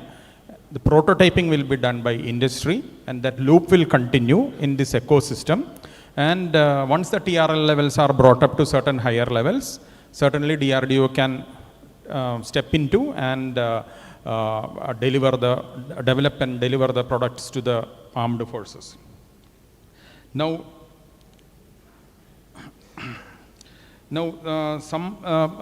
for developing systems, if you really see the world across, also have taken a lot of time. It is not that the systems or missiles or whatever high technology systems existing elsewhere in the world were developed just in couple of years and all. They also might have invested decades of R&D efforts. So for a developing country like India to be a superpower in 2047, like Atmanirbhar Bharat, DRDO or the country needs to as a whole needs to invest in R&D efforts. So, but the problems which we are often seeing is there are no lack of funds. Not enough funds are being invested by private as well as public research institutions due to various reasons which have been already deliberated. Then one other very important point which I want to emphasize, probably it has been missed, is the brain drain which is happening within the country. Our best brains from IITs or IICs are naturally leaving the country for their career prospects or higher pay scales and all. So it is time that we find avenues to bring them back to the country so that the best brain can work in the R&D areas for the Atmanirbhar Bharat efforts. And I am also thinking of some centralized dedicated funding agency as well as project monitoring agency so that the fund utilization in terms of multidisciplinary R&Ds can be streamlined and funds are properly utilized and duplication of efforts can be avoided. Most often we are seeing that most part of the funding goes into the infrastructure development, and if this parallel development of parallel setting up of infrastructure comes up, the funds I should say are not properly utilized in the R&D. So this factor, a mechanism has to come into in the country where a centralized monitoring and project allotment and government fund utilization can be done. Another aspect which I feel is there can be regulatory sandboxes where researchers are free to launch their ideas, test without any risk of failures and all. And the risk-taking appetite is also very lacking or very less in the country, I should say. People have the fear of failures, and so only very small level of research, R&D aspect is done and focus on delivering very high TRL systems development. So these areas probably need to be focused in the country. One important point I want to say is there is a lot of dependency on foreign technology, at least in some critical areas. To say an example, for example, our semiconductor fabrication facility. If an embargo or any issue comes up, like in the geopolitical situations, we really will be held up, and because our systems may be failed. So there are critical areas where the country needs to focus, which if at all any denial comes, country should be able to survive. With these few observations, I conclude my talk. Wonderful, Professor Shenoy. I think since you come from a defense sector, you very pertinently highlighted what India really needs to look at when it comes to the translational research and the applicability of such technology, wherein you focused on the state-of-art technologies, especially in the defense sector. However, India is definitely doing a great, especially in the last 1.5 decade. Then you also focused on very important point that the TRLs that are being considered by the industry, academia, and subsequently where the DRDO can emphasize upon. These are all some important points you highlighted. And one important point that you highlighted, which I really admire, is the risk of failure should be encouraged. I think that is something which is very, very important, wherein we'll really worry, especially whether it is a funding agency, whether it is academicians to deal with the students. They really don't want to go for any high-risk zone kind of projects. So I really admire this input, especially on those lines. So we'll move on to the next speaker, Dr. Sumant Vyas, Director of ICAR Central Arid Zone Research Institute from Jodhpur. So I invite you, sir. Thank you, sir. नमस्कार. शायद इस meeting में मैं अकेला जानवरों का scientist हूँ, who is also heading an agriculture institute of ICAR. तो कुछ थोड़ी सी अलग बातें होंगी, चूँकि एरिया ऑफ रिसर्च थोड़ा अलग है, एक्सपीरियंसेस अलग हैं. हमारे देश में जो रिसर्च ऑर्गेनाइजेशंस हैं 3 मेजर अम्ब्रेलाज के अंदर में हैं, that is CSIR, ICMR and ICR। ये एक मेजर 3 मिनिस्ट्री के ऑर्गेनाइजेशंस हैं। इसके अलावा DRDO, DAE एंड ISRO वो थोड़े से निश हैं, उन तक हम नहीं पहुंच सकते। पर इन तीनों में काफ़ी प्रोजेक्ट सिमिलर हैं, पर एक दूसरे से कंपार्टमेंट बड़े रिजिड हैं। तो आउट ऑफ बॉक्स थिंकिंग है कि क्या ऐसा हो सकता है कि migration of scientist with labs एक ऑर्गेनाइजेशन से दूसरे ऑर्गेनाइजेशन में हो जाए? अगर आपको ये ज़्यादा लगता है तो क्या ऐसा हो सकता है कि सिर्फ माइग्रेशन ऑफ साइंटिस्ट हो जाए एक ऑर्गेनाइजेशन से दूसरे ऑर्गेनाइजेशन में? ये एंग्लो सैक्सन जो कंट्रीज़ हैं जहां हमारा ज़्यादा एक्सपोजर है उनमें तो पॉसिबल नहीं है, पर फ्रैंकोफोन जो कंट्रीज़ हैं उनमें पब्लिक फंडेड रिसर्च ऑर्गेनाइजेशंस हैं और उनमें ये ऑलरेडी एग्जिस्टिंग है। If the people at top level study the French system of research, वहाँ पे CNRS, INSERM और INRA ये 3 ऑर्गेनाइजेशंस हैं और उनमें, और 4th one is university system. Scientist with labs migrate to other organisations with the same objectives.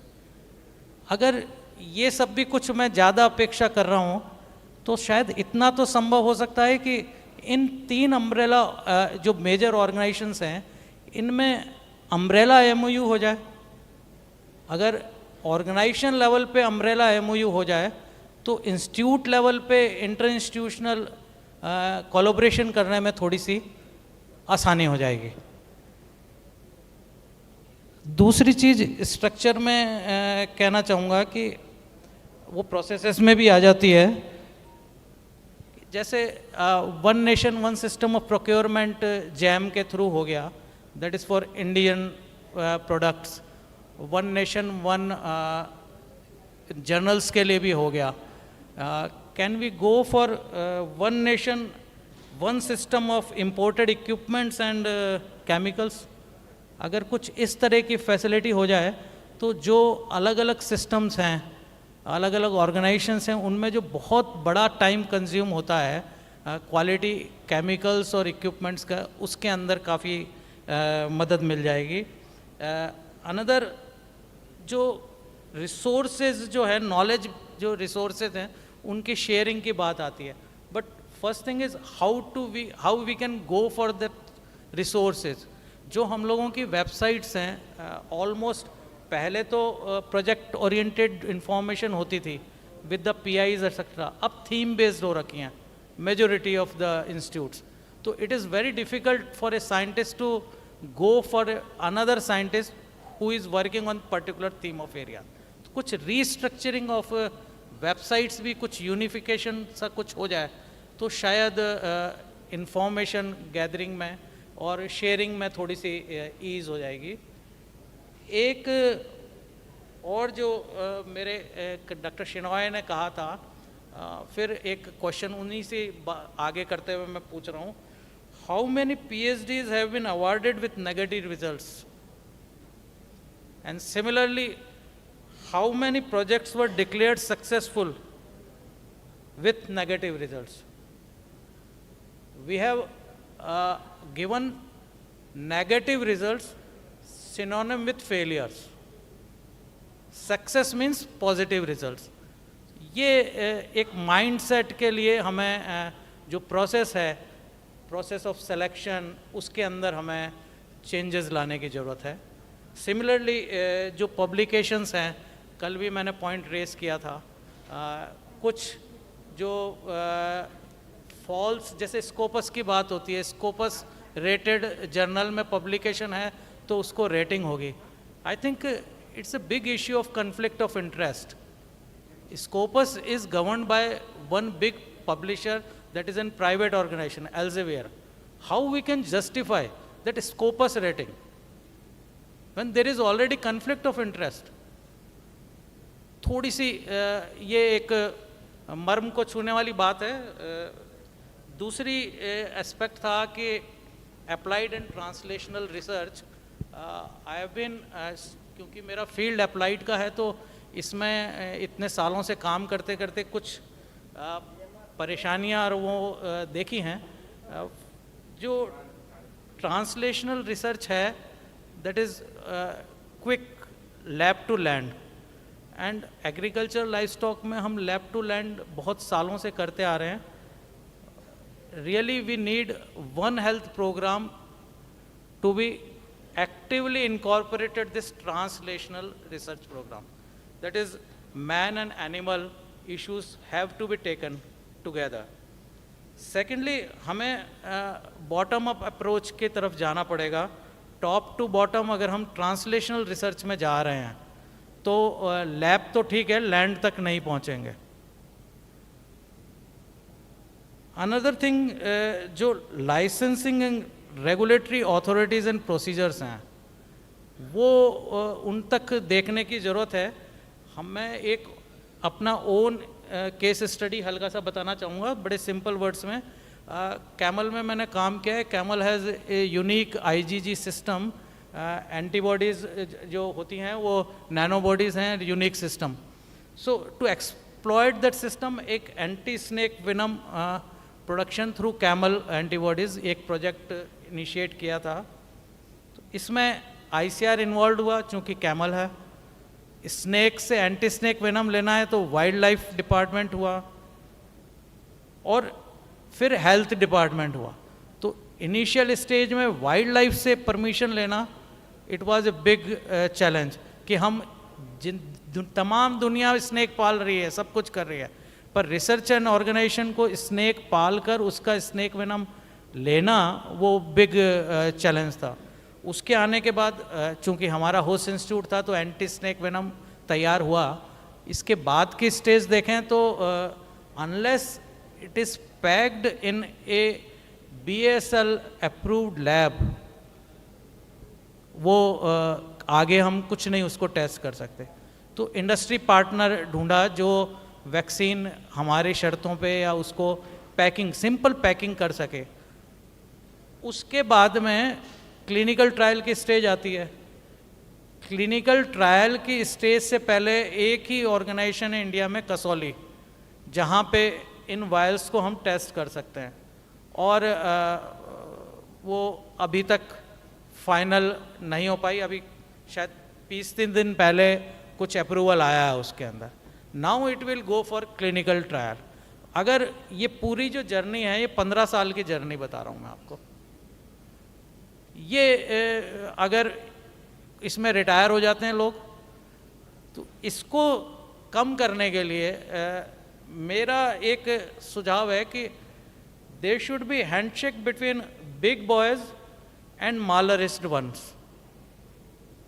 Again थोड़ा सा चुपते हुए शब्द कह रहा हूँ, जो लोग रिसर्च ओरिएंटेड हैं, अच्छी लैब्स हैं, बिग बॉयज़ हैं, वो अगर माल नरिश्ड वन के साथ में काम करें, जो टू द लैंड अप्रोच तक जा सकें, दूसरी चीज़ें कर सकें, तो दोनों लोग अपना अपना काम कर सकेंगे। अगर इन दोनों के बीच में अगर हैंड शेकिंग हो तो दोनों की विन विन सिचुएशन होगी और रिसोर्सेज भी कुछ डिस्ट्रीब्यूट होंगे। सिमिलरली एक लंबी स्टिंग डिसीज़ का भी वैक्सीन हम लोगों की टीम ने करा था, उसके साथ भी यही प्रॉब्लम आई थी। एंड इन द लास्ट हम लोग जब भी इस तरह की सिचुएशन में जाते थे तो लगता था कि एडमिनिस्ट्रेशन और ये लोग हमेशा हर्डल करते हैं।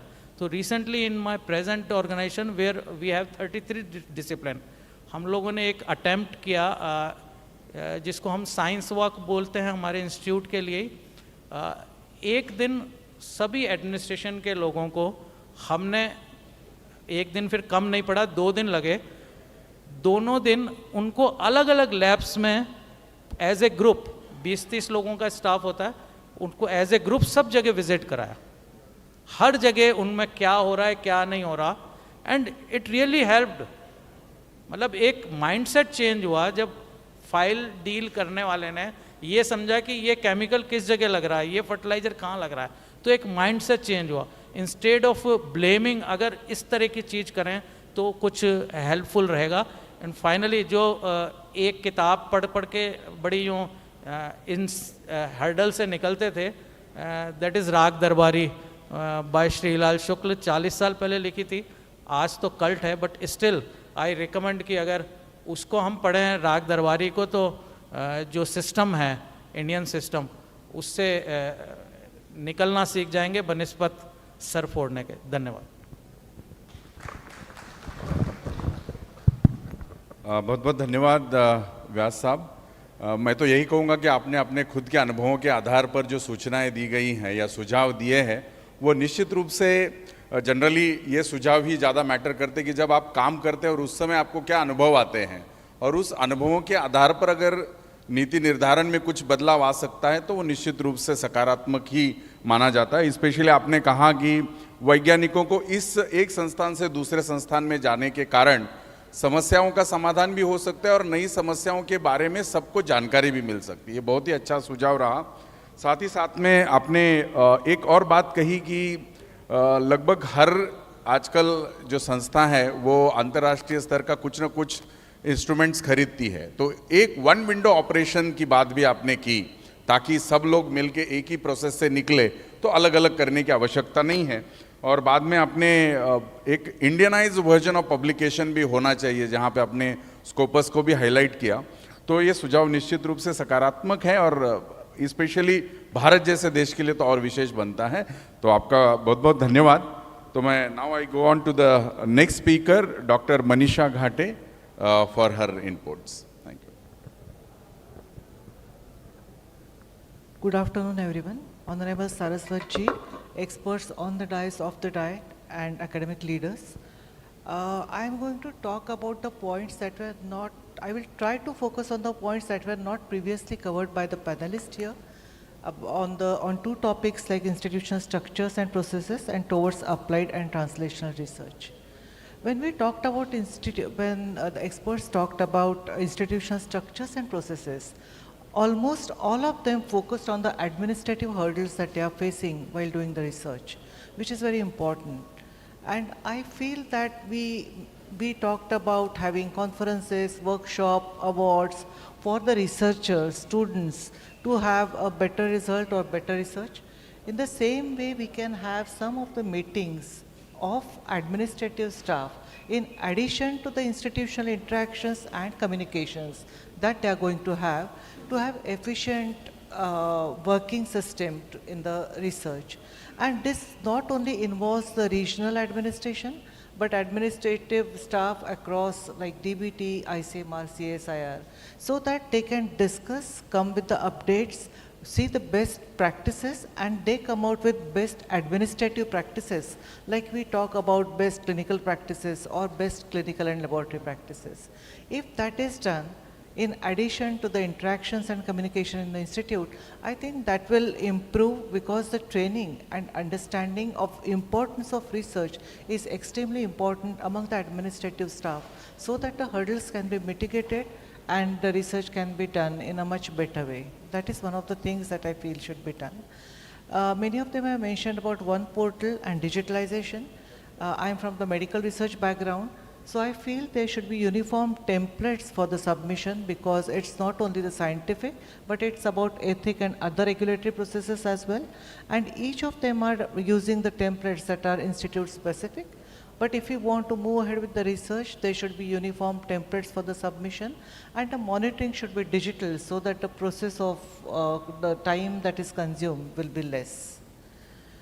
Another suggestion was to establish the regional research committees, because all the institutes, they have their scientific advisory committees, there are meetings, there are conferences, but having regional research committees which will discuss about the research priorities, the experts that they know the need of the population, need of the state about different research things, if they come together, and if it's round the year mentorship for all the researchers, that will really help. And these regional researchers not only are pertaining to the particular research in that institute, but there should be an overall research committee like the scientific committee, which will promote and encourage the research not only to the students, but the researchers that are in the field. Then some experts talk about restructuring. Sometimes it is required that there should be restructuring.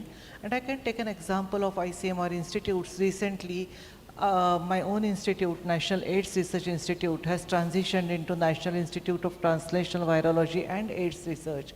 And now ICMR is thinking of creating a virological hub where the development and discovery part will be done majority by National Institute of Virology, and the translational part will be done by NITWAR. That is, conducting clinical trials, taking things into the field will be done by that. So sometimes when there are many universities, it is required to think about the restructuring so that the research can be handled in a very efficient way and to have a systematic and methodical way of having the products in place. Then the guidelines and uniform guidelines always help. I can take an example of development of patent mitra under Niti Aayog, which is of extremely important for in the medical field.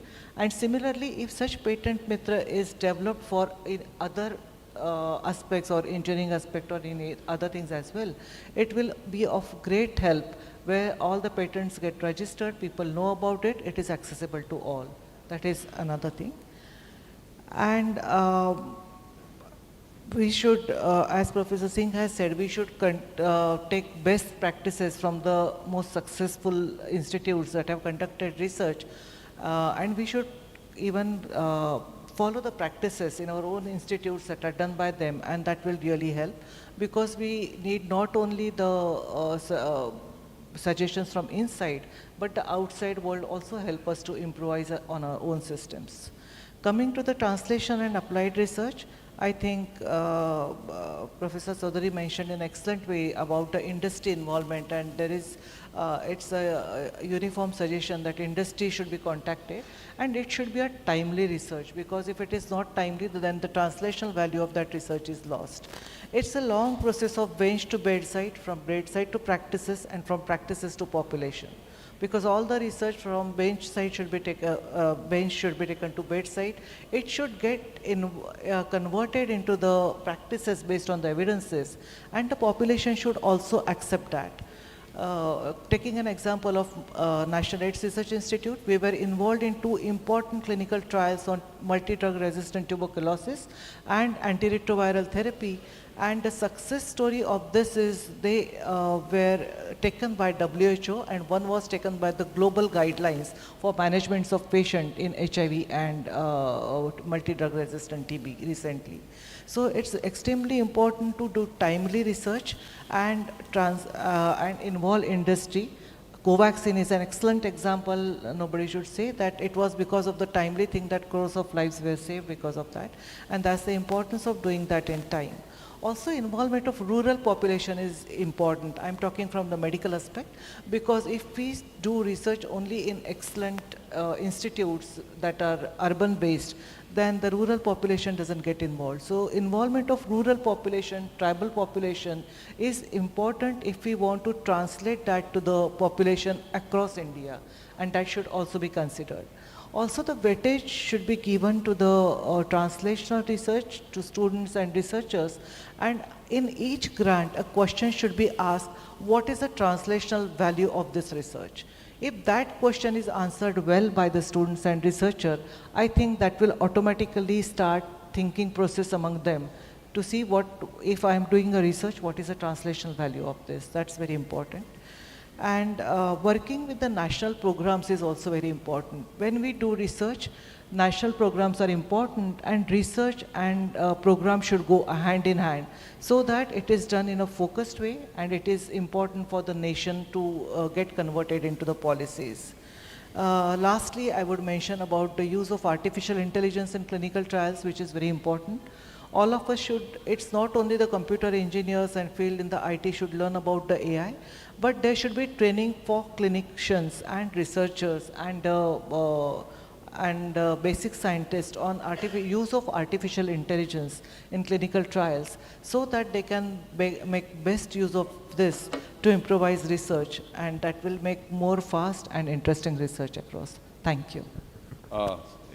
It was so nice to listen to the, all suggestions, I would say. I mean, again, you also come from the virology sector where you all deal with the, day-to-day, issues, and especially based on that, of course, all recordings are there, the minutes will be prepared out of it, recommendations will be. But I think 2 points which I personally also felt, which is a point to be referred, is to have administrative uniformities among the various big institutions like ICMR, ICAR, and all those institutions. That is really very, very important, because many a times we find that people call each other and try to understand how they have solved the problems, how we have solved the problems. So that is very important. And one important point I think which really I liked is the timely research. I mean, timely, having a solutions. That's a need of the hour, because once the time is missed, we miss forever. So, I mean, of course, lot of things, but these few I just highlighted. Thank you, Dr. Manisha ji. Now we'll move on to the next panelist, Dada Saheb Kokre from the Nagpur University, Nagpur. Sant Tukdoji Maharaj. Thank you, sir. Good afternoon, all. And thanks the GUJCOST and the Niti Aayog for giving me an opportunity to share some of the experiences of the state-funded universities, because that is a altogether different setup of the research culture. So in the state universities, there are no typical scientists which are there into the central, funded organizations. There are the teachers. Their main work is to teach the students, and along with that, they have to do the research activities. So for that research activities, they are not being spared some extra time or nothing, some extra is being given to them. So in that case, when we are demanding research from those, then sort of some relaxation or some, incentivize has to be given so that they will be motivated, and thereby, along with teaching, they will also be doing some research activities, because research is not the mandatory for them in order to conduct in those institutes. So still they are doing it, so we have to motivate them. And the major population of the researchers or the teacher in the state university is not within the university department, but that is in the affiliated institutes. And for affiliated institutes, the number is too much, and for the applied research, like we say engineering college, pharmacy, or the professional courses, that all are private sectors. They are not being, government aided institutes. So in those institutes, in order to regulate the research activities, we'll have to divert some funds, and as ma'am said, like the Gujarat Technological University, they are doing some act in order to motivate all those affiliated scientists, colleges, teachers in order to do the research. So they are giving the seed funds, and through that seed funds, at least they will be able to, and the research culture will be inculcate them so that they will become very much potential in order to apply for the federal funding agency. At least they will come to know that what is the act of doing the research, right from submitting the proposal, then getting the grant, and then how to execute the proposal, then recruit the staff and procure the equipment. So they will go through all such processes, and they will be, they will equip with all those abilities, and they will become a very good stuff in order to apply for a funding agencies. There is one suggestion that I want to really make here as a point, because when we were discussing, all of four were there, and throughout these 2 days, we come up with the one like, there is no very rigorous review process by any funding agency. That is what we know. Means I completed successfully 7 projects from DST, DBT, SARB, but then whenever it is been rejected, for rejection they only mention like, okay, objectives are not clear, it has not been drafted very nicely. So the guy who is taking effort in order to draft the project like 4 months, and then he's doing that exercise, and he's getting comment only in 1 sentence. So for that, what it occurs to us, means it is only our suggestion. Why not to have a paid review process by the funding agency, so that reviewer will also spend enough time, will give quality work, and will give comment like in 500 words or the 1000 words, and automatically will have a very comprehensive idea that on what basis my proposal is being rejected. People are more interested not knowing that it has been accepted, but why it has been rejected. And to give a very, fundamental or a good answer to that one, reviewer has to spend time with that proposal. And what happens like it comes like 5 proposals comes and it has been asked by the funding agency that within 2 days you will have to review it and submit your score for those proposals. Then since there is no monetary gain, there is nothing in order to spend the time, because already that reviewer is fully having all other priorities, and from that also he has to find time in order to review the proposal. Quality time has to be given by that reviewer, and it is only been possible when it has been paid, so that he will give time and he will come up with some suggestions, so that it will be a very good feedback from the funding agency to the researcher or the principal investigator that okay, these are the some queries, based on that it has been rejected. So then he will come up with those, he will revise that one, he will clarify that, and again he will come up to the funding agency. So that is one suggestion that I would like to make here. One about the translational research. In the translational research in the biomedical aspects, like we are in the pharmacy, so it is very difficult to come up with the, some like API or the molecule within 2-3 years, because that procedure is so lengthy. Like sir has mentioned, like 15 years takes, like if one molecule is to become in the market. For that we have to undertake some preclinical work, like that is 4-5 years, then 10 years clinical work, phase 1, phase 2, different phases it has to go, and that is a huge cost. One cannot expect that one principal investigator without the others' help will go to the logical end in order to have the translational research.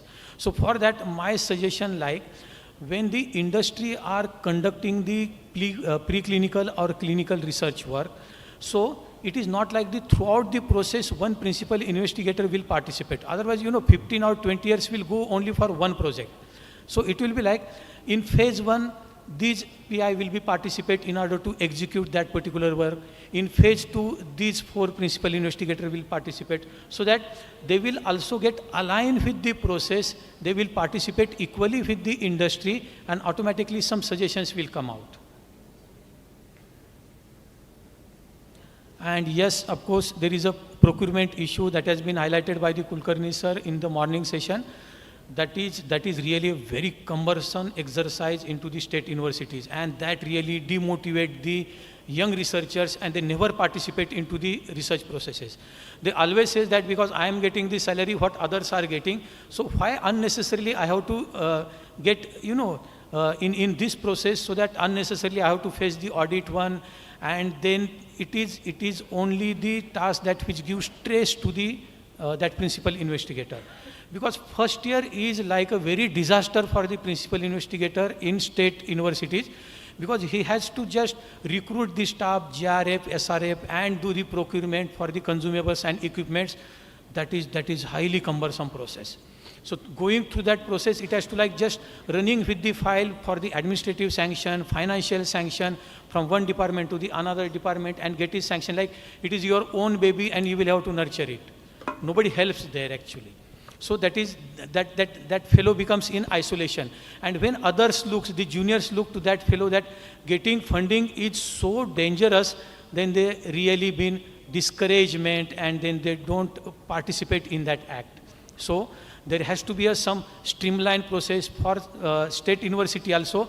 And if funding agency write in their sanction letter, like, because see, funding agency approach the equipment, and again in state university we have to have the another approval from our university also, administrative sanction.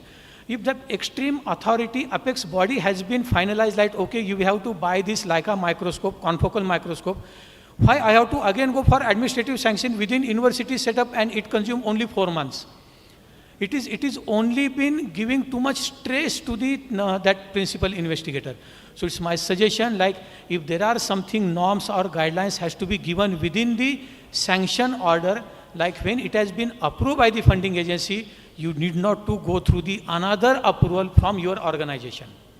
Of course, we will follow the account code that is been given by every state or the university in order to do the expenditure, but at least there should not be a stress given to the principal investigator. Otherwise, there are only hardly few central universities.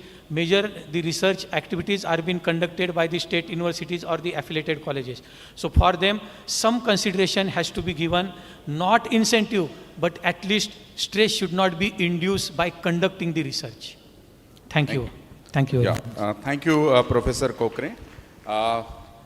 Since we are running short of time, I will conclude your points in the overall conclusion of this panel discussion. First of all, it is a very diverse kind of a sectors that we all come from. And the kind of, I would say, the suggestions, recommendations that have come out of, it's like a upbeating. It's something that we all have gone through the certain amount of issues and what could be the best system that can be placed in the process.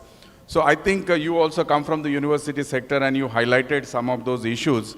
So I think the panel discussion encompassing the both part, that is the, what you call it as the structural and as well as the processes that is in the institution, and of course when come to the translational work or the applied work that carried by the institution. I can just mention in a following way, just for 2 points that I would like to. I think when we are looking for India to be a, what do you call it as a Atmanirbhar Bharat and of course a Vikasit Bharat, I think the 2 important points, let me come back to what I emphasized in the beginning, that India still has a 60% of our population lives in the rural sector. And I think if we just do a small calculations of last couple of decades time, all the tier 1, tier 2 cities have either multiplied their populations in that number. So what is more important is to ensure that the people wherever they are, how their life can be made to the greatest satisfactory level.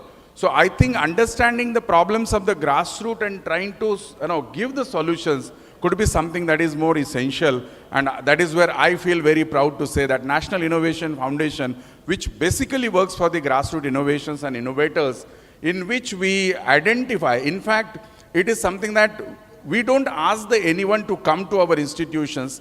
Our scouts go visit them, understand their problems, if they have the innovations, try to validate with the institutions like us, yours, to come help them out, value add them, try to help them out. And today we are very proud that nearly more than 750 all the patents belong to the uneducated sector. They are absolutely illiterate people, but they have come up with these patents and more than 100 products are in the market. So what the point to emphasize here, what we have focused on, the employability, how they can get the employable with their own innovations and product. We also emphasize on how we actually can make their life easy. So looking at those important aspects, we consider that this kind of interventions is going to be the need of the hour, and we have been trying that. I really thanks to all the panelists for a wonderful insights that you all gave, and all our policy framework people are sitting in front of us. Professor Saraswat has heard all of us and is listening since yesterday. So I'm pretty sure that India is going to have a very golden days in days to come. Only thing is that we, instead of working in the silos, let's come together, understand the need of the nation, and try to be the better. With this, I thanks the organizers for giving this opportunity. Thank you so much. Dhanyavad. Now I would like to request our moderator, Dr. Arvind C. Ranade, Director, NIF Gandhinagar, to felicitate our esteemed members, starting with Dr. Sumir Chopra, Director General, ISR.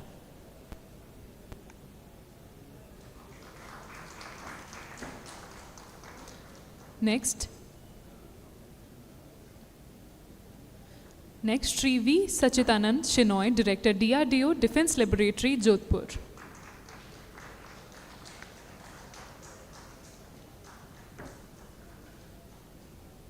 Dr. Sumant Vyas, Director, ICAR, Central Zone Research Institute, Jodhpur.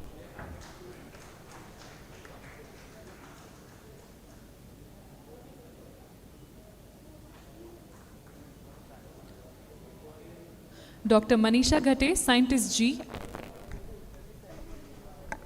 ICMR, National Translational Virology and AIDS Research, Pune. Professor Dada Saheb M. Kokre, Director R&D, Rashtra Sant Tukorji, Maharaj, Nagpur University, Nagpur.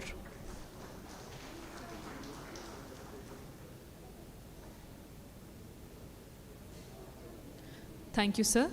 May I now invite Dr. V.K. Saraswat, sir, Honorable Member, Science and Technology, Niti Aayog, to kindly felicitate Dr. Arvind C. Ranade, Director, NIF, Gandhinagar.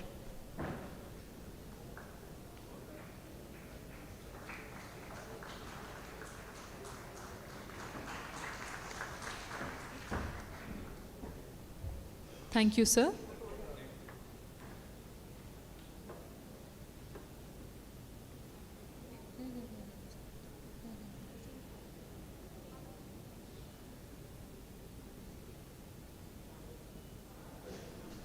With this, we bring to a close the second and the final panel discussion of this meeting. A sincere gratitude to the moderator and to our esteemed speakers for their contributions.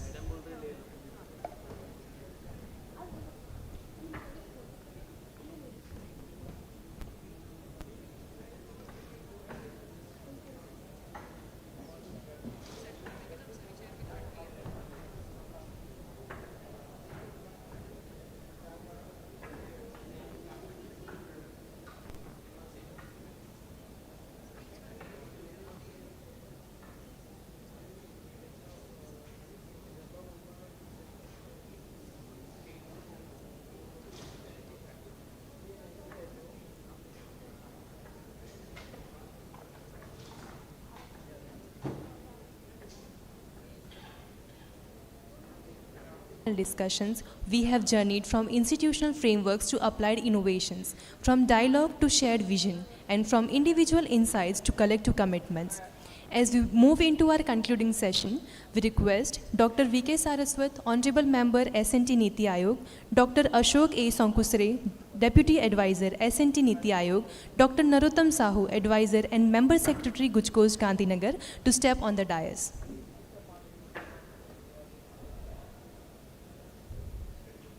We welcome you all, sir.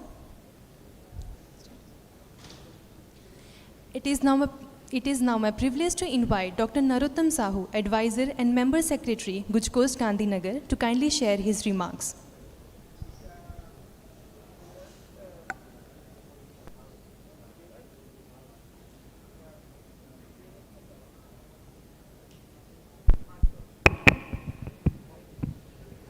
Good afternoon to everybody. I think we would like to express our sincere thanks and gratitude, Niti Aayog and Professor V.K. Saraswat sir, Honorable Member, Science and Technology, and the team, Professor Vivek Singh sir, Ashok sir, and all our dignitaries from Maharashtra, Rajasthan, Gujarat, and Madhya Pradesh. This two-day session on regional consulting meeting on ease of doing research and development. It is really just reimagining the research in our lab. As and when we have started our research in lab, from research scholar to scientist or to any other senior level professors and starting the publications, we have gone all these hurdles and limitations. These 2 days has brought all the things in a very black and white manner. So thanks to Niti Aayog and thanks to sir for your guidance and vision. All the things which are an integral part of an independent researcher, now it becomes a public, it becomes to the public forum, so that everybody has to reimagining that things, how that has been there. So we have got lots of inputs. I think our team has already noted down, and we will be very soon bringing all these points as a proceedings and circulate to all of you. And we seek the guidance of Niti Aayog under the honorable guidance of Saraswat sir and the team, so that how best it can be resolved. It is not in a single day or thing, but our research will be going on. We can't say that after this 2 days of a meeting, every day, tomorrow, the research would be very simple and very easy, and all these things should be going on. But the research is going on, but how we have to make it easier and more simpler and more participating and more bringing that thought process from our lab to the society, the people, or livelihood, or the lives, everything that would be counting these things. But as a researcher, that true spirit of that thing, that solving that problem, that should be the integral part of our thought process. So once again, on behalf of GUJCOST, Science City, Department of Science and Technology, Government of Gujarat, we express our sincere regards and gratitude to Niti Aayog and all the panelists, all our distinguished guests, all honorable vice chancellors, deans of the research institutions, directors, and all the principal investigators. Your presence, your comments, and your valuable supports and points is really valued. And moreover, as a GUJCOST is also a funding agency, and also creating that science, technology, innovation ecosystem in the state and in the western region, it is also more pertinent to us how best we can make that things. So I am thinking on behalf of GUJCOST on other side, like a policy level decision organization, how best we can make our research methodologies and our funding things and our evaluation process so simple, so that we can invite more and more researchers to this field and to this contribution.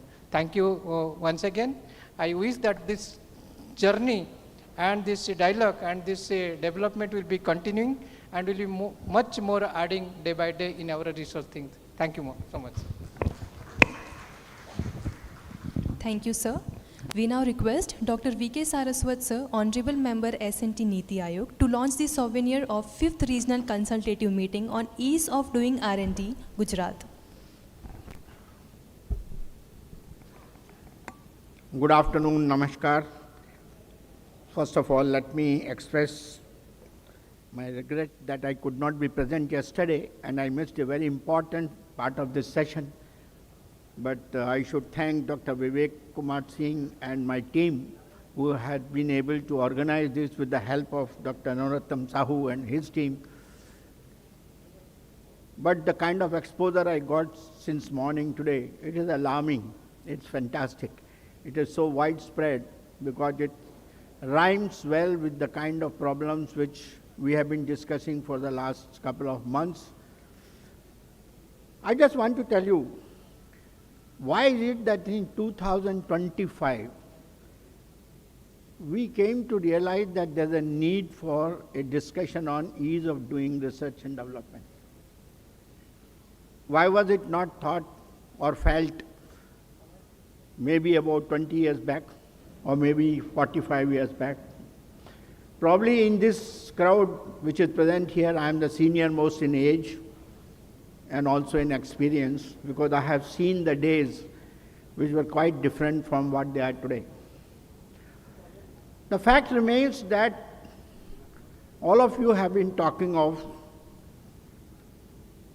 various factors which are responsible for reducing the pace of R&D, not able to do translational research, having administrative problems in carrying out your R&D activities, more majorly influenced by the administrative system of the country rather than the scientific voice.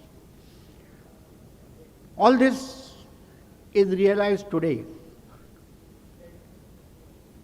But I want to cite an episode to you, which was an episode of 1952. In 1948 or something, the Atomic Energy Commission was formed. Bhabha was the chairman of the Atomic Energy Commission. And 1952, he was trying to set up BARC, and while doing BARC, he has to do a lot of construction activities, he had to get some reactors done and so on, like any institution which is being brought up. So some of his administrative staff, they said, sir, you cannot sign these papers as a chairman of Atomic Energy Commission. He said, why? Sir, you are not secretary. So he said, what is the difference? I am the boss of this organization, I should sign. He said, no, you cannot sign. So then he asked the same gentleman, what should I do? Sir, you have to get the powers of the secretary first. So he said, make a paper and send it to Prime Minister. Fortunately, Mr. Bhabha and the Honorable Prime Minister then, our Pandit Jawaharlal Nehru, were very close friends. They knew each other very well. And as usual, the green sheet went with the noting on that Bhabha should be made the Secretary of Department of Atomic Energy. The reaction of Pandit Nehru was, what? Bhabha should become Secretary? He is much above 10 secretaries in this country. No, sir, he has to function. No, why? He was not willing to sign. But then his principal secretary, whosoever was that at that time, no, sir, administrative powers can be exercised only by the secretary. The scientist cannot exercise the secretary. So he has to be made secretary. So with a lot of reluctance, Pandit Nehru signed, let it be, and hence Bhabha became secretary. In addition to being the chairman of Atomic Energy Commission, and so on. That was the psyche of the nation at that time. That was the mindset of the people. That was the kind of position in the society, or the place in the society of the scientific community was. It was quite different. If I now look back, 52, so 48 years plus another 20, 75, 70 odd years later, today, wherever scientists are being used as a secretary or something, there is a requirement that you introduce another real secretary with the IAS qualification to become the secretary in that department, be it a scientific department also. I don't want to name the department. Many of those who are present here will be knowing it. So this is the mindset change. The problem of ease of doing business has something to do with this mindset change. This mindset change is the one which is responsible for this kind of hurdles which are saying. In 1972, when I joined DRDL, I never faced any of these problems. We had a laboratory. We were supposed to do research in liquid propulsion, rocket engine. I'm supposed to do work in liquid propulsion.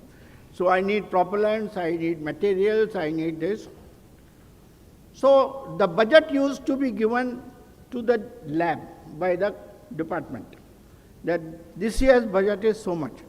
After that, the expenditure powers are with the director of the lab. And director of the lab in turn will give some powers to his subordinates. There could be a scientist G or whatever else level in those days, whatever it was there, DCSO in those days. If I, as a young scientist who had just joined, need a material, I had a pro forma. Fill that pro forma, go to the DCSO, get it signed, go to the stores department, give it to him, and 1 week later, that fellow will tell you, sir, there is a cash purchase team which is going to the market, your item is included in this. This is the money available, you take cash, you go and buy the article and come back. This used to be cash purchase. So in 3 days' time, one could get whatever material, and in those days the cash purchase was for 500 rupees. Just 500 rupees. But 500 was a lot of money in 1970. So we used to get most of our chemicals, this, that, easily, tools, hand tools, this, that, everything we used to get. Today in the same setup, if you cannot do a cash purchase. Another story I want to tell you. People talk of risk in research. Why is it the risk in research is felt even today? Why the risk in research was not felt when Aryabhatta was sent on the Russian launch vehicle? When Green Revolution took place and M.S. Swaminathan was doing the research on the wheat, or along with the Mexican scientist or whatever that. When Kurian was setting up the White Revolution thing, at that time nobody talked of all this. Everything was, people were willing to spend money. What were the chances of that particular variety of that wheat to become successful? Was there no risk in that? There was a huge risk in that. But people went ahead. We call it triumvirate, that is C. Subramaniam, Madam Gandhi, and M.S. Swaminathan. These three people took all the decisions and the wheat program happened. I think similar thing must have happened in other cases. That is the story of those times. Come to 1980s. There were no missiles developed so far. And Madam Gandhi said India should have missiles. So she said DRDL has been working on missiles, but they have not been very successful. But I still want the missiles to be developed in the country. Country should be self-reliant. And she took a deliberate decision of identifying a leader in Dr. Kalam. She brought him from Department of Space because he was successful in launching the first SLV-3. So a proven track record of a leadership in doing missile kind of technology. But she said the track record of all the projects have been such that they do not go beyond TRL-3 of DRDL, TRL-3, TRL-4, nothing is going into market, nothing is going into production. She realized that. And she said, I want to make sure that when you do the missiles, you also create the infrastructure for doing production. Can you imagine? Not even the design has been done of a particular product. And she sanctioned the money for creating infrastructure for production of missiles. Of course, these were, in those days, private sector was not so developed. So most of it was in the public sector. But still, investment is investment. If it goes waste, it goes waste. But she created a system. She said that these production agencies will also participate in the development. And people were talking of identifying, starting research with the industry right in the beginning. This happened in 1980, 82, 83. My first missile was done in DRDL, but third missile onwards, the Bharat Dynamics Limited was assembling it, manufacturing it, and giving it to me for trials. Close collaboration with the industry doing this work. I think somebody from DRDL, I think Director there or somebody said, there's something called DCPP they have started now. So DCPP existed in 1982. We forgot about it. And over the years, now we want to do DCPP. DRDO did it in 1982. The procurement procedure was so simple. There was a very clear guideline. There's a management system. People talked of management.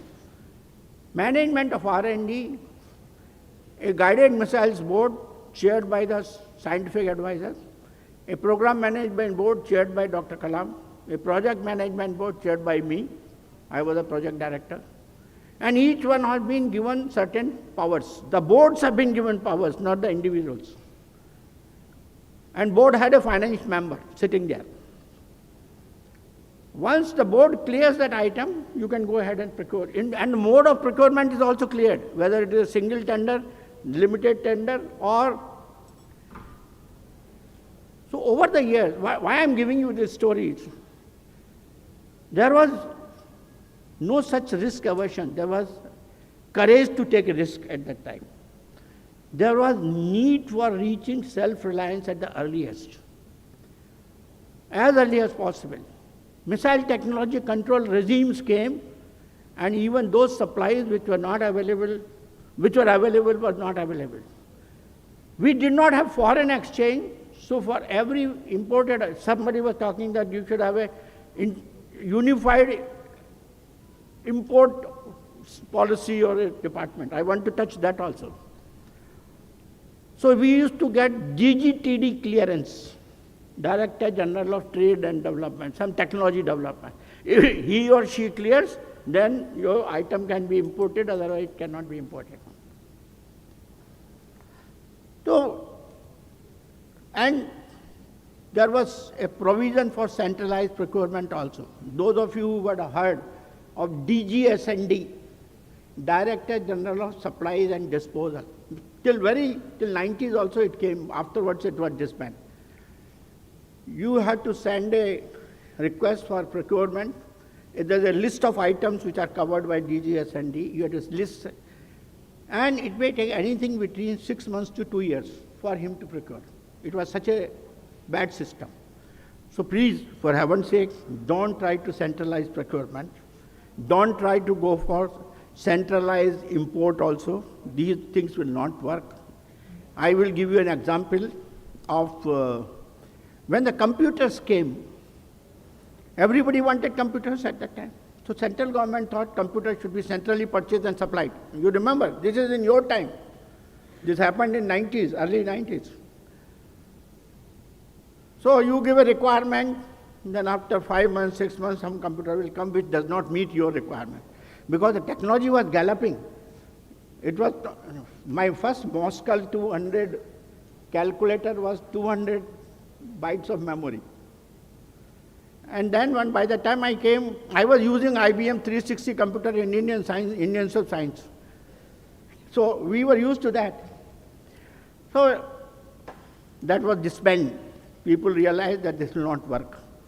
So centralized procurements don't work, but what is needed is a very good system of procurement. All of you say that GFR comes in your way. No, I don't agree.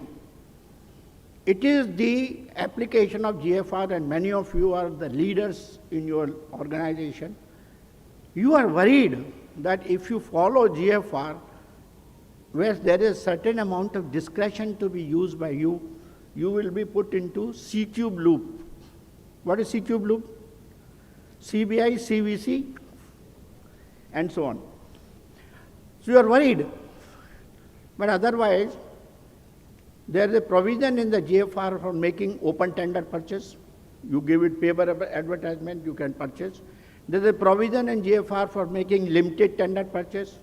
You can identify 7 companies and you can float tender and get it. And you can have a single tender purchase, but you should give justification. You can have a proprietary purchase.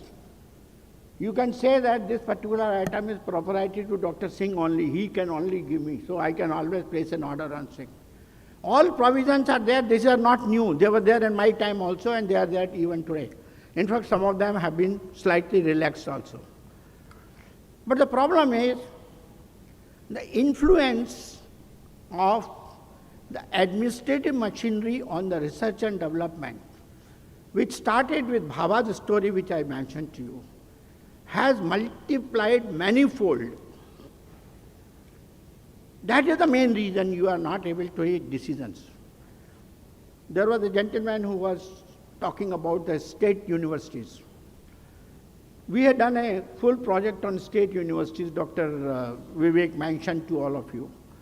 We realized that the autonomy in the state university is practically nil.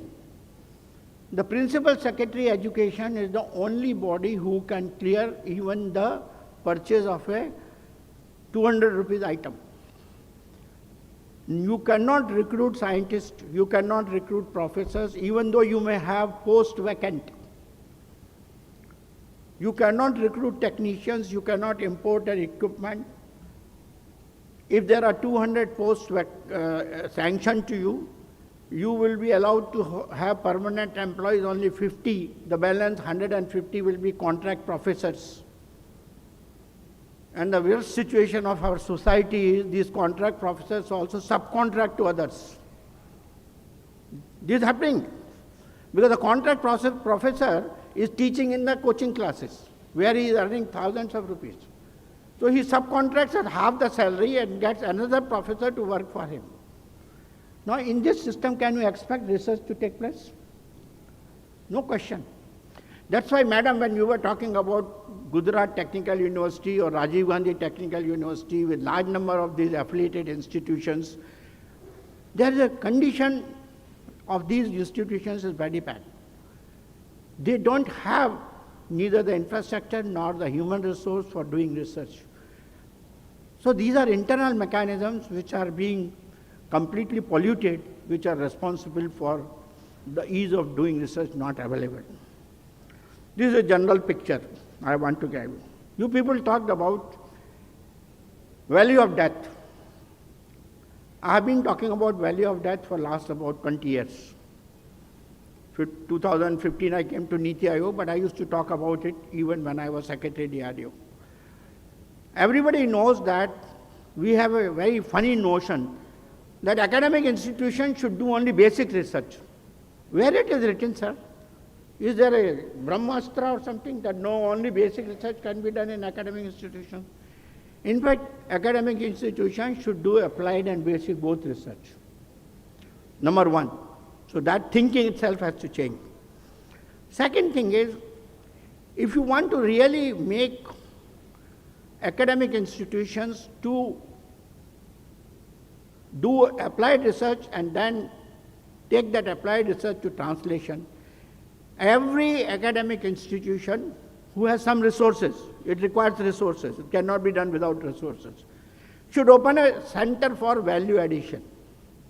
What is the meaning of center for value addition? The meaning for center of value addition is that there should be a team who should take this TRL3 or TRL4 work and convert it into a prototype or a repeated experiment or whatever that, so that from a few milligrams of material or chemical or whatever you have produced, you can produce kilograms of that or maybe multiple of kilograms of that. That means it will require a different set of people.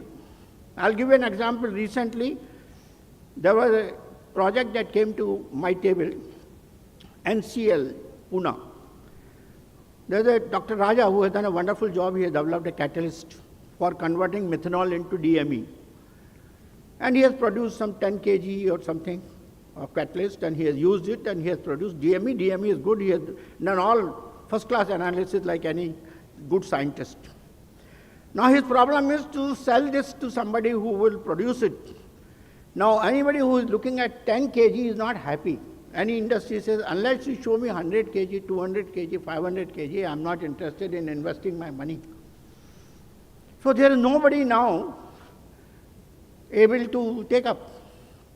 So I told him, you bring a set of chemical engineers. You are a chemist. He is a good chemist, electrochemist rather. He is a good chemist, or some chemist. So you have done a good job. What you need is a good chemical engineers. So you bring good chemical engineers. They will take your process and convert it into a pilot plant. He did it. And now, with the help of that, he is able to do 25 kg per day. Now, 25 kg per day is visible to Assam Petrochemical, it is visible to some others, and they have shown interest. But now they are saying that you have to do my hand holding till such time that industry is able to produce 1000 kg per day. Now that is where your role comes.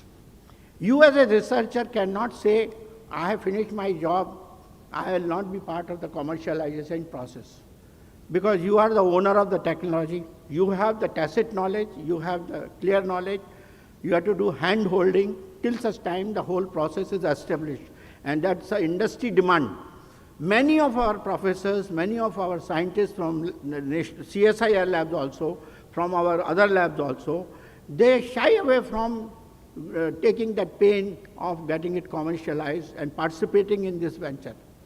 Because it requires two things. In addition to the knowledge of your discipline, you have to also learn something about the other's discipline.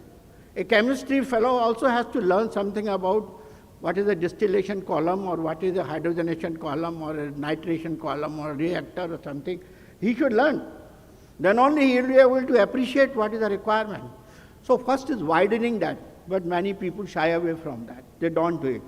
So TRL 3.7 method is create in every institution a value addition center where different discipline people can be brought in to take your technology to a higher level of reach. Then the industry will be interested.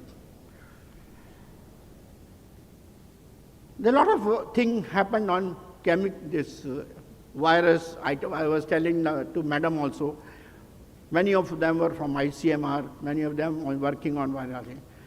The main problem in our country as far as the medical research is concerned is the trial domain, is the trial regulation and domain.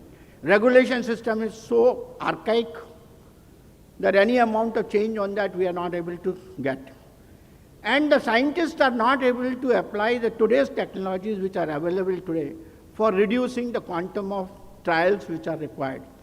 Artificial intelligence, digital twin, simulation, understanding of the body better, and carrying out more experiments in the lab rather than waiting for the trials. I think no fresh look has been given in the last 50 years to reduce this time of 15 years. Somebody mentioned 15 years, somebody, आपने कहा था शायद 15 साल लगते हैं. तो ये सब क्यों हो रहा है? क्योंकि आप लोगों ने उसको सोचा ही नहीं करने का. अभी आपने कहा कि आपके पास BSL 3 नहीं है या BSL 4 नहीं है, पुणे में BSL 4 है. अगर आप BSL 4 में अपना सैंपल देते हो जाके टेस्टिंग करने के लिए, तो पहले तो वो लेगा ही नहीं. अगर लेगा भी तो इतना पैसा मांगेगा, आपके पास आपके प्रोजेक्ट में पैसा नहीं होगा. तो इस तरह की समस्याएं हैं. Now for that government has taken a decision today that all the national laboratories, whether it is Department of Atomic Energy or Department of ISRO or DRDO or CSIR, all of them today they have to provide the facilities to anybody, to the private sector on payment and on the government sector free. If a government academic institution wants to use, it is freely available, only you have to use it. It is available. So that kind of a thing has been done, it is better. So I have another suggestion which I want to leave here. Basically I feel there was a gentleman from, वो sir बैठे हुए हैं, he is from the National Institute of Design, उनसे मैं बात कर रहा था. हमारे देश की जो सबसे बड़ी समस्या वो है that we are not a product nation. We are a nation of assemblers. What is the meaning of assemblers?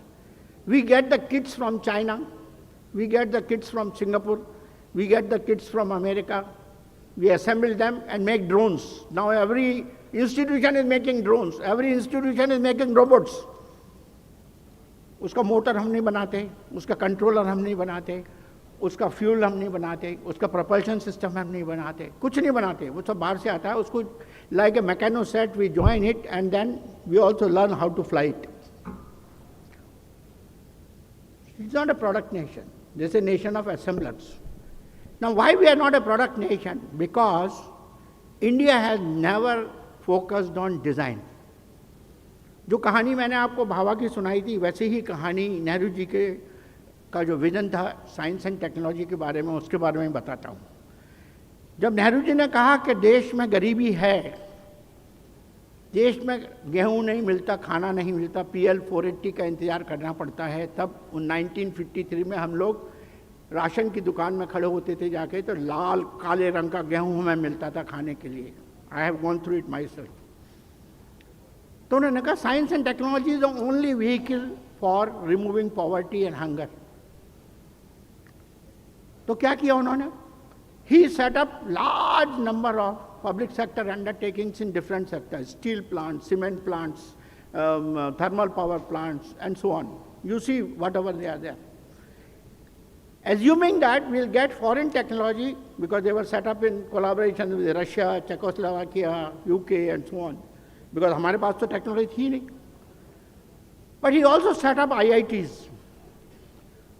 IIT Kharagpur was the first one to be set up, I think 1951 or 52, something like that, and so on. Then IITs came, a lot of other universities came. His basic thinking was that the PSUs will take the technology and build on that. IITs will develop technologies and then start using the PSU's platform and build the nation as a design of their own.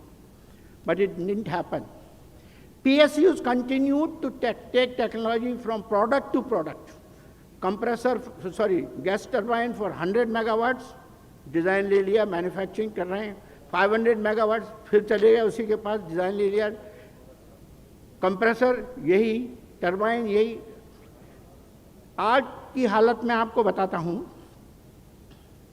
इस देश में 52 से ज़्यादा fertiliser plant है. हम 53वां fertiliser plant अभी लगाते हैं तालचर में. तो मैंने PDIL एक कंसल्टेंसी फर्म है, उनसे पूछा भाई आप, unfortunately they made me in charge of reviewing the whole DPR. वो DPR मैंने देखी तो उसमें देखा डिज़ाइन नाम की कोई चीज़ ही नहीं है उसमें, खाली इकोनॉमिक्स है उसमें कि इतने लाख रुपए लगेंगे. मैंने कहा यार व्हाट इज द प्रोसेस? बोले sir process will take it from consultant. You are the consultant, I told him. You are PDIL. No, consultant, foreign consultant. We will go to Italy. We will go to Sam Pronoti. He will give us the design of the plant. 52 plant लगाने के बाद 53 plant लगाने के लिए भी हमारे देश में डिज़ाइन कैपेबिलिटी नहीं थी, नहीं है अभी भी. जबकि आपकी institution national institute of design is set up in 1961. ऐसी बहुत सी इंस्टीट्यूशंस हैं. तो डिज़ाइन कैपेबिलिटी न होने से आत्मनिर्भरता की कमी है, जो आज हम हर चीज़ के लिए बाहर देखते हैं, वो उसकी वजह से है. कुछ डिपार्टमेंट्स ने इसमें अच्छा काम किया है, उनके बारे में आपने कुछ थोड़ा नेगेटिव पिक्चर दिया था, पर वो डिपार्टमेंट काफ़ी अच्छा काम कर रहे हैं. Department of space, department of atomic energy and department of DRDO. These are the 3 institutions which have done design. They have built systems.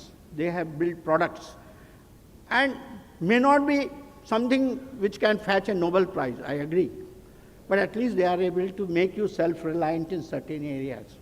The missiles we did was not that we did the first time. They were built in the Second World War or maybe after Second World War. We did it afterwards. The launch vehicle which space did, because launch happened in 1957, हमने 1970 में बनाया. तो इसका मतलब है हमारी कोई नई चीज़ नहीं थी, but it was not available to us. Nobody taught us how to design. We were denied those technologies, and despite that, we were able to do that. So, sir, most important thing, with all due regards to you, besides research, you have to teach design capability to our students. And in every field, it is not just architectural design, but you have to do design, engineering design, deep technology design, and so on. उसके लिए मेरे पास केवल एक solution है. वो solution है कि institutions 2 तरह की होनी चाहिए. हम ये कहते हैं कि हमारे देश में कोई भी इंस्टीट्यूशन फर्स्ट 100 में क्यों नहीं आती. वर्ल्ड की फर्स्ट 100 में कोई भी नहीं आती. Even our best of the IITs, I think somewhere down below. उसका रीज़न है. Then we compare our self with Stanford, MIT, Harvard, this that and all. आपने कहा हमारे पास टीचिंग लोड इतना है कि हमें रिसर्च के लिए टाइम नहीं है. सही कहा आपने. इंफ्रास्ट्रक्चर भी नहीं है क्योंकि टीचिंग में आप लगे हुए हैं. Honourable president of India Pranab Mukherjee ji ने ये सवाल हमसे पूछा था. उस समय मैं नीति आयोग में था और अभी भी हूँ, पर उस समय अर्ली डेज. तो उन्होंने ये कहा कि एक कॉन्फ्रेंस करो. We should find out why India is not having any university or IIT within first 100 in the world. 2 दिन का वर्कशॉप जैसे आप लोग कर रहे हुआ.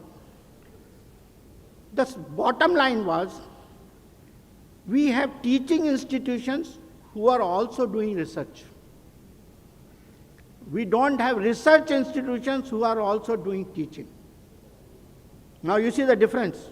There's a difference in the two sentences. So he at that time said, we should identify two types of institutions. Purely teaching institutions who can do also research, but we should clearly identify research institutions who are also doing teaching. And that's why in the NEP 2020, this focus on national institutions came. And their idea is to create more and more research institutions who will also do teaching. Somebody was telling, why is it that we are giving all the funding only to IITs? Sir, funding will go only where there is a capability. If I give a funding to a state university where not even a regular faculty is available, what will I do with that? I have to first create the ecosystem for that.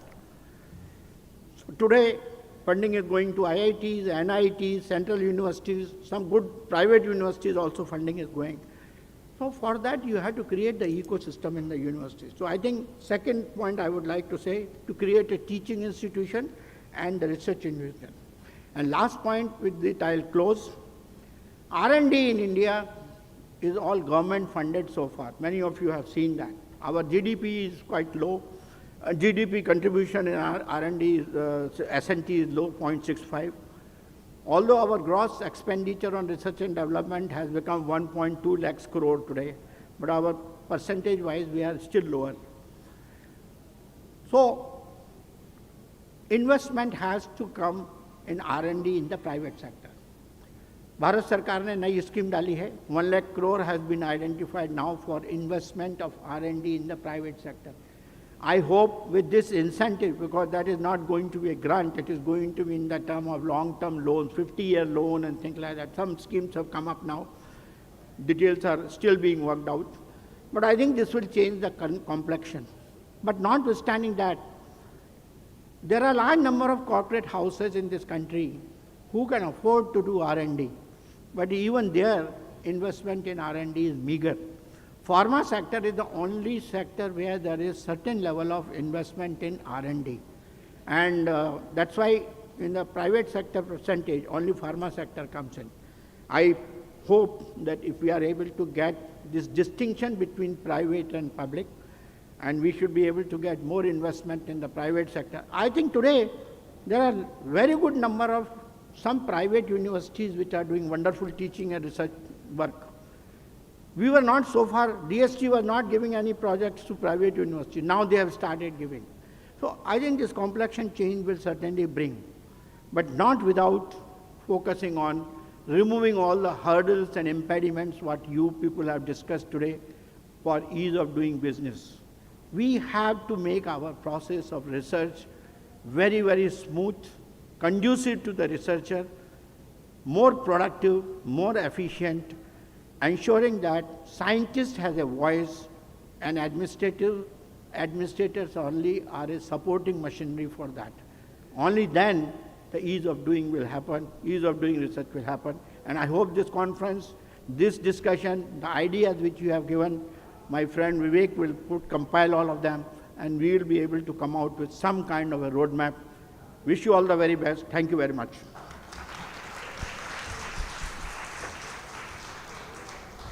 Thank you, sir, for your insightful words and for charting a way forward with such purpose and conviction. Sir, now may I kindly request you to launch the souvenir for the event.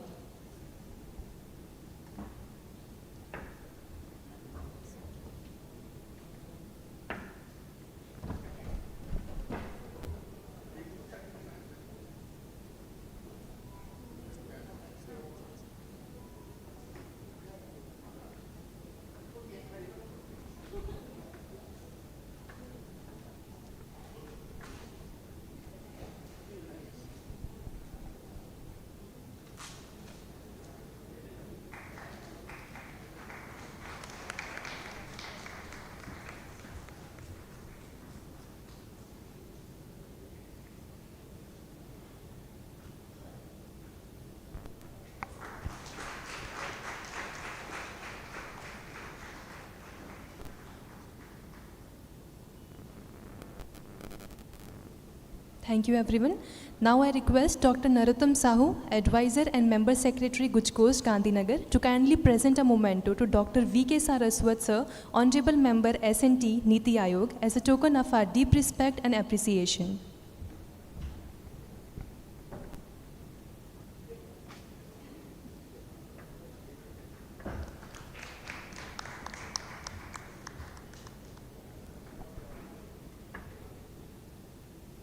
Thank you, sir. Now I request Dr. Narottam Sahu, sir, to kindly felicitate Dr. Ashok Sonkusare, sir, Deputy Advisor, S&T Niti Ayog, as a token of our gratitude.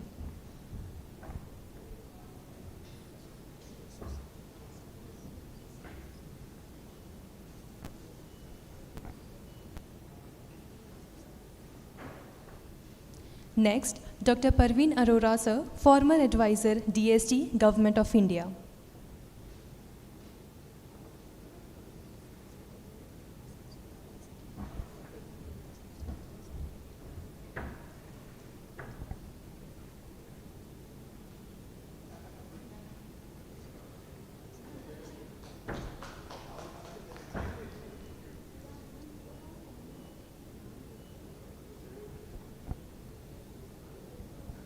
Thank you, sir. Now I request Dr. Narottam Sahu, sir, to felicitate Dr. Praveen Kumar Rai, Head Technology and R&D, Ministry of Education, Government of India.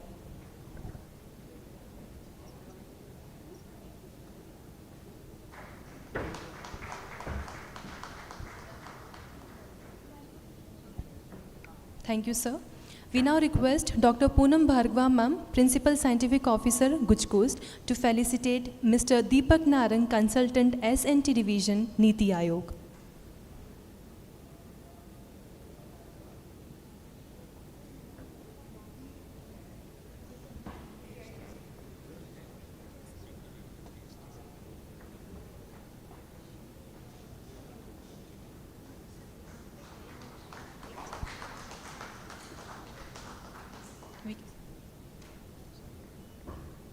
Next, Ms. Simarjot Kaur, Consultant, S&T Division, Niti Ayog.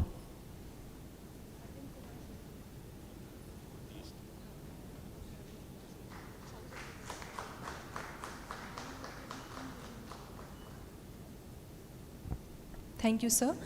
Now I request Dr. Narottam Sahu, sir, to felicitate Dr. Arvind Kumar, DST.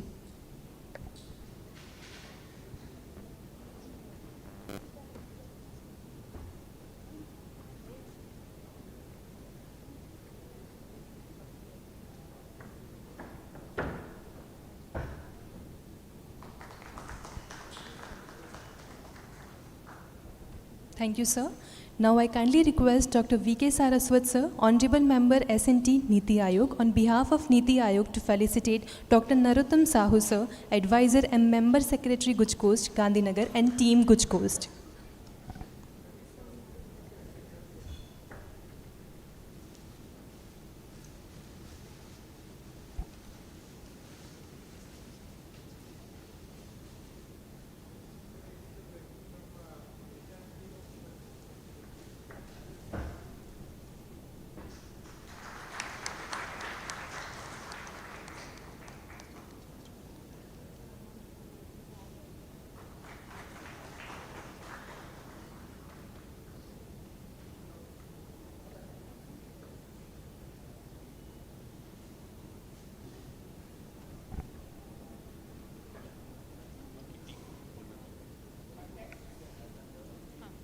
I request Team GUJCOST to kindly gather on the stage.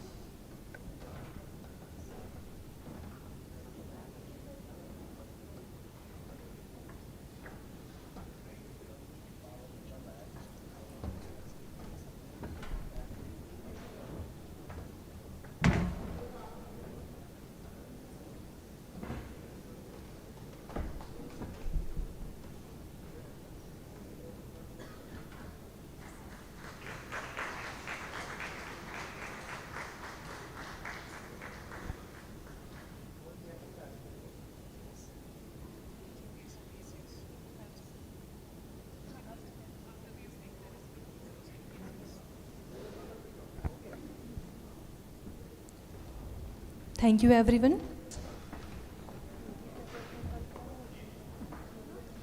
To bring these proceedings to their formal close, I now invite Dr. Ashok Sankusre sir, Deputy Advisor S&T Niti Aayog, to deliver the vote of thanks.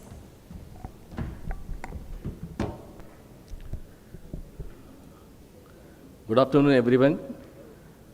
Since yesterday, we are listening to Vice Chancellor of the State Universities, Director of the National Laboratories, and Senior Officer of Government of India, highlighting various issues of concern of doing research, and also provided some suggestions to address those. The outcomes of this particular event are very, very important to Niti Aayog for developing the future policy on ease of doing research. It is now we are coming closer to end of this insightful event. It is my honor and duty to express the vote of thanks to each one of them. First of all, I express my gratitude to Honorable Member Science and Technology Niti Aayog, Dr. V.K. Saraswat, and Honorable Dr. Meshalkar, former DG CSIR, for sparing their valuable time and grace the occasion. Thank you very much, sir, for your valuable suggestions on ease of doing research. Niti Aayog will take these suggestions to the next level through policy intervention. I take this opportunity to thank all the moderators, speakers of technical session and panel discussion, who share their thoughts on various themes on institutional and regulatory challenges, issues in funding support at national and state level, accessing knowledge resources and converting knowledge to product, and also highlighted some of the reforms needed for ease of doing research and development. I am very, very thankful to Ms. Bharti, Secretary DST, Government of Gujarat, and Dr. Sahu, Advisor and Member Secretary GUJCOST, who agreed to host this meeting in the Gujarat Science City, Ahmedabad, and provided excellent hospitality. On behalf of Niti Aayog, I would like to extend the big thank you to all the participants for active participation in the discussion and share their challenges freely. Sirs, this is very big contribution for your side from this endeavor. I must thank Dr. Senior Advisor S&T Niti Aayog, Professor Vivek Kumar Singh, who is the driving force behind this initiative. I am also acknowledge the effort of my team, S&T Division, Niti Aayog, especially Mr. Deepak Narang and Ms. Simarjot Kaur, and whole team of GUJCOST, especially Dr. Poonam and Dr. Payal, for their continuous effort for smooth organization of this consultative meeting. Finally, I would like to mention here that the insight gained from this meeting will contribute significantly for making the journey of research smoother, more accessible, and ultimately more impactful. Let us continue to work together to encourage more innovative minds to do the research and development. Thank you once again, everyone, for making this event resounding success. We look forward to your continued support in future endeavor in developing strategic roadmap for ease of doing research. Thank you very much. Thank you, sir. I now kindly request all dignitaries and participants to gather near the stage for group photograph.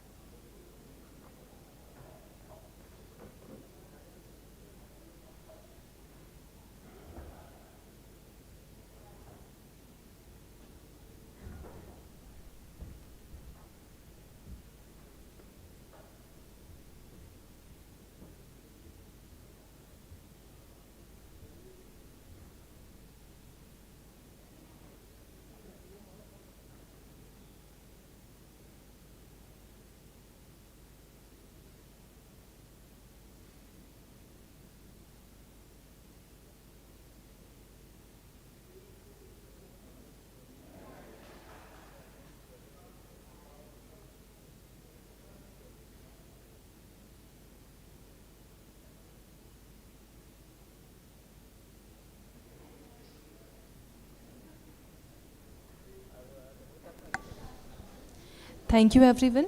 We hereby bring the 5th Regional Consultative Meeting on Ease of Doing R&D, Gujarat to its formal conclusion.